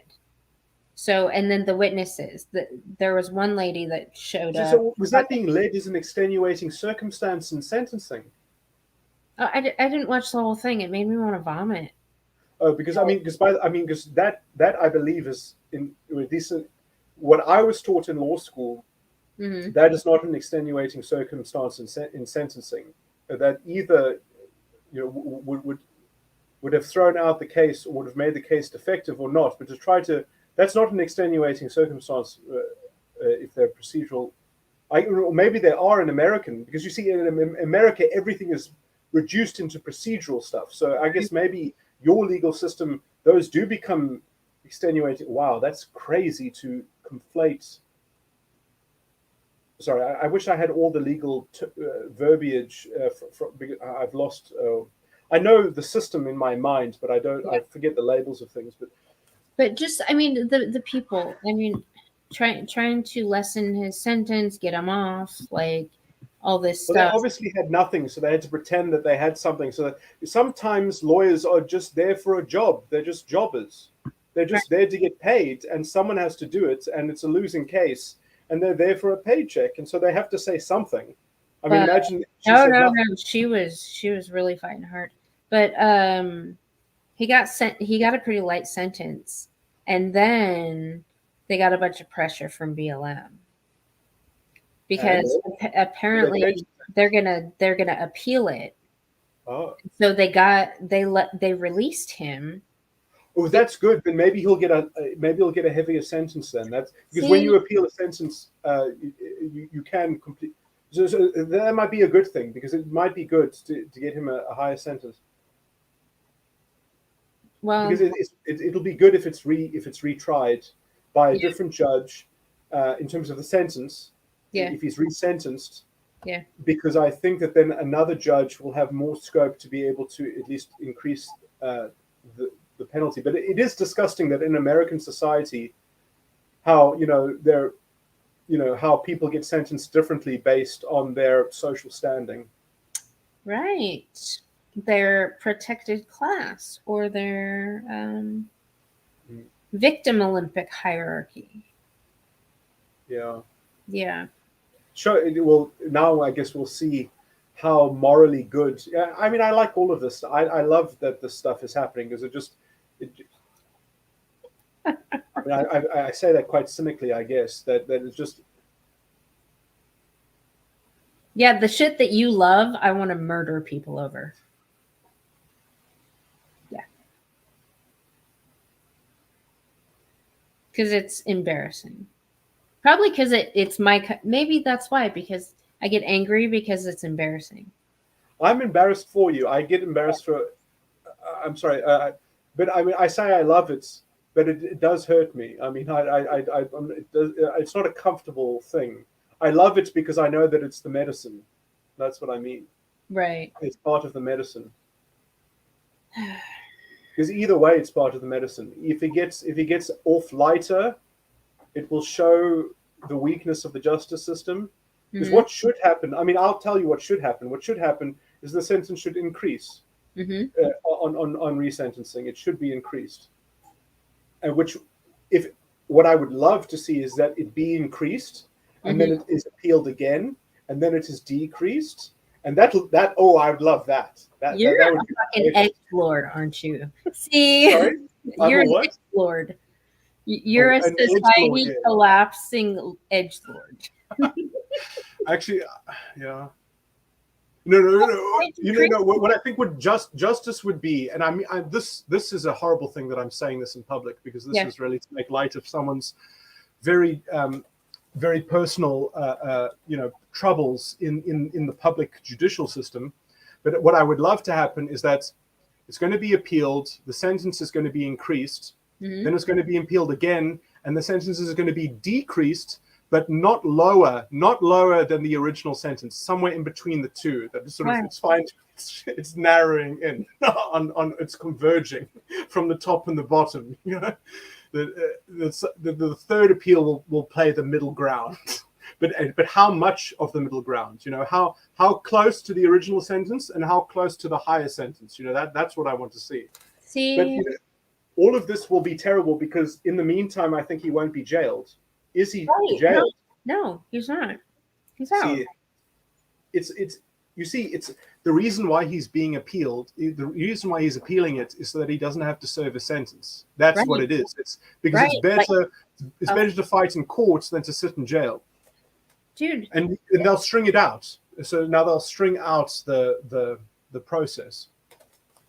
But that is literal fraudulent hate crime. Yeah. So how did those papers? I want a journalist to investigate. How did someone submitted court papers and got a special thing that interrupted the immediate sentencing? You know, because didn't the judge say you're going to be put in custody right now?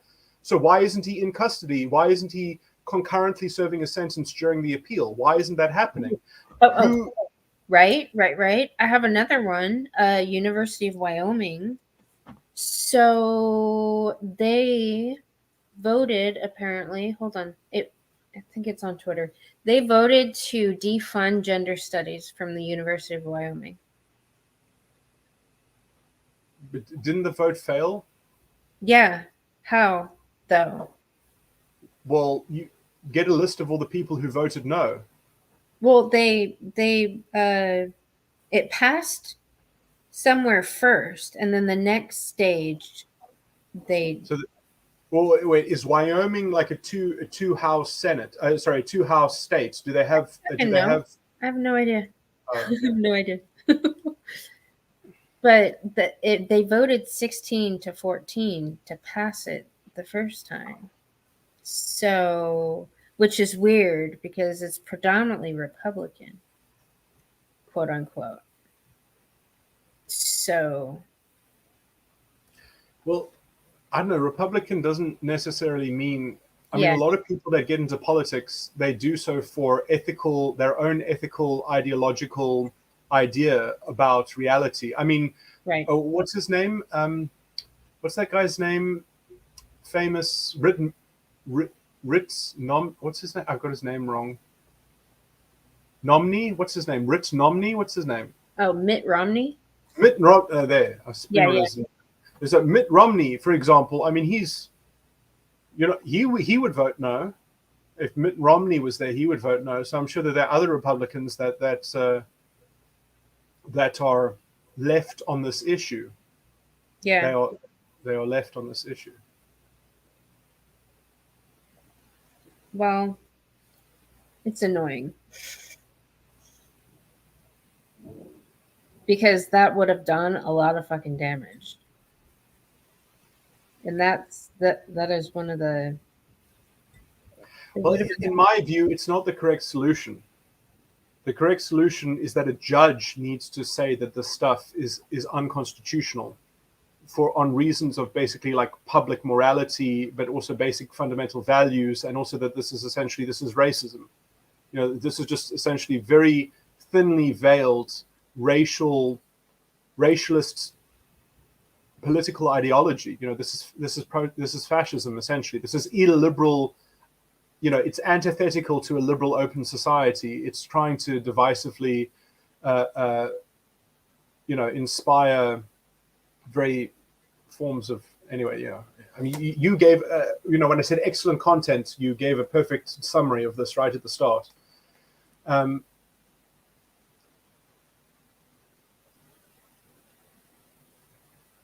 When I started listening to the stream. So that for that reason, that's why a court should do, because you see, the problem is that politicians are whores for popularity, and they are afraid. You'll never find a politician volunteering to make the unpopular decision. Right. And the problem is that people themselves, culture itself, you know, they say culture or politics is downstream of culture. Mm-hmm. Culture is the king in democracy. The reason why we can't fix these things is because the culture is immoral and sick and corrupt.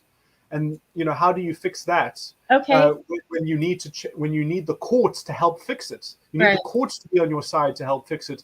But their legal theory has been corrupted, and you don't even have the substantive rigor in your law. Can a local court, like a local judge? You don't have the legal resource. When I say legal resources, I mean you're not going to find, the law will not be your friend on this. American law cannot be used to fix this kind of problem. Actually, I say that. There might be something on the statute book. Contest. Sorry? I thought you said it's law. Yeah. No, so if you look in the history of law in your state, you might find that in earlier ages, some forward-thinking lawmakers made some moral rules, moral prescripts and provision. Mm-hmm. And so that might be on the statute book. And so you might try to use state law against the stuff if there is state law in the book. So you'd have to go and have a look at it. So you'd have to go and see actually if there might be something on the statute books that you can use. But a lot of that stuff, I don't know, might be danced around, or it might already sort of be invalid because of federal encroachment of other kinds of policies and things like that have changed things. But it's a historic question that there might be in history law that is still in the books that might be ammunition. You can see it might be healthy to actually see if there is anything on the books that can help you. I would doubt it, because what is on the books will be overturned or will be interpreted in a way of argument that is not rigorous, and that you'll often find contradicting statutes, and you can always find statutes that lead you. Look, I'm predicting badly here because I don't know what will be on the books. But I mean, look, either there'll be something useful or there won't be something useful. But either way, I think that it'll be outwitted in the end. But maybe you can find a solution there.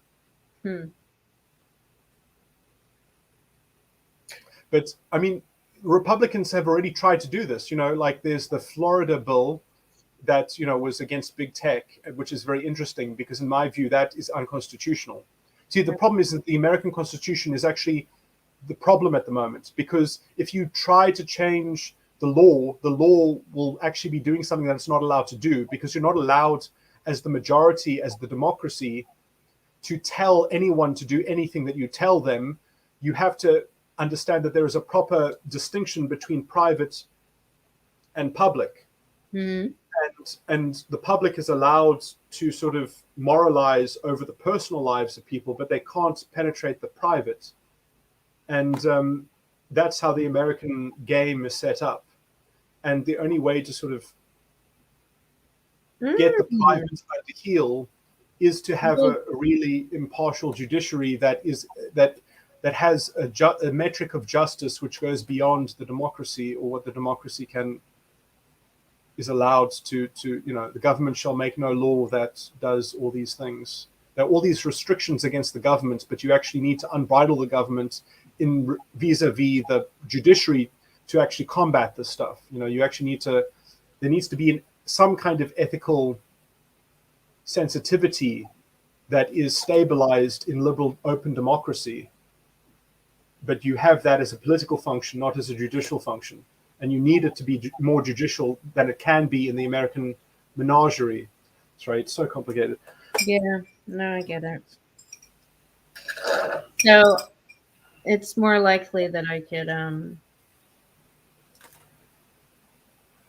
what you could do, I just thought of something, is lobby the local. Does your local university train lawyers? Yeah. Because that can be how you have a coup. You have a coup by essentially trying to take over the Supreme Court bench, and by getting them to come to new conclusions. But because the people, the true rulers of America are the Supreme Court of Appeal judges. They are the lords of America. America does still have lords, yeah, but you essentially have your lords are the Supreme Court of Appeal judges, because essentially their opinion, their moral opinion, is what draws the line in the sand in this era. But Biden is putting a woman of color in that place. Yeah, which is not ideal, because you actually want people who have who are the best of the best, essentially, because you don't want to have lords that are just put there arbitrarily. If they're going to lord over you, racist ideology. Yes. Yeah. Yes. But in some sense, the issue that I have with America is that your lords that lord over you, the Supreme Court of Appeals, are not confined by the law. They are too liberated by the law, because the law is a bit of a promise, is a bit of an ideological symbol, and then they get to reinterpret it like a magic 8-ball. Like, what's the answer in this? Right.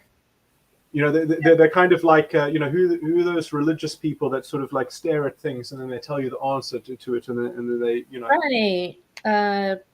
Like oracles or something. A fucking Yeah.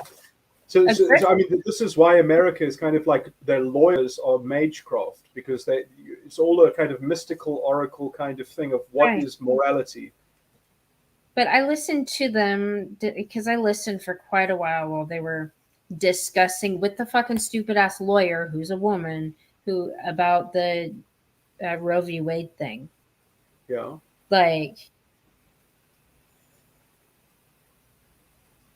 And I listened to each one of them question, and I feel like the guys really wanted to say more than they did. And it's because it's all moral magecraft, like that's what law is in America. It's interpretation and argumentation that lands up before the Supreme Court, and then their interpretation and moralizing will define what reality and moral truth is in their social construct or whatever. And that is problematic, because it's sort of, unless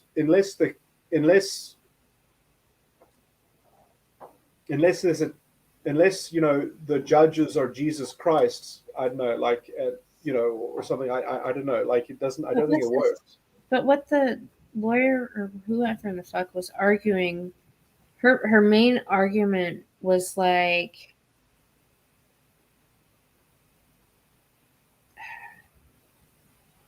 it was like children are so fucking absolutely burdensome, and it would get in the way of work. That's what it kind of boiled down to. Like, in terms of so were they morally arguing in court what the law should be? Yeah, how it was deemed this last time, why they were arguing, what they were arguing with. And it was like, I mean, to deduce it to the most simplest shit, it was like their argument was that children would destroy the woman's body, blah blah blah blah blah. They'd pretty much get in the way of their career, pretty much. Like women shouldn't have to have that burden. Like just the language within it was. But I thought Roe v. Wade was decided on privacy grounds, so that they didn't have any of these. That's the thing. They were unaware. Like, and all the judges, they were like, so, because that's exactly what the lawyer did. She brought up a couple things. It was like this thing and then this thing. And it confused the judges because the way she was talking. So wait, are you saying, because I mean, you are allowed to make separate cases. So did she have two different arguments that she was making, and then so she had two separate? I don't know. I wish I knew all the words that I've forgotten. That you can argue two sets of circumstances to the courts that to be separately decided upon. Like you can make a completely separate arm or a completely separate leg. Mm-hmm. to your it's interesting as well, because I mean the legal tradition that I'm from has all this very specialized language as everything, because in the High Court you pray for remedy, and you pray for remedy based on your pleadings. Mm-hmm. And so you plead out your case. Mm-hmm. And then you give it to the other side, and then the other side has to replicate your pleadings. They have to take each claim, and then they have to either, I can't remember, I think they have to admit, deny, or conditionally admit or deny, or condition or avoid, they have to admit, deny, or avoid and confess to right. each claim. And they have to do it they have to replicate all the pleadings. So you already have a full replication before the case is, where both parties have looked at the argument of the other case and the claims making up that argument, and they have actually made a point that they've made counter pleadings. So you get pleadings and you get replication of pleadings, and so you get pleadings from both sides and replication of pleadings of both sides. So you know the case of each party, and you know what the other side says about the case of each party, and then it's the court case will only be the facts in issue, and the matters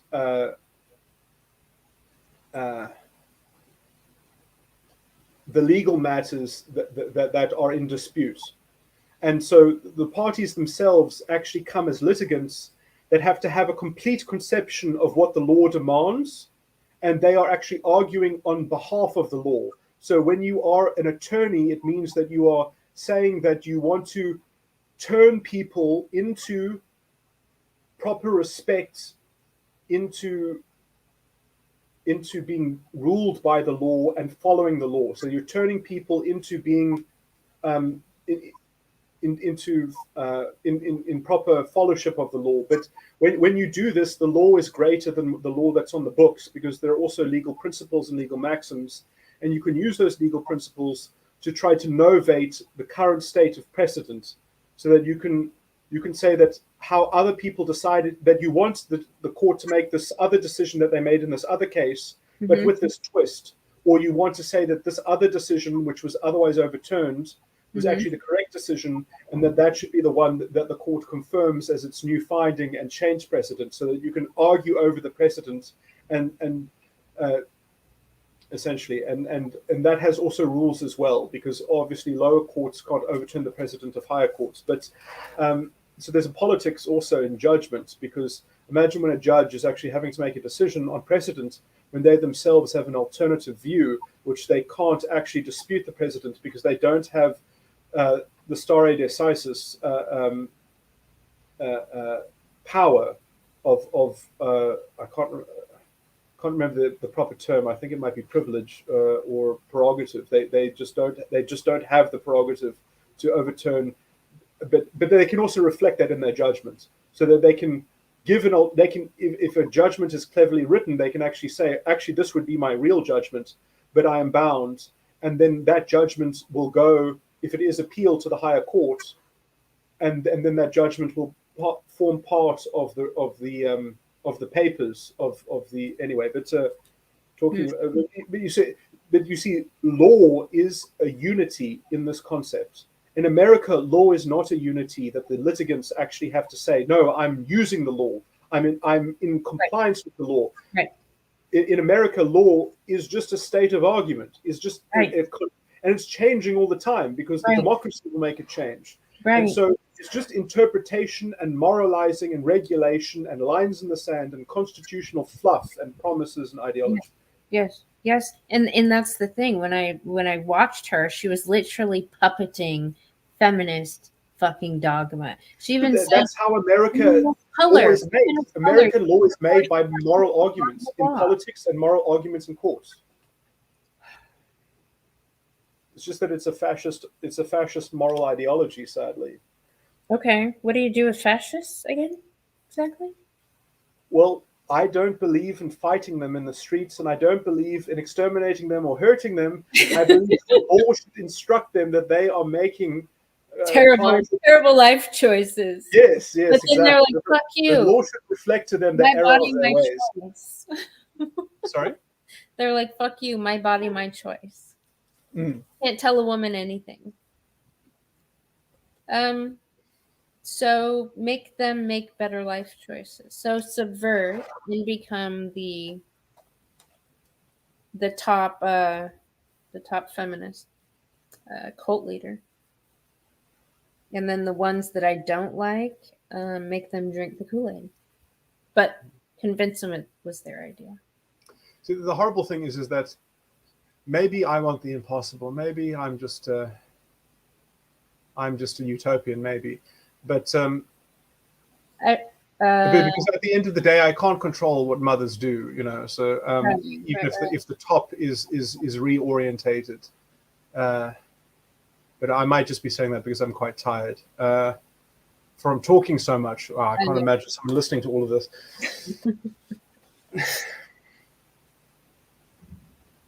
But thank you for the long. Wow, you sat there and listened to so much of what I had to say. No, it was good. Thank you for answering my questions. Now, talking to you helps me reorganize the shit that's in my head that I've been collecting. So, yeah. Are you still looking for a lead to solve the problem? Well, yeah. I mean, my final solution involves a lot of torture and murder, and I'd rather not have to do that because I think that would be very counterproductive. Well, no, it would. I think it would scare and motivate women to start. You should watch this series. I have a series for you to watch that is very related to this theme. Really? It's called Wayward Pines. Season 1 and 2. It's only 2 seasons. I actually directed the second season. I made the director walk off the fucking set. I scared him away because I got rid of the lead actor from the first season, and we were filming the second season without a script. I was making the script episode per episode, and I was oh my word, it was a people anyway. The product was very good. The other writers on the team were astounded that I was sort of making it work. Yeah. Well, see, that if guys did it, if men did it, it would feed into the feminist narrative. If a woman did it, the woman would be more of a bad guy than any of these women have ever seen in their life. It would be worse than the stories they got terrorized with. So I think that would give them like an instant appreciation for the men because, wow, men actually aren't the bad guys, you know? I don't know. That was my idea. I mean, one way to do it is to make a gang of people that are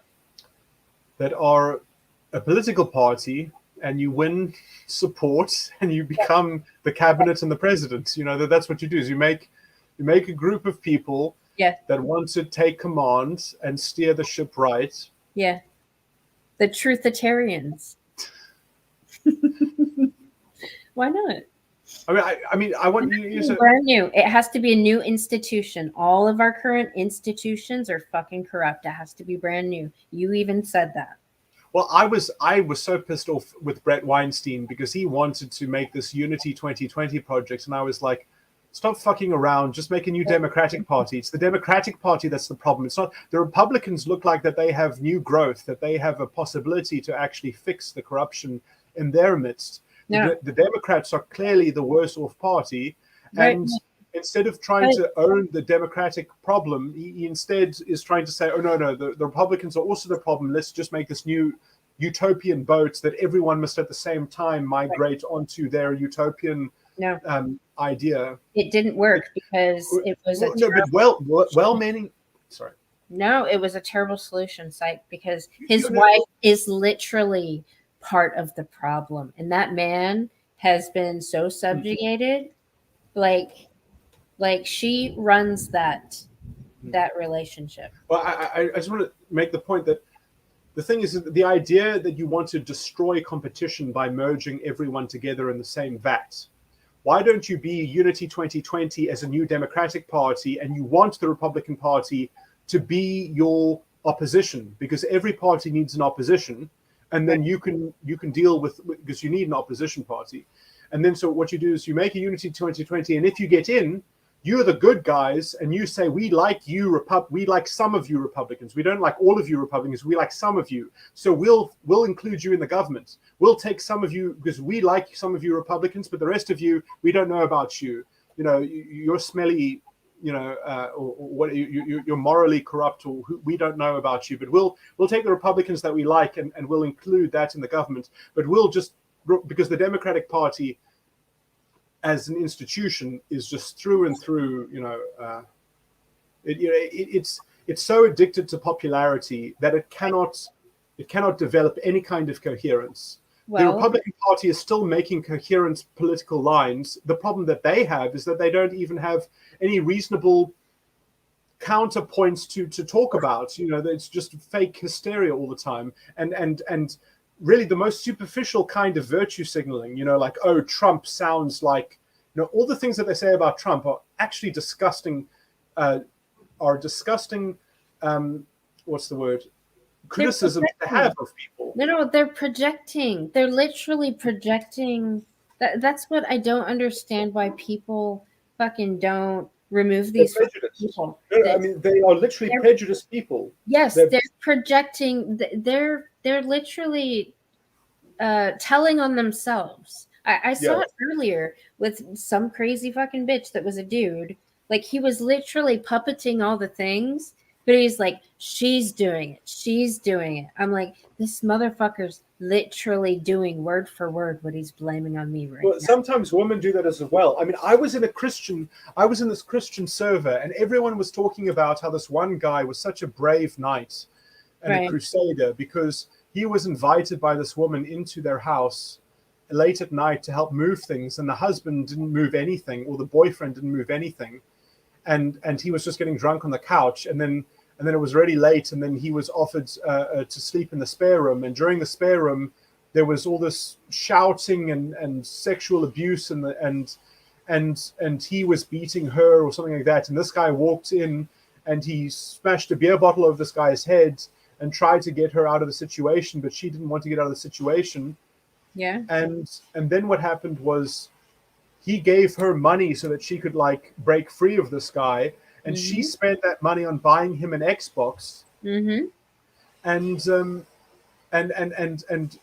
thought it was weird because like he wanted to leave the house and to sort of and her to go with him, and she didn't want to leave, and she was like apologizing to him, and he was drunk, but he was mumbling and he was saying weird things, and he was and he was drunk, and he was being assaulted with a beer bottle, and there was like a bit of blood and stuff from the beer bottle, but he was still awake, and he was still being violent essentially, and so he wasn't.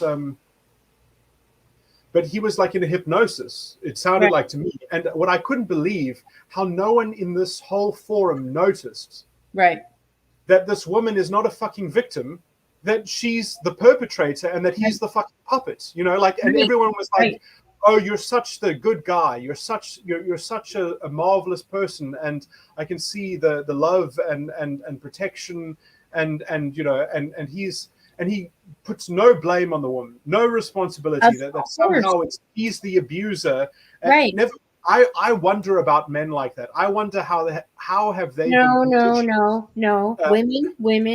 women, because that isn't a man's nature to protect women from men that are doing them harm. If the woman's fucking honest and not, because that's why I still put all the blame on these fucking women, because they have the choice not to fucking lie and enact a man's natural tendency and proclivities to rescue the damsel in distress. It's fucking nature.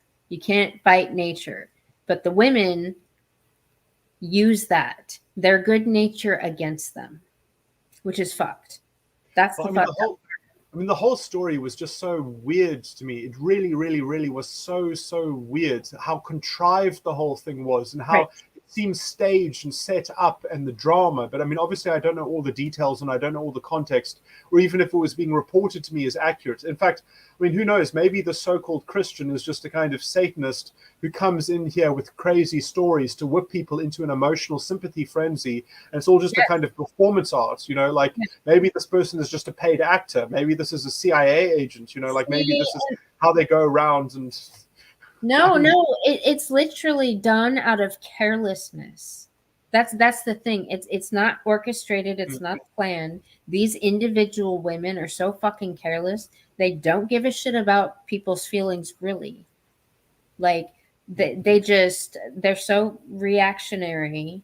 But are they like caged? Are they captive?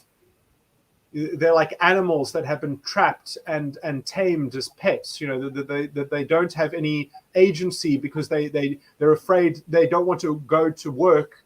They want to be a housewife, and so that's the fate of a housewife. No, they're more like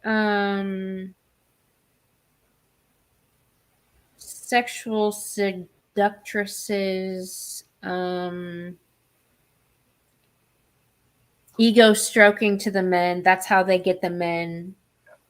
Well, I mean, I had a whole psychological explanation of this, which is that this is actually how women experience greed vicariously through the male puppets. So what they do is they have a codependent kind of relationship where they've always wanted to have a kind of masculine vanity and a kind of masculine sadism, and so, but it doesn't. But the only way that they can kind of do it is by seducing someone into manifesting and expressing that. So they have to kind of condition their codependent. They've actually created a kind of mommy,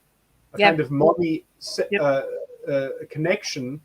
And then they've tried to say, no, now mommy is telling you to do this. Now mommy is telling you to do that. And until you actually create a kind of unstable beast, because you thought that you're actually sort of maybe you're sort of aiming at a picture, which is kind of like maybe sort of like Beauty and the Beast, or it's some crazy idea. It's some crazy irrational picture that maybe your father represented to you, and you're just repeating it. You are, you know, you're trying to bring someone back to life. You know, this is what people, I think, do when someone is in their life and they do something to them, and then they feel guilty about what was done to them, even though they were the victim, and then they die.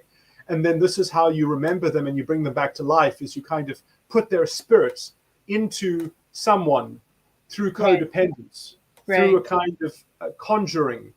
And sorry, I mean, I've actually made a bad example of it, but in my recordings, I go into this in minute detail with reference to my psychology model. But anyway, it's actually greed that is wrapped in an envy image that you have to polarize from the outside using sexual suggestion. Yeah. And so this Christian that was invited into this house was planted there by her to be a jealousy provoker, agitator, right, because she likes rough sex. She likes rough housing. She wants to go through the sadomasochism, dramatization, and sexuality. And this is how she sets it up. It's part of the role play. It's just this Christian didn't realize that he was part of the role play. Right. That's interesting. Yeah, because I mean, earlier in this specific stream, some white knights were trying to get in my way because I'm sorting out these women, and there was one woman, and then it became two, and then it became three out of a group, and it's weird that like this guy just wasn't listening. Like I'm like, no, this crazy bitch I'm sorting out, you know, and he's upset, and he's like, you know, he's taking it personally because I put her on my list, like these three specific ones on my list, and he's taking it personally, and yeah. I just want to add to the motif of what I was describing earlier, that what this codependent unit is doing in combination is that it is actually extracting exploitation of the Holy Spirit. So this is the problem with the Holy Spirit, is that Christians, they say, ooh, the Holy Spirit, the Holy Spirit. Mm-hmm. And it's kind of like a white mage. It's like, I'm a white magic. I cast protection spells. I cast healing spells. I cast cure on people. You know, it's like literally in role-playing games when you're using the mage to heal people, you've got a white mage. So they think they're white mages, and they don't realize that this codependent unit is actually a vampire, right? As a unity, as an archetypal entity, that together they are just two poles, two correspondent component halves of the vampire that we were talking about. No, it's like a vampire orgy over there. Like yeah. And so, you know, I mean, what they say about vampires is, you know, you don't invite them into your house. Right. And he went into their house. So he took the invitation, you know, what was that movie? The Invitation of a Vampire. I fucked it up. Interview with a Vampire. Oh, was it Interview? Wasn't it Invitation? No, never. Right. You're not supposed to do that. I don't even know if I've seen that movie, but it's quite interesting. But no, I mean, they're the chaos merchants. They like to do the chaos. I don't know why, but there's a sexual element to it, and they predate on the sexual nature of it. Well, she got like $500 or from this, so it was quite clever, because it's weird that it's sort of I wonder if she anticipated that it would lead to getting something as compensation.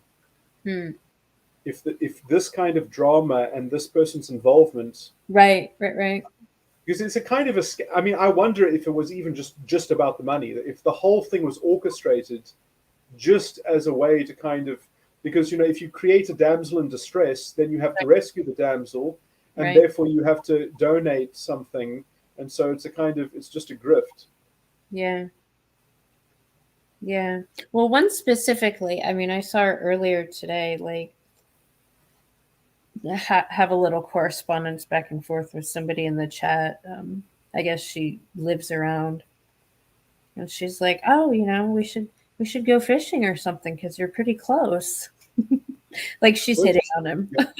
I would say that this is what a church is meant to do, because you see, like, people are really, they have sometimes completely different psychological abilities and perspectives, and the only way is that you have to actually help manage each other's lives.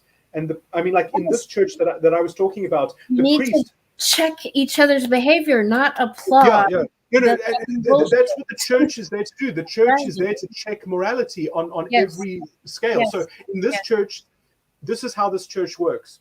Mhm. You are not allowed to spend money unless the priest gives you his blessing.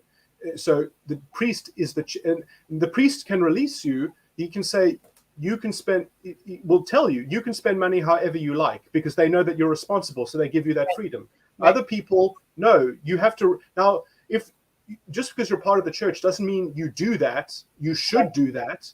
That's how you should do if you actually are practicing. But so, what you tell the priest is up to you, but the priest can, but that's what you should do. That's actually, that's what, and everyone has their function. Everyone has their vessel of blessing. It's like a chain. It's literally a chain of command.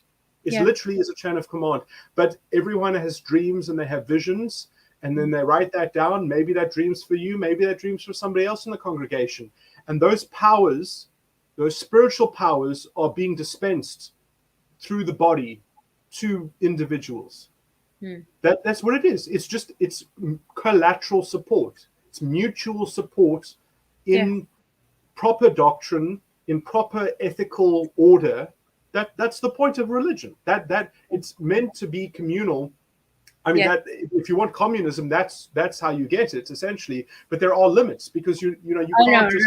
No, these people are right wing, and they blame the left for everything, and that everything is I'm a patriot, and I guess they used to be on the left, or I don't fucking know. But just by the way, I mean, this I'm a church commie.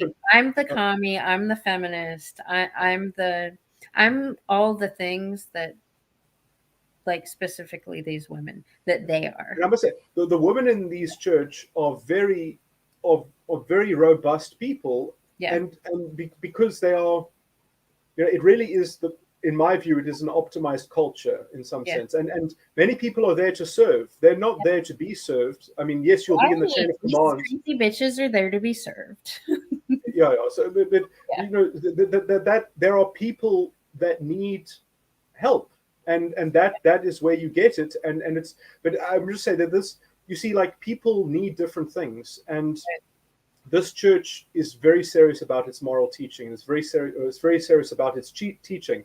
Right. You get, it's one of those churches where you pretty much go to church every day, and you go to church twice on Saturday and twice on Sunday, and but in some sense it's kind of like the Eastern religion, in the sense that, I don't know if you've known this, but in many sort of countries in the East, it's expected that at one point in your life you should at least be a priest. So you should go and study religion, and every man at some point in his life at least should be a priest. The reason why that's important to have a man that is properly indoctrinated in rigor is because so that you can have a household. Because whenever you have a household, you will be the priest, you'll be the teacher to your children. Right. You have to be a house priest, and your wife will be a house priestess. Yep. So everyone has the gift of the priest that they have to learn, hopefully from a real priest that will definitely guide you into growing that spiritual gift yourself. Mm-hmm. And so these gifts are necessary to lead a good life, and the church is the way that it is taught and dispensed, in order to optimize what's there and to help. Mm. So I mean, but it's a spiritual thing. It's like our congregation. Well, I mean, I guess I'm slightly estranged because I only have these intermittent, kind of exchanges with dialoguing. You're still a member of the congregation. Actually, one of the top ones, I would argue. Oh. Yeah. Well, I guess it's hard to name things like this. I mean, I guess I try to make myself a kind of thought leader of some kind. Yeah. You are. Absolutely. Well, thanks. That's I guess gratifying. I'm trying to grow an avocado pear from a seed. Avocado pear from a seed. Those giant seeds. Yeah. I stuck toothpicks into it, and it's half suspended in a glass of water. Did you? Because it's a stone fruit, right? Did you Crack it. do something to? No. Should I have done that? Ah, to crack the outer shell. Yeah. Well, just slice it a little bit. Okay. Yeah. Because you like in nature it would crack eventually. Huh. Like stone fruit has really hard shell. I take a Dremel and I just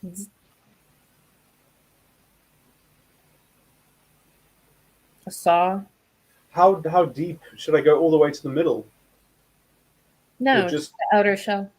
okay. You want water in there to go in. Okay. Yeah. I need to get a drill. Or there might actually be a drill in the garage. What it is. I made a wooden thing, which my friend is going to come today to put a shelf up for me, For your which paper. moved my whole station, so I can recline and type my book. Yeah. Yeah.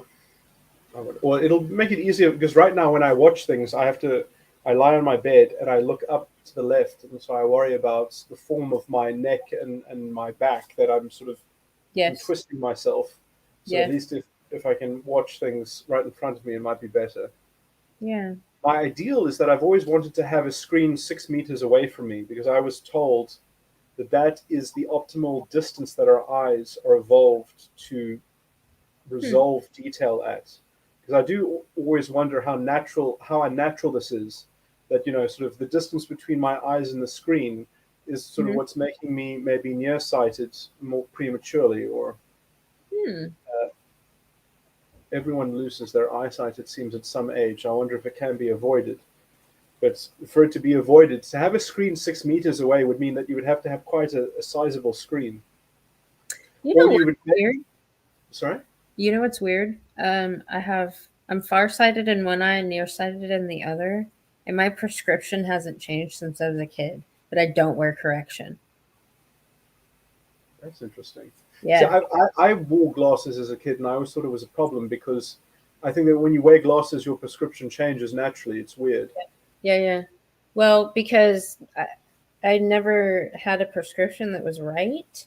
Because I was told I had a lazy eye when I was like young, and they wanted to make me wear an eye patch. But it's just that like one eye is farsighted, the other's near. So whichever one I'm using, it's like it's a dominant eye. So yeah, when I wear prescription, it like everything moves because my eyes are trying to adjust, and it's so weird, and I I can't. wonder if my eyes are trying to do the same thing. You see, I always predicted that there would be similar ailments shared by people with similar psychologies, and I wonder because I also have eyes that are different, but the problem in my one eye is called I'm going to say it wrong, astigmatization, which Yeah. basically means that the shape of the eye is not. I Round. don't actually know exactly. I think it means it's not perfectly. Yeah. Uh, it's not evenly. It's not evenly convex or concave. Yeah. Or something. So Yeah. something like Brown the eyes shape though. of the lens. Yeah. Brown eyes though. Well, it's weird. I can do this trick where when people look into my eyes, but maybe everyone can do this. I'm not sure. Um, because I once told someone that I have the Renegon Yeah. from and I said, but you can actually see it naturally because I was explaining to someone in a nightclub that sort of all these things are spiritual metaphors, and I was also explaining some things, some interesting things in the anime, and then I said, oh no, and they said, so you're Itachi or something, and I said, yeah, but I do actually have the Renegon. And she said, okay, well, can you prove it? And I said, I can prove it. So I got her to look into my eyes, Mm-hmm. and I said, okay, now I'm going to ask you a question, but you have to fulfill this condition before you answer the question. So the question is, what color are my eyes? Right. The condition is that you cannot give the answer of one color. You have to include a second color. And Okay. so Yeah. in looking for the second color, you actually do get a flash of purple because when you look for a second color, they first say things that like hazel, green, blue. Yeah. They go through all the colors, and then they say, "Oh," and then because there are all these sort of different colors, so I don't know if that's a hypnosis trick or if it's natural, but does actually. I mean, I've seen it myself in a mirror up close. That if you look for a second color, you start seeing you see every other color of eye. Yeah. And then actually it looks purple, and then actually it does actually when you think about that in your eye, when you think about that in your mind, and when I in your perception, when you think about, oh, now I've seen all the colors, it actually looks purple in a kind of mind's eye kind of way, which is interesting. But that is a real phenomena that I don't know if it's still true. I guess I haven't done it in a long time, but I mean I presume it's still the same. Yeah, mine are brown, but they have like gold flecks in it and green. Oh, And when I get angry, they get darker. that's interesting. Like my eyes are kind of mood-ish. Like they'll get dark. Like the more pissed off I am, they'll get dark. That's interesting. I don't know if it's like a maybe blood pressure thing, or I don't know. I mean, I have stupid low blood pressure anyway. It is interesting that in the world of Naruto, all the people that use genjutsu, they all have eye things. You know, usually the genjutsu uses it's all projected from the eye. Right. So I wonder if there, because you see, I've always thought that psychologically, right, that sometimes when you try to do things in terms of your environment, that you're actually holding tension in your body. Mm-hmm. It's a kind of masochism. So what people do, I believe, is they hold on to tension as a psychological symbol of their unfinished business with something. So they are actually trying to work it out metaphysically, but they're using the feeling of their own body as a baseline category system of basic metaphor. So they use their body as their instrument to do spiritual mathematics. So I mean, this is so you can. I explored this in one of my recordings as well, but I haven't uploaded it. For the reasons that I said earlier. Well, it sounds like you're slacking on uploading your recordings. It's because I've got all this writing and I don't know how to present it. Right. Well, I have a question. Do you think I'm being lazy, or I just know I'm not a writer? Because I keep hearing people, they're like, oh, you should write. And I'm like, I'm not a fucking writer. But do you think that's me just being... A writer of what? There are lots of things that you can write. I mean, there's fiction, there's non-fiction. I don't know. A book of some kind. A manifesto. Yeah, I do. You see that, I mean, you know, I have intentions to write manifestos sometimes, you know, and to try. The problem is that I've got so many things cooking at the same time, and I've got so many priorities to tend to that, I mean, this is the problem. This is the problem of the Metatype 13 is unfinished business, unfinished work that you leave. And so, you know, they say too many cooks spoil the broth, but we've sort of got too many pots, and we're one cook, and we've got too many pots and not enough containers and places and secretaries, you know, to help us. Not enough people. If we had clones, that would be awesome. Yeah. But I do think that even if we had those people, we might realize how unpragmatic so many of our ideas are actually, you know, that they're actually just pipe dreams, you know. And so, I mean, but they're good ingredients, you know. So sometimes a pipe dream, I mean, look, I'm using a cultural idiom. A pipe dream is a euphemism for maybe smoking opium or smoking drugs or something like that. So, you know, at some point, that's what the hermit is doing, is the hermit is meditating on problems and trying to synthesize something that can perhaps be useful to a system that is already got some kind of de facto way of the world. And so, you know, it's very hard to act on that, because essentially I think we want to be metaphysical surgeons, but, you know, this is the problem with surgery, is that it's basically kind of experimental. First do no harm, but how do you know what the long-term effects if you're still experimenting in developing your procedure?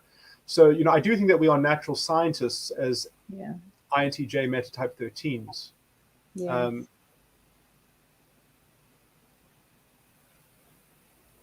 I just don't think writing's my strong suit. I feel like telling people I can actually, wrong and picking the people that should be working on it is more of a strong I suit. think I often think that about myself, and then sometimes it's because I'm at a state of disarray where I haven't brought things into focus well enough that I can actually have a subconscious opinion about it. Because when you write things, you have to have an internally cohesive, cogent subconscious. And the problem is that if you are trying to work on complex problems, that you're trying to find the optimum way to find the solution, and you're still sorting through pipe dreams from what's pragmatic and what's not pragmatic, Right. then simultaneously your subconscious is being used as part of your consumption, as part of you're freezing it, you're putting it on the back burner, you're putting it to one side. And so there's a responsibility of neglect, so you are trying to focus your responsibility on something that you don't even know if you can even have a real effect on, but at the same time you're neglecting other things, so you have the kind of the mothering conundrum paradox, problem, which is insoluble in some sense, that you have to make sacrifices. So, but you've made sacrifices on the level of the individual. You've made sacrifices on the level. Right. So if you lose sight of the individual's grounding in your place in the world, right.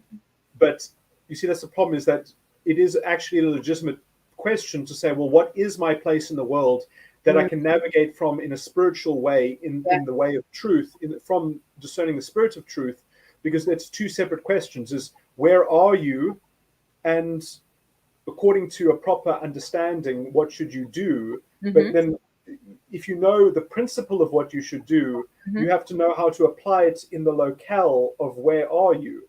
So there's sort of the two separate questions. And so if you want to answer profound,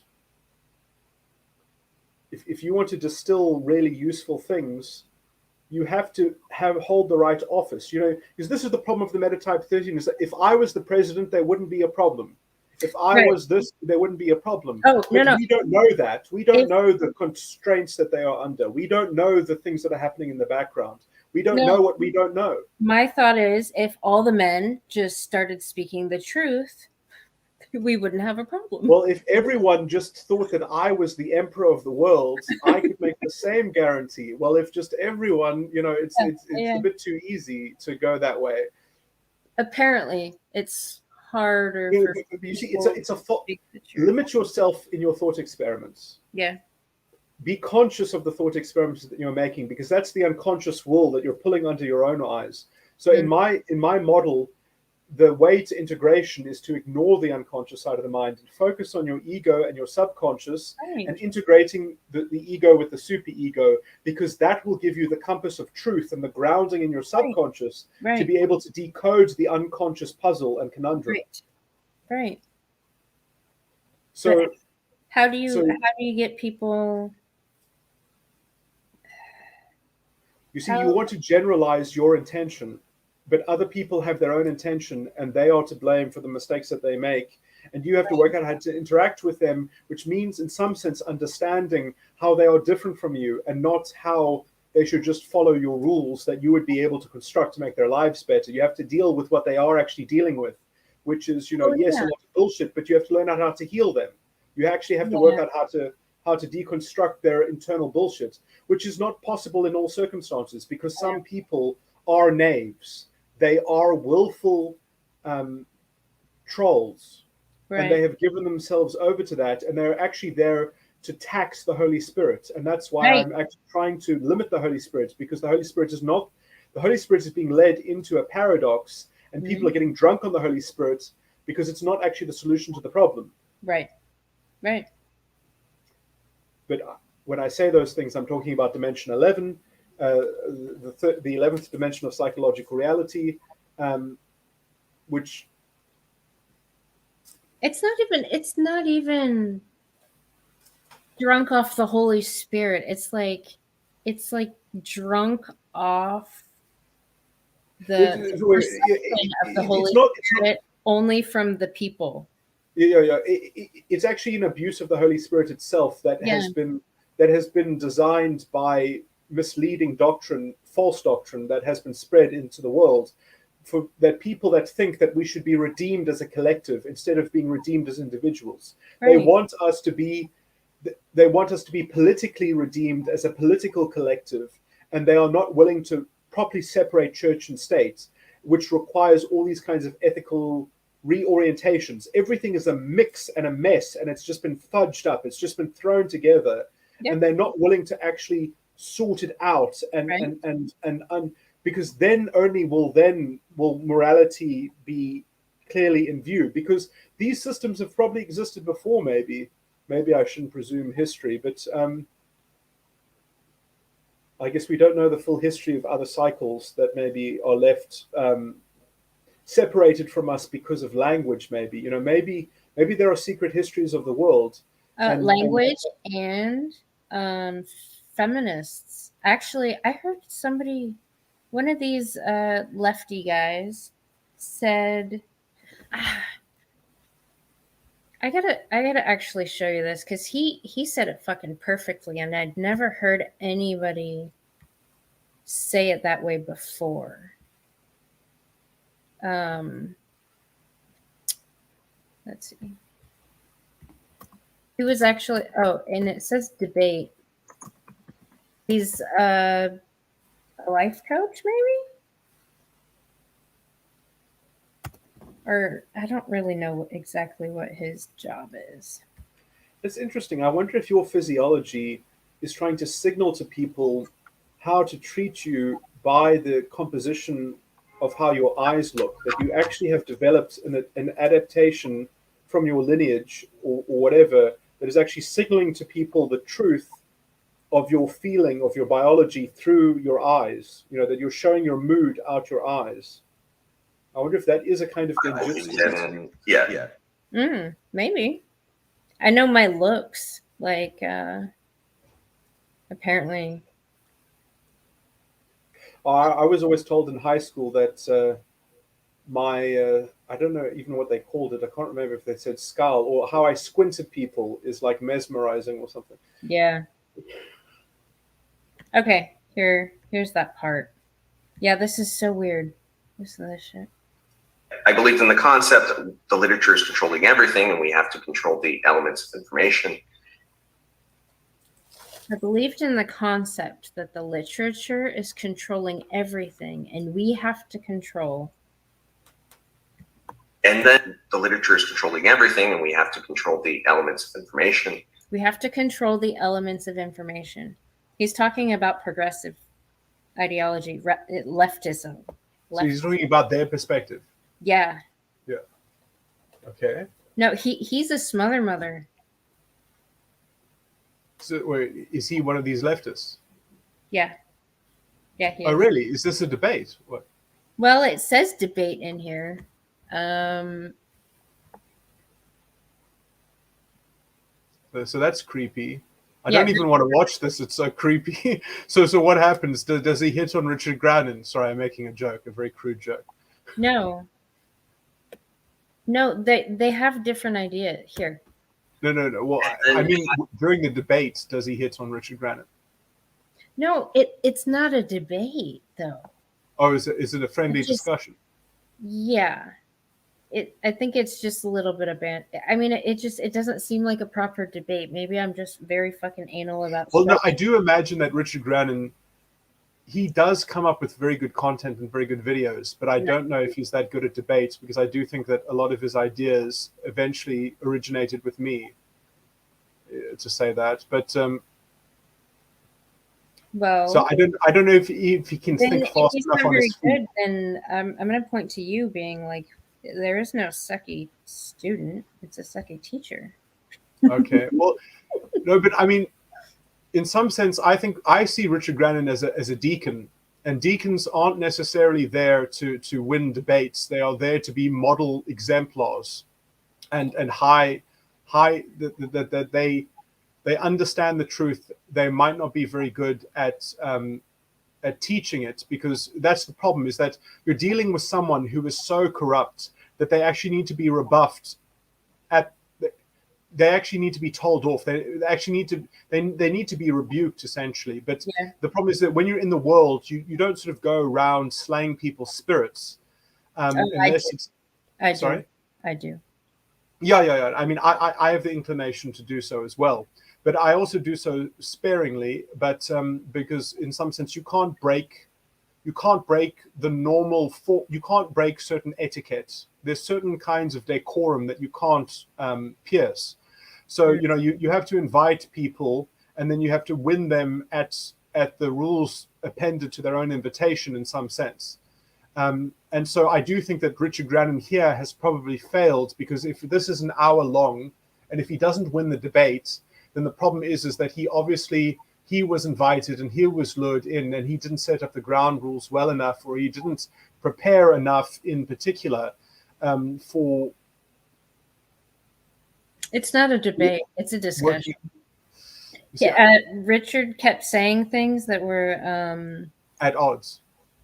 Yeah, and he wasn't even listening to what he was saying. He just kept. But then did Richard emphasize it? Did he say you just didn't? That just went out your ear and in the other? Did Richard ever? Did he ever knock it, down? And because that's I think how you do that is that you say, "Sir, are you a knave? Because you've just ignored either what I just said, or you didn't understand it because you're just prattling on now and you're just repeating the earlier point."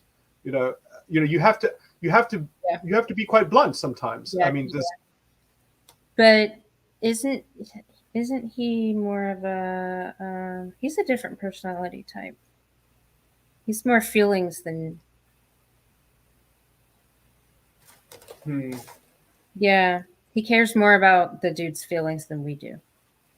I don't think it's that. Well, maybe it is that to some degree, but I think what it is it's about not wanting to break the feeling of the decorum, of the etiquette of the situation. You don't want to change the emotion of the space. You want to hold the space constant. And I often, when I break this rule, because I do this all the time, but I just tell people, look, I'm converting this into a rebuke. I'll just tell people directly and flatly. I'm like, look, I'll just introduce my comment. Look, I'm going to have to say something unkind now, but I think you're making a dishonest move. There are ways of doing it apologetically. So that's I apologize for my uproar, but I do have an uproar. And I think it's important to develop that because otherwise you are going to be effectively trolled in some way, but in some sense. But he probably wasn't trolled. He allowed himself to get trolled by this kind of social hypnosis. He's like, "Ooh, I don't want to unsettle the." But I wonder, maybe it's because Richard Grannon is an evangelist. Maybe that's actually his sort of part, because he probably makes better content than I mean. He certainly makes more accessible content than I do, and I've listened to a lot of his videos, and he synthesizes things amazingly. Yes, so he's probably, evangelists are probably not. So he's probably not a deacon. He's probably an evangelist. That's he's meant to be inside the church, not on the outside, sort of dealing with these miscreants. Right. But at least maybe so this content wouldn't be good to convert people on the other side, but this content would confirm people that already understand how crazy the other side is. So it's still not without value, but it's of a different value, of a different kind. You see, deacons are there to gatekeep the church and to also induct people into the church and to be the road of how people come from outside the church into the church. That's what the deacon does. Now, I guess Richard Grannon is more of an evangelist, but he's trying to combine that with the role of deacon. And so that's why I'm supplementing that. That's why always when I complain about Richard Grannon, I'm always complaining it on that level, is because he's not as I was even making those hand gestures before. That you need to have a kind of a bouncer. You need, and maybe it's because he doesn't have that integrated in him, because he's not in a communion with someone with that gift for him to emulate it. and graft it into himself and grow in that, you know. Right. Well, he did come. He was more. Judging this whole thing, I'm sorry, I'm talking off the cuff in such a judgmental way. Here, go ahead. Here, just because you haven't seen any of it, he does call him a pretty much a radical leftist slave. But that isn't morally charged language. That's just that's useless. Well, he didn't know. He didn't say that. Oh, okay, sorry. Here, go for someone's character. Go for their integrity. That's what you should go for. Well, I know, but we go for the fucking jugular because we want the ideology dead. Or you just want to sort of show how they are just making mischief and they're troublemakers. Yeah, because we don't. And they're making trouble in the world that doesn't need to be there. Right, it doesn't. And they're causing harm. Yes, the consequence. And what pisses me off the most is they don't care. They don't care who it harms, really. I mean, the sad thing is that they're having fun.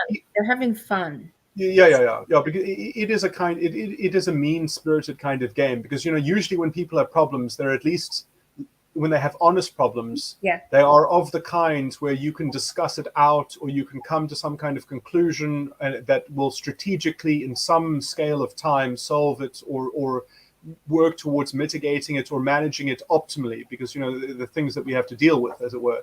Right. And the other thing is that. So management, get in control, get in management of these things, and be optimal at doing the ethical, kind of way of being responsible.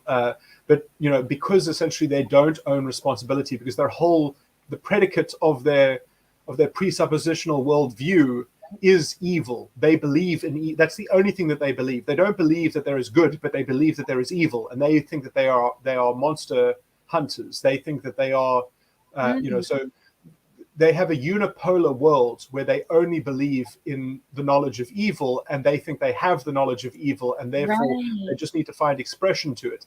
And so the problem is that they don't have a problem. Their problem is their ideation. It is their worldview presuppositionally. That is the one thing that they think they know, is that there is evil in the world, and that you just need to find its address. And right now, it's contained within the cloud of the identity matrix. So they belong to the God of the world. They follow the God of the world. That is their God, not the true God.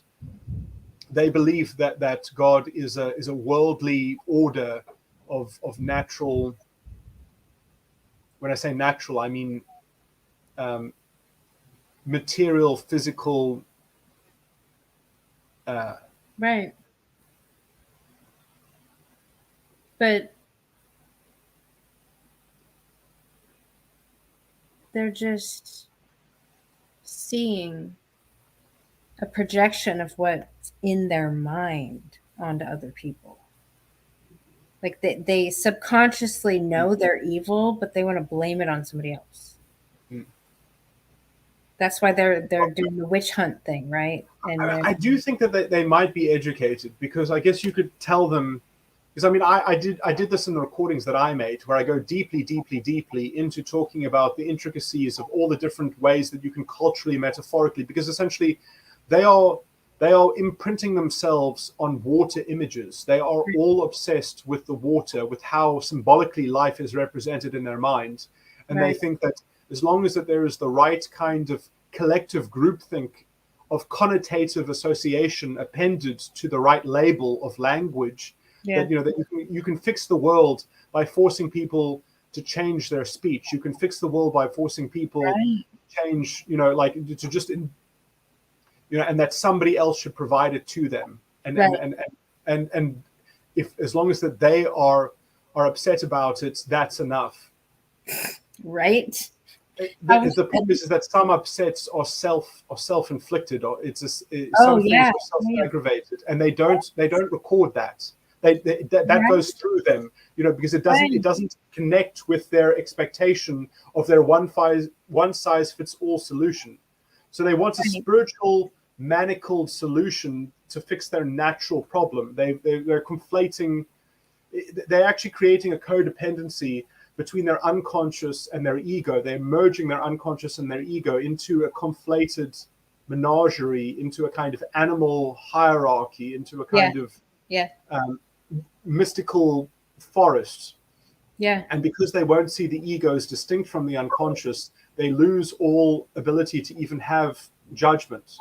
Right. So they become sort of like so I mean, I don't know the value of entertaining them, because it's just like talking to a worshiper of sex. I mean, they are just completely transfixed by the image of being camouflaged by the world that they are a part of. Yeah. They are just another serpent animal, and you mustn't tread on them, because if you tread on them, it's your fault for not realizing that they were camouflaged and part of the environment, and they want a better environment, and they don't want the liberty of man and the reason of man stepping on things that are expected to not tread on them. So they have animalistically lost their legs. They don't have legs.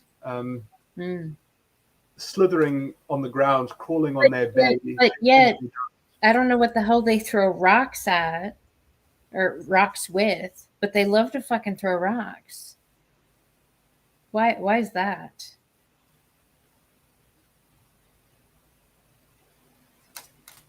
It's because they're masochistic? Or, I mean, back to the problems they fucking created for themselves. Like, I feel like it's a subconscious form of, they know they fucking need discipline. We live in a society that has been way too PC for so damn long. They need some like some socializing, some proper fucking socializing. I think I think that the only way to understand that is that when they are throwing rocks, that is the Führer principle. Yeah. They're basically saying, I'm not trying to fix the system throwing this rock, but this rock and me throwing it is symbolic of the passion and the feeling and the emotional sexual responsibility that some patriarchal figure should come in and say, I am owned by the matriarch. I am the chief that represents the interest of the matriarch, and I will come to the head of the order, and I will be the Führer. I will be the savior of the system by being the Führer and impose things. And so, when they throw the rock, they're saying, give discipline to the system, because we're caught, because we're rioting until discipline happens. No, I was speaking specifically to the fucking idiots that like to throw rocks at people that can bite them in half in a split second. Like they want their SJWs that throw rocks at other protesters. Yeah. Or just jabs, passive aggressive fucking jabs at people while they're crying that they're being attacked, even though they're attempting to attack somebody else. Well, I must say that is the only time that they ever experience individuality is when they do that, though, because you see, because their ego is conflated with the unconscious. As soon as they transgress the otherwise ordinary etiquette, whenever they do transgressive things, they are proving their individuality in respect of the cause, in respect of the ideological visionary, sort of progress map. So sort of the more radical that they can destabilize, the more radical they can be, and the more destabilization that they, as a personal contribution, can be a part of, is essentially, these are sort of adolescents. These are sort of 10-year-olds in their minds. They're 10 years old. Yeah. Maybe. If not, No. They're younger than that. I think they're closer to sort of 7 years old. They're like, maybe the one I'm thinking about is about 4. Okay. What I think that they've done is they've discovered the story of Batman, or they've discovered the story of a superhero, and they're like, I can be that, like I can be that, I mean, I learned this a long time ago when I was talking to a social justice warrior that I converted. Yeah. She would tell me how she would have fantasies about being the savior, about standing up to someone who was in the middle of a microaggression, or that something would happen, and that they would step in and be the manifestation of justice, be the expression of the momentary truth, like be the one who sets the rule, be the one who controls the natural hierarchy, in and sort of be one with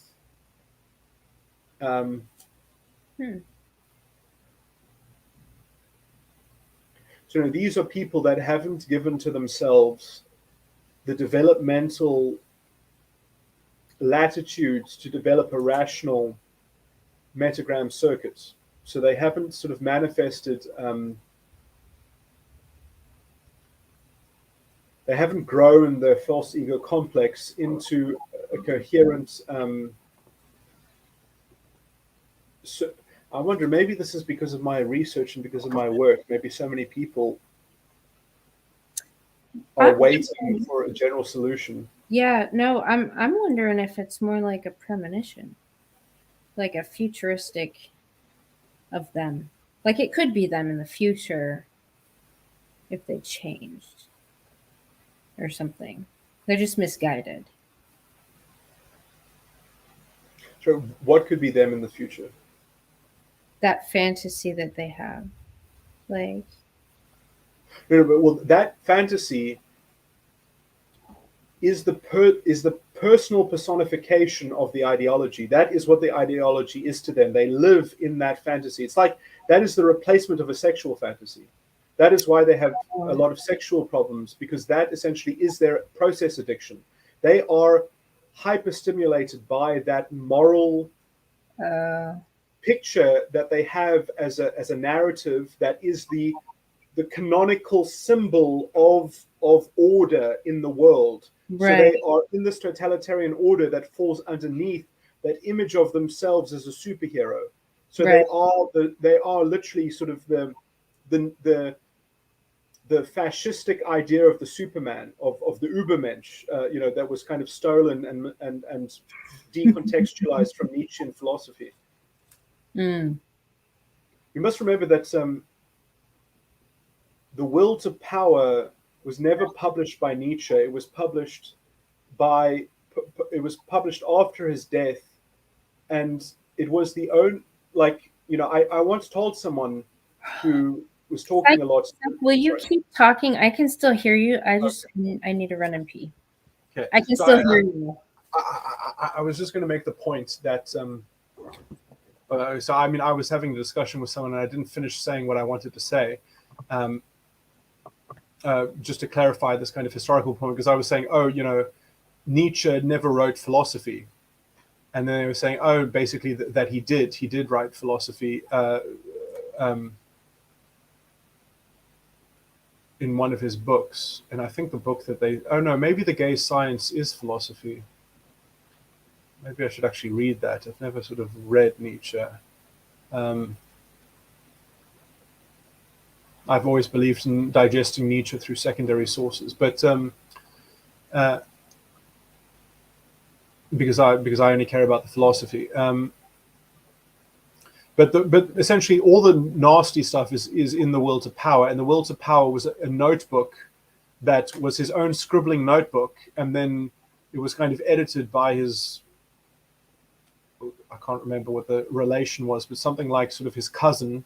I think it was his cousin, female cousin, who edited the notebook before it was published, because it was, had lots of scribbles in it. And so you don't know, like I believe that The Will to Power is an apophatic thought experiment, and that it's a via negativa. It's meant to be used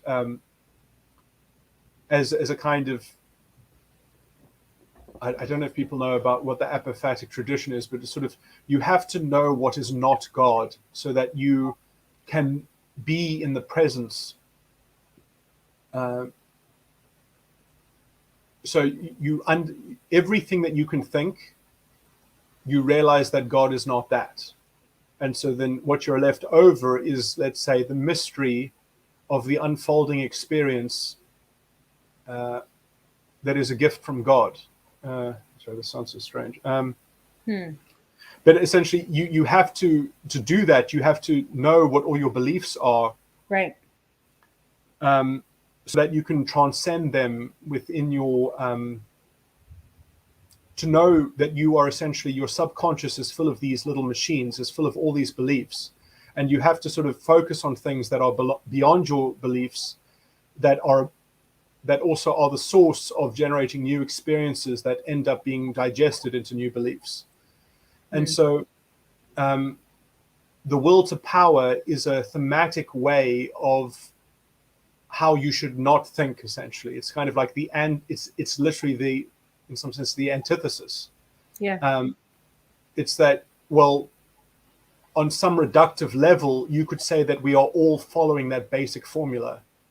So it's a way of culminating structures of belief or patterns of belief into a mechanistic view, so that then you can say, okay, well, now I know that the divine must be above this. I know that what is holy is beyond this. So you know that belief transcends, that God transcends belief. But you see, there are different kinds of beliefs, because there's also beliefs as the values, I think, are a kind of basic belief. They don't fall into this category. You get values and you get principles. And you have to reprioritize your values in order to keep up with your principles.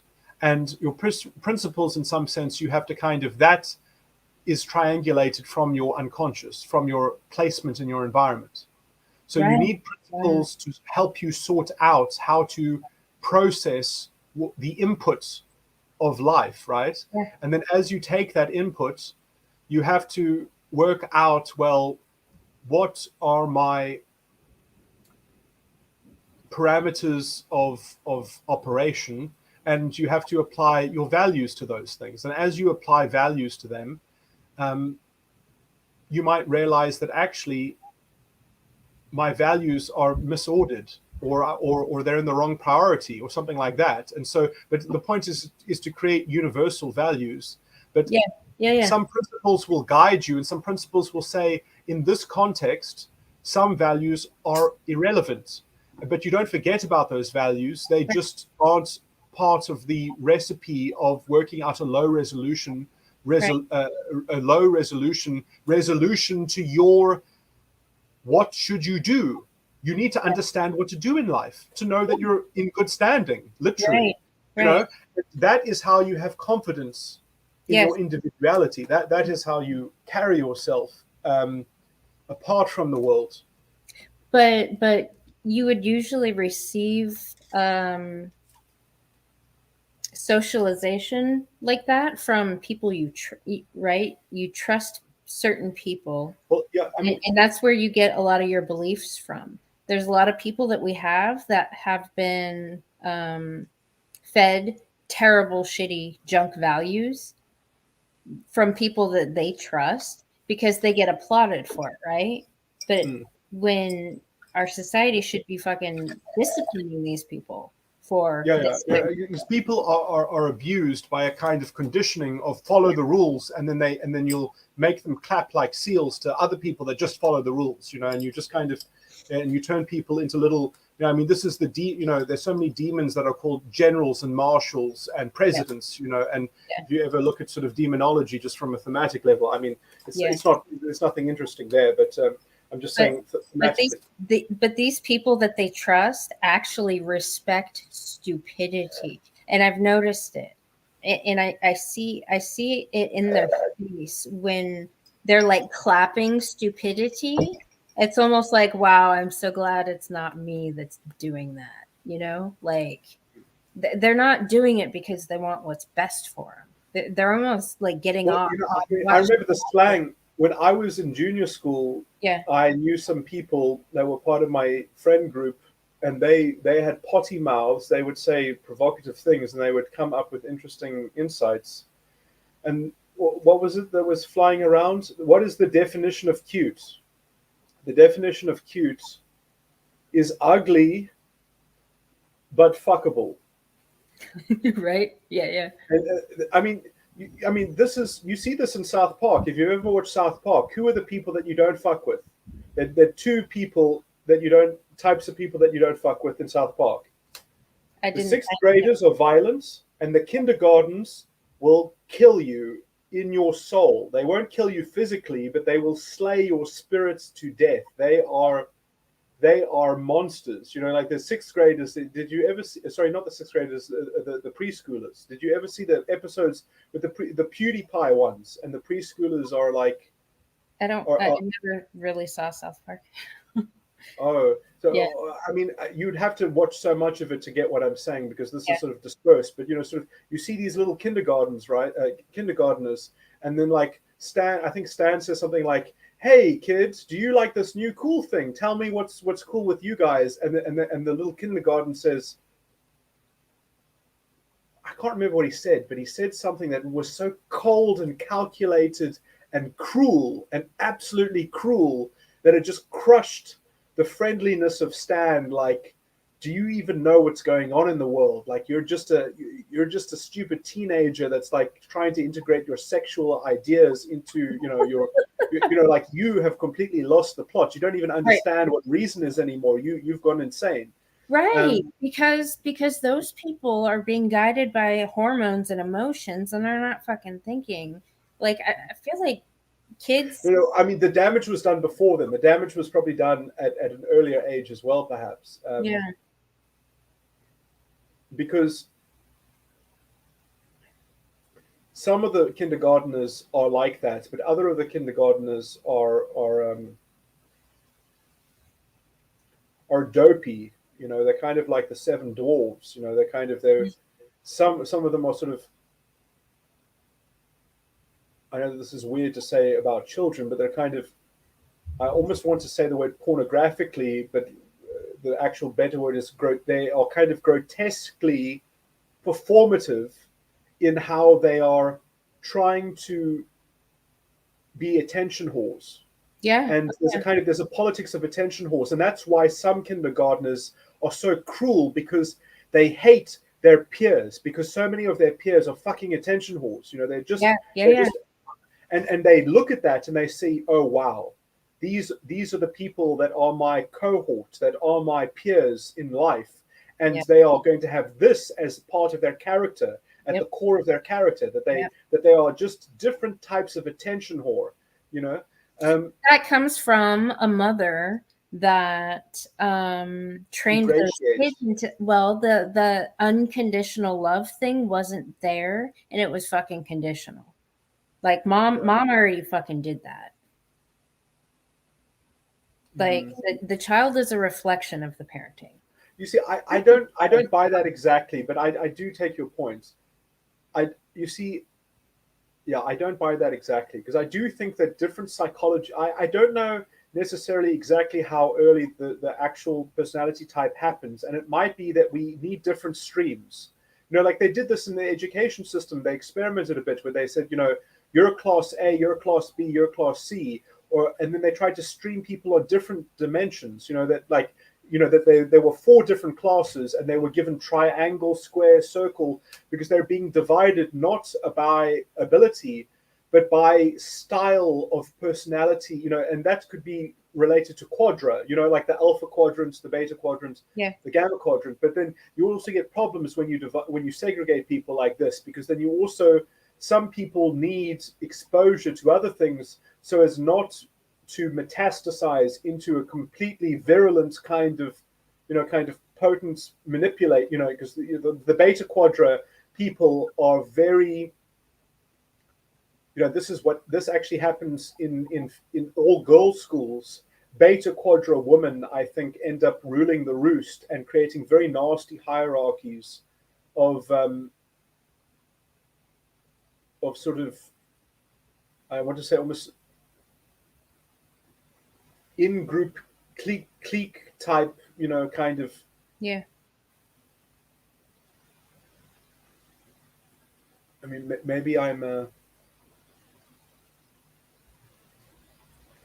speculating too far and wide, but I think that women want to be in a natural hierarchy, because you see the problem is that a female choice carries very different weight depending on if it represents the consensus.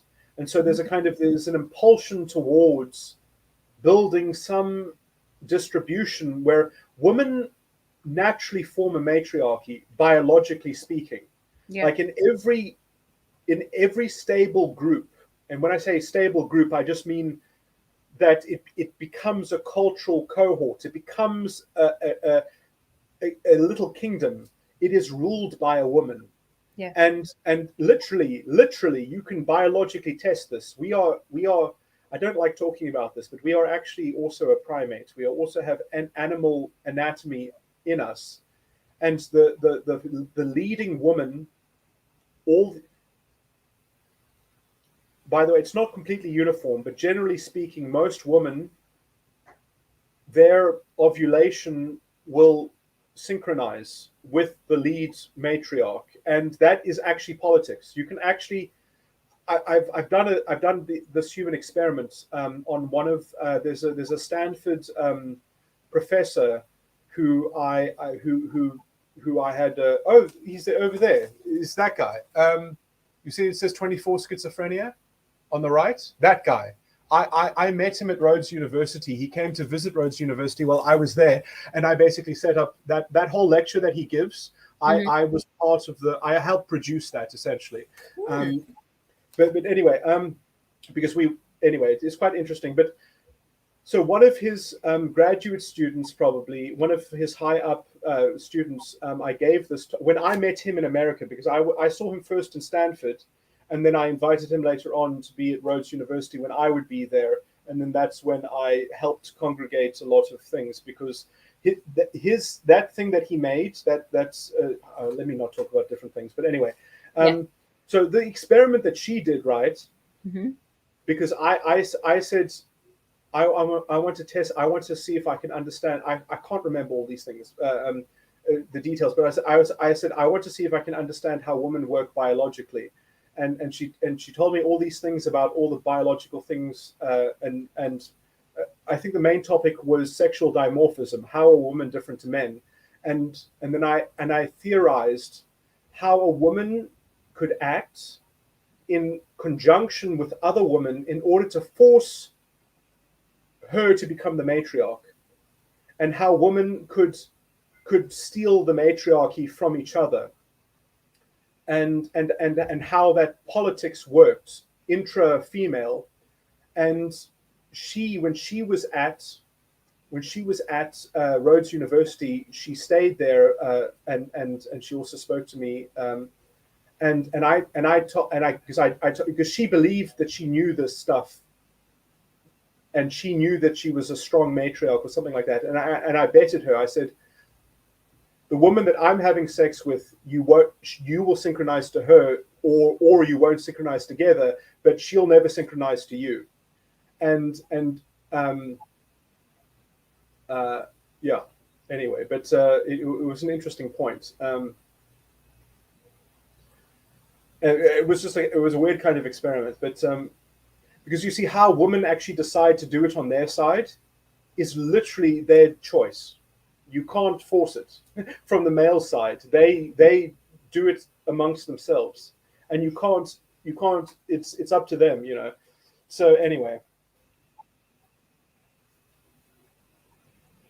anyway, that's a bit of a going on about a lot about nothing. But so I was remembering that as I was saying it. So I'm sorry it wasn't such a good story, but.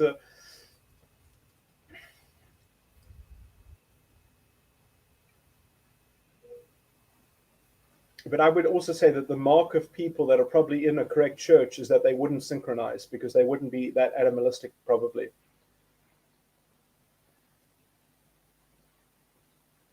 But it is a bit problematic, I mean, I I've heard terrible stories like this. That the problem with male Okay, teachers. psych. Hold on 1 second. I just totally missed everything you just said because my internet's acting up. But I'm sure the stream still picked it up. Okay. But I'm pissed. Like the last thing I heard was about this woman and the synchronization of the this of was a ovulation little while cycle or ago. whatever. No, yeah. You don't have to go into it again. I'll watch it on. Okay. Yeah, it just because the storm, my internet keeps fucking up. I was just going to say, like, that I think that one of perhaps the marks of people in, let's say, a proper church is that they wouldn't synchronize with people that are not in the church, at least, or that they would be independent. They would be independent, and perhaps they would be pair bonded to their mate, to their man, and they would be independent of worldly natural inclination like that. But I was just going to say that children, I mean, this is why there's a problem with male teachers at a certain age, is that, and I've heard stories like this, and I must say it gives me, I don't know what to think about this or what to feel about it, but I was going to say that there's seemingly this problem with male teachers at a certain age in school, because I remember a teacher telling me that she worried about the biological health of some of her students because she thought that some of the students didn't start menstruating yet, and that they were getting, I don't know, sort of they were getting too, that they should start developing already or something like that. And then she said, I know that a lot of these women should have already, a lot of these girls should have already started menstruating or started getting their first menstruation or whatever. And then how they trigger it, or they actually predict that what will cause a trigger is that if at their school in their class, a man comes in with a kind of authority and to give them a lecture or to talk to them about something or something like that, that somehow maybe through pheromones or something like that, I don't know, that they will start menstruating right away, or after that encounter, it'll start biologically, it'll be triggered essentially. And anyway, I don't know if I want to talk about this, but I mean, I think that is a problem of having male teachers. I mean, well, that's at least something to think about from a biological level, is that, is it perhaps weird if little girls are being sexually imprinted on by,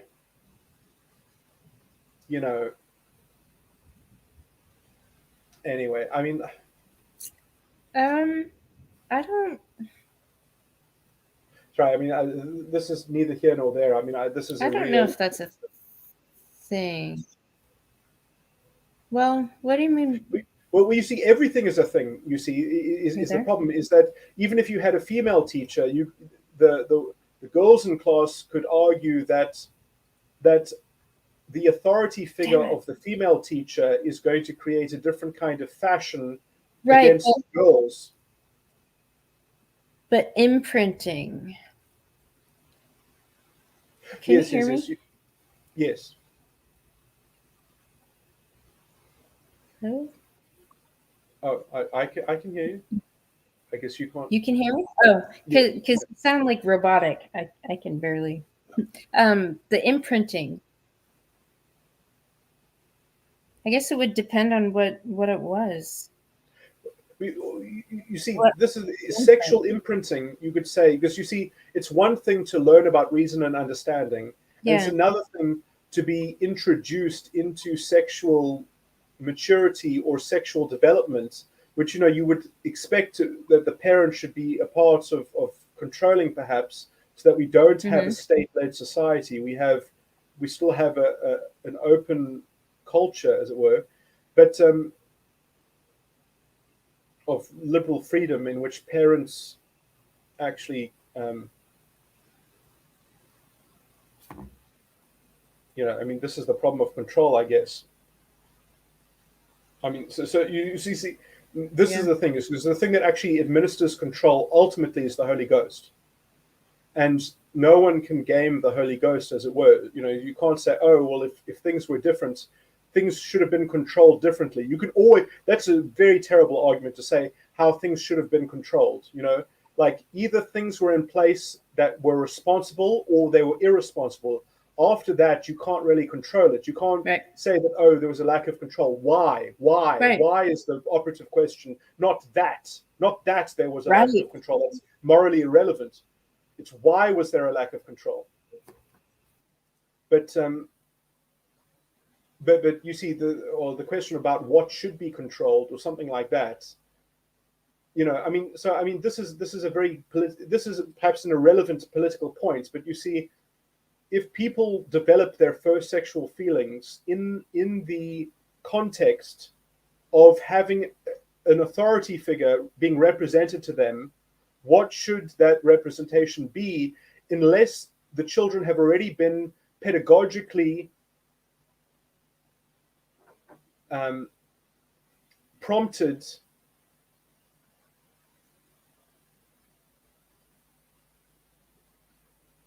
to understand that the limits of authority, to understand how authority is not like a magical thing, to understand it fully so that they're not hypnotized by it, so that it doesn't become a symbolic anyway. But I mean, that's a general problem. So I don't know if pedagogy can always be perfect, but you need to also be able to repair such confusions, as it were. But some people use those confusions as cultural currency because it's part of their manipulative cartel. It's part of their in-group. It's part of their clique.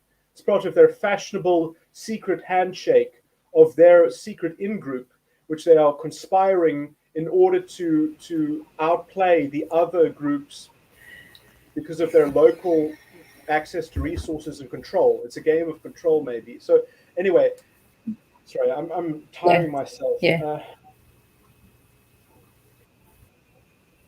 It's not good to talk about morality. Well, damn, psych. My computer's.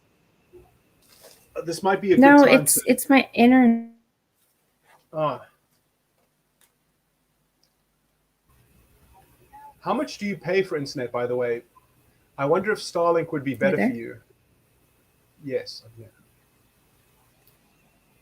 Starlink is expensive, though, I think. Yes, I can hear you. Can you hear me?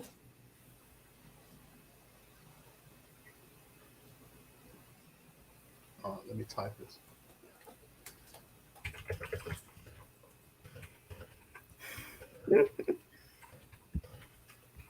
Oh, you can hear me? Yeah, I can hardly. I mean, I can hear you on this, but there's a serious delay. Oh, you can hear me? Yeah, I can hardly. So, are you there? You're listening to me on YouTube. Okay. Well, I guess we should probably say good evening. Then I can recover my energy and we can have more productive conversation. Maybe have. Recover my energy and we can have more conversation.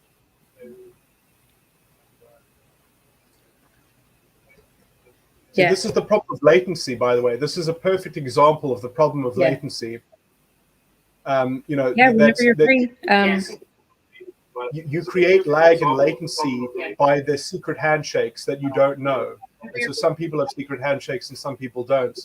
So it's actually, isn't this a spiritual experience, Mandy? Didn't you get what you wanted? No. Is this not mystical enough for you?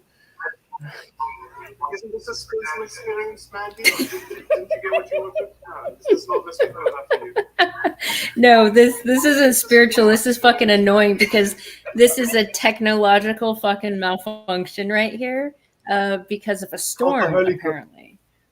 So it's not my internet. It's really good internet, but yeah. I was thinking I was going to be sucked up by a tornado. So is it close by? Is that what's causing it, or is it that you have phone lines You see, in my place, they bury the phone lines. I mean, and the electricity lines. Or is it that you have phone lines? You see, in my place, they bury the phone lines. I mean, and the electricity lines. Or is it that you have phone lines? Shit. You know, I don't know why people do things that have always been done that way.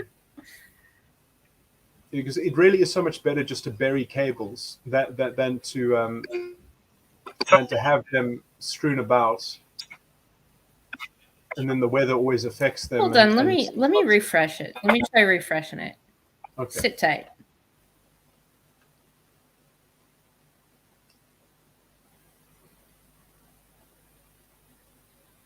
The amount of times that there have been outages because of trees and people cutting trees, and that you always get breakages and these things. None of that happens if you just bury the cables.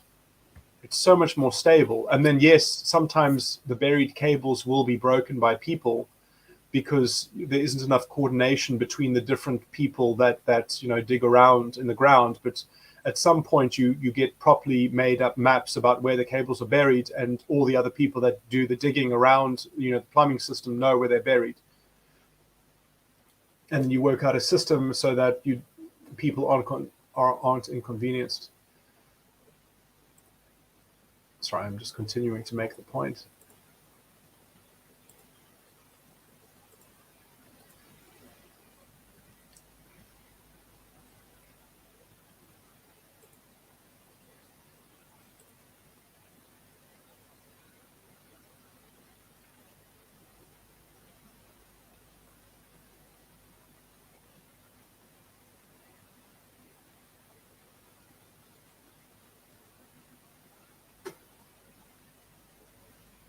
Wow, they actually did a survey about which series was the most accurate about politics.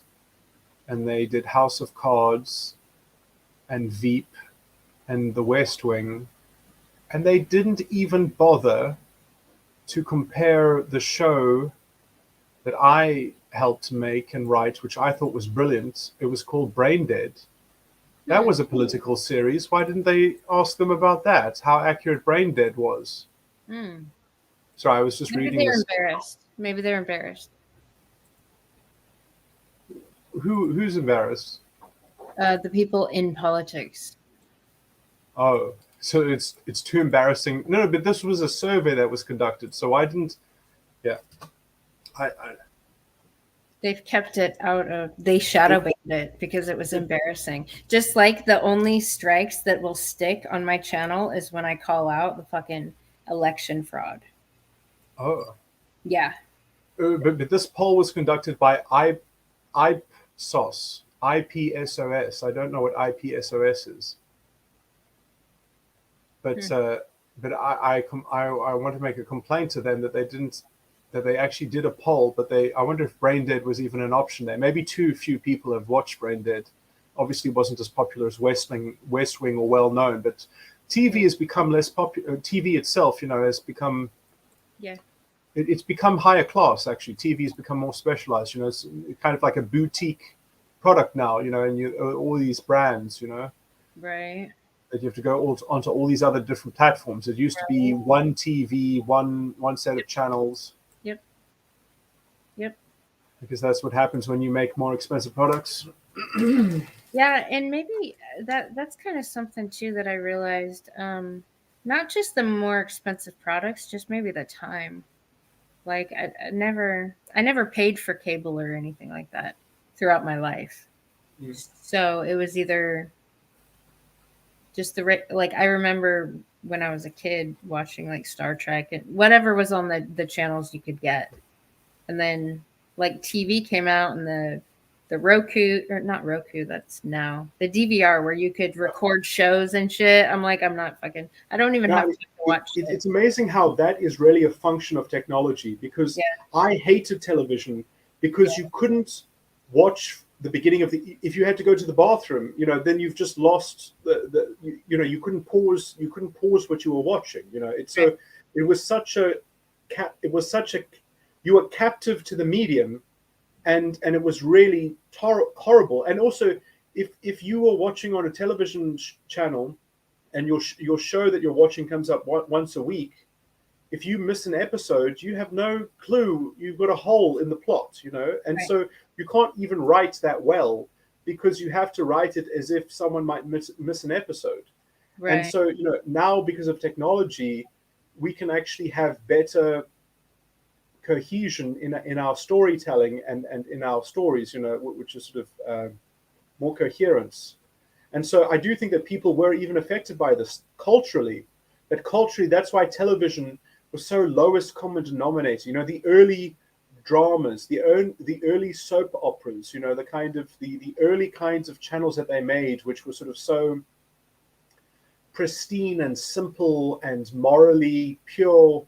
And then the filth got in, and the Yep. and the pornography and the sex and the immorality and the violence and all those sorts of things. And I must say, I understand people that don't want television to glorify violence, but it's also, sort of, shouldn't we have view of these things so that we can know what the moral message is? But maybe some people would do better if it was censored. Like maybe that's only some personality styles. Maybe anyway, I mean, I don't exactly know for sure how other people, see, this is the problem with caste, is if you just put people into castes, because you can't actually elevate their understanding. There are two ways of solving the problem.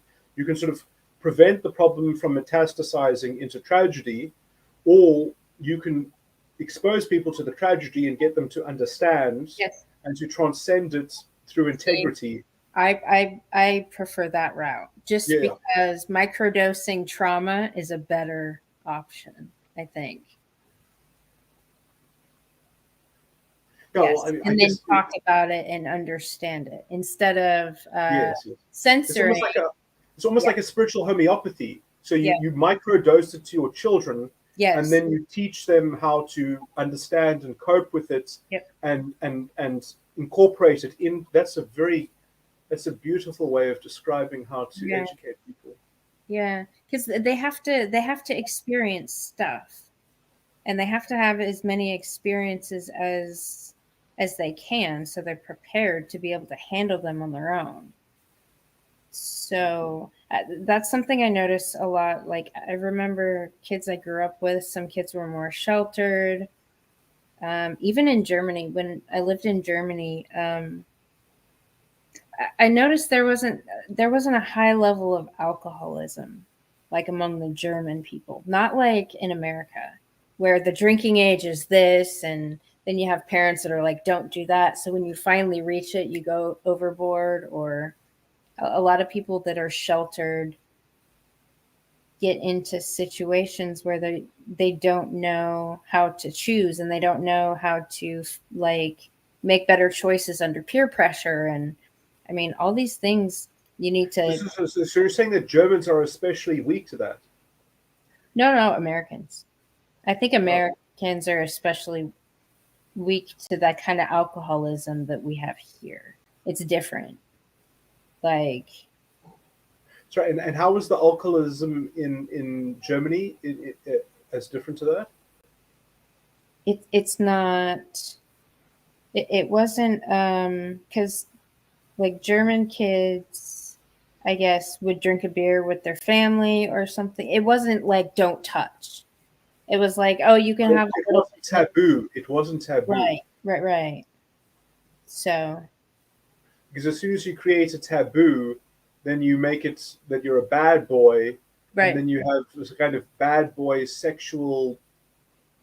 That if you can transgress the rule, then you are the rule maker. If you are the rule breaker, then you are the king, or you're saying that I'm the alpha, I'm the chief, or I'm the leader.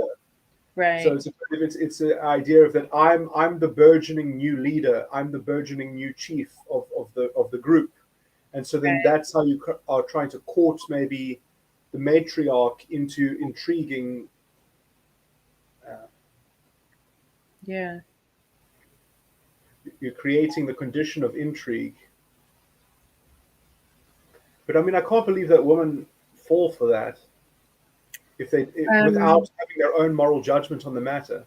Right. I don't know how. I don't either, but inexperienced people that haven't been socialized properly fall for it, I think. I do sometimes worry that there are some types of people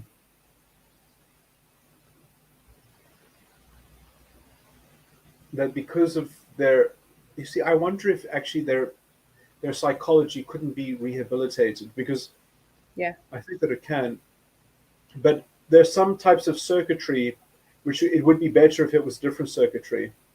And so I don't know if you can take a circuit, make it irrational, and then make it a new circuit that is more, because there are differences of rational circuits, because there actually, I think all the rational circuits I can deal with. I actually do think that I can deal with all the rational circuits, but it's the irrational ones that are the real cause of mischief, that are hard, because they're not even the problem, because according to them, the problem is the environment, which they are kind of latching onto. And because I don't know how you fix that. Psych, it's because that's what the environment has always told them.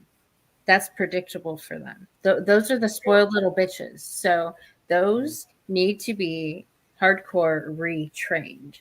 Like, they need a new environment. They need to be broken like a fucking wild stallion. They need to learn fucking discipline, humility. They need to be humbled. Like, seriously fucking humbled. And that's going to take, I mean, if you want to get it done in a shorter amount of time, lots of torture, all the things, but No, if you have enough control, you don't need anything like torture. You just need public humiliation. There's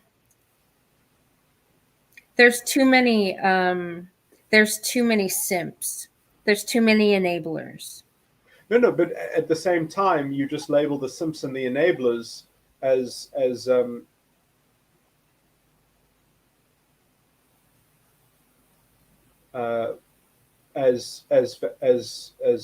lacking of being of low stature. The mark of the beast.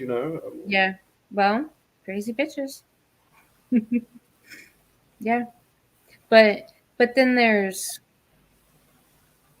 like, I've experienced, there's men that want to help these crazy bitches because they feel some kind of loyalty, like loyalty's up there, and because they've known them a long time, and they've been, I don't know. I don't even know if I fucking agree with that either. They just respect the same bullshit. They respect stupidity. They don't really respect. You see, I do think, though, that there are two types of simps. You get the ones who are doing it not because they actually really think it's true. They're doing it because it gives them power in the rational game. Essentially, they have a legion of army. They have a zombie army. They have popular backing, essentially. So they are kind of like a corrupt elite, and they are exploiting the masses, essentially, which they have grifted their way into being responsive to their hypnosis management narrative system. And so those are the people that I think we need to focus on, not the irrationals. I think we should just ignore them. We should focus on fixing the institutions, fixing the structures, fixing from the top down, and that it's the people that stop us, the rational people that are trying to stop us. Yeah. Those are the people that need to be vilified, because those are the people who are so it's the ringleaders, as it were. Yes, the cult leaders. Yes. Yeah. That's why Cynthia G is fucking so high on my list. I'm like, this crazy bitch has like 100,000 subs, and I've seen echoes of her fucking bullshit in all the crazy bitches that I've been. I don't know if I know who Cynthia G exactly is, but I mean, I remember that. I think I might. What I hate is that maybe it was Cynthia G, or I've actually left a comment on one of her videos, and it was deleted, which really Right. pissed me off. Of course. And I thought, well, that just shows how weak her whole worldview is. Right. Yeah. Yeah. Yeah. If you can't even leave, and actually, what she did was I think she made a response, she made a reply to it, and then I couldn't make any more replies, and I couldn't make anything else, and I think she made it private. So she replied to it, and then I think she sort of made it hidden, or but and she blocked me from being able to, anyway. But anyway, Yes. so I mean that is a kind of dishonesty. Yeah. Oh yeah. Oh, you should have seen one of these stupid bitches. Two of them. They were working in tandem. There was a man and a woman timing the fuck out of Billy and me on a stream that was dedicated to talking to about mental health. Like, Billy is one of the most competent people that I know in that area, and this is a stream of a guy who had questions, and these crazy bitches were literally canceling the fucking smartest people in the room and the most helpful because of their emotions. Like, it was ridiculous. So what do you mean by timing? Like timing them out, like deleting the messages, and then you get put in timeout for I don't know how long before you get out of timeout. It's a shitty authoritarian power move.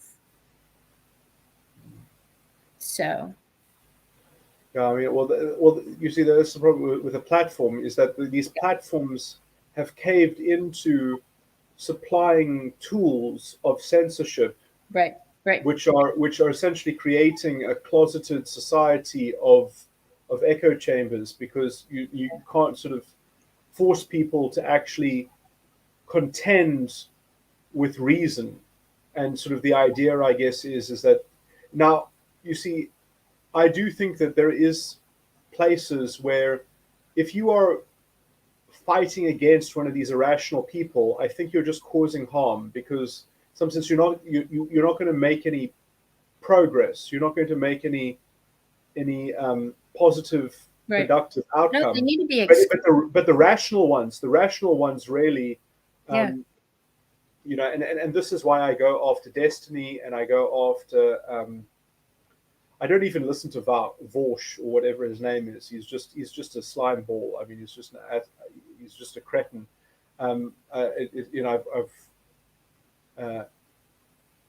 They go through phases of. But the host, the owner of the channel, his first response after the first time it happened, he asked his mods, "Will you please not time anybody out?" And they didn't listen. And then he told them again, like, quit timing people out. And then, like, me specifically, like leave her alone, like, and they wouldn't fucking listen. Like, the level of disrespect. I mean, he's hosting this. He's the most reasonable one in that whole thing. He's trying to host a panel with a bunch of people to have these conversations because they're fucking important. And his fucking mods, man, like, they're chaotic bullshit. You see, they're too greedy, because that is how they are experiencing their individualism. They're saying, no, your opinion and what you're asking, not you, the guy who was saying don't time her out. Yeah. They were saying, no, I'm the leader of this pirate ship. I'm the top dog. I'm the alpha justice rule maker and rule. I'm breaking your rule because I'm making the rules, because it's my morality. And so it's your moral sanctimonious high ground, not theirs. And so they have this. It's part of their ideology that they have a decentralized moral rigor, that they give it to they give it over. So I would even say that the problem is with him, because he was getting the best of both worlds. He was pretending to be the reasonable debater, while maybe he was privately saying, make sure she stays timed out. I'm going to actually, I wouldn't put it past him that he was playing a kind of double agent dead spy game. That's what they get off on. That is their whole, the rational ones are that kind of bad faith. The ones that are the good debaters are fucking trolls. They are all they are bad faith trolls. They are the irrational, traumatized, hypnotized sort. Right. If they're irrational, they've been hypnotized. If they are rational, they already should know better. So Right. if they are rational and they're in that lot, then they are scum. Even if they pretend to be, I'm standing up for discourse, I'm standing up for free speech. Please don't time her out. But why is he in a fucking forum in the first place that times people out? That's part of their fucking culture of editing and censoring the narrative. Right. He's already part of the narrative control program. He's already part of the hypnosis squad of this gang of totalitarian thugs. You know. See, I don't know. I see him as just based on his actions. His actions are mostly, I mean, he's trying to juggle quite a few things at the same time, and he's talking about a lot of stuff that he's getting a lot of fucking pushback on from his Black identity group. Like, well, can you tell me specifically on what points those are? Like, because he has people in this group, because the Black identitarians, it's a fucking cult and they're fucking racist. Okay, he's not. So then why is he associated with them? But that's the thing. These fucking parasites latch on to anybody who they think they fucking own because of their cult ideology. So he hasn't vetted these mods then, or so he has. Oh wait, is it not his channel? But he was just on this debate thing. No, it's his channel. It's his channel. Oh, it's his channel and his mods. Yeah. It was just. I mean, maybe the mods are sort of are planted agents there, and they are sort of and they are managing the reality of this person. I'm making a whole. No. These crazy bitches. Like there's 3 of them that I got acquainted with from this other group that traveled to all these other groups that they're chameleons, so they kind of. Oh, I was going to say that. Yeah. The shapeshifters. No, yeah. Because actually there is that is their form of envy, greed. Because you see that they're saying no, don't treat me like I'm envious. I'm not envious. I have rightful greed because I've been stolen from as an identity or as a group. So they front their envy as greed.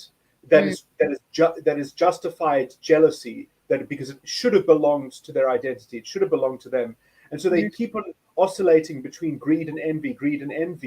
And the problem is that because that game that you play is problematic, because you can only forge a claim against somebody else if you say that they've stolen it or if their group has stolen it, which means that you can't enter into imagination freely because your imagination can only be paid for by the guilt of others. And so you have to create a broad permission slip for yourself out of the complaint to the systemic oppression that then gives you a general permit of creating something out of somebody else's, resource or something like that. So you end up becoming fundamentally a parasite. This is actually symbolized in the Full Metal Alchemist when envy dies, when you actually find out envy was a tiny slug inside this body. It was actually just a little parasite. Yeah. No, that these fucking people are parasites. By the way, that is explored in Metal Alchemist. Yeah. Well, because they're the emoji fucking queens. They're the high attention, and then because envy is the shapeshifter, and I don't know. She feels sorry for herself because she never actually had a form of her own. So that's her excuse: is that, well, I never had a form of my own, so I had to concoct a shape-shifting form of somebody else. And then they use that self-pity as a paradox to do anything and everything just out of greed or envy, but it's actually envy, but they say that it's justified greed. And so, it's an envy cult. It's an ideology based in envy. And the problem is that the more you try to resist it, the more energy you give into it. the best thing is to ignore them and to treat them like sullen, stupid children. The problem is that they can wreak havoc because they can just shapeshift and concoct a whole bullshit story, and then they have their whole gang giving them evidence. I mean, this is why in Islam, if a woman accuses you of anything, they have to be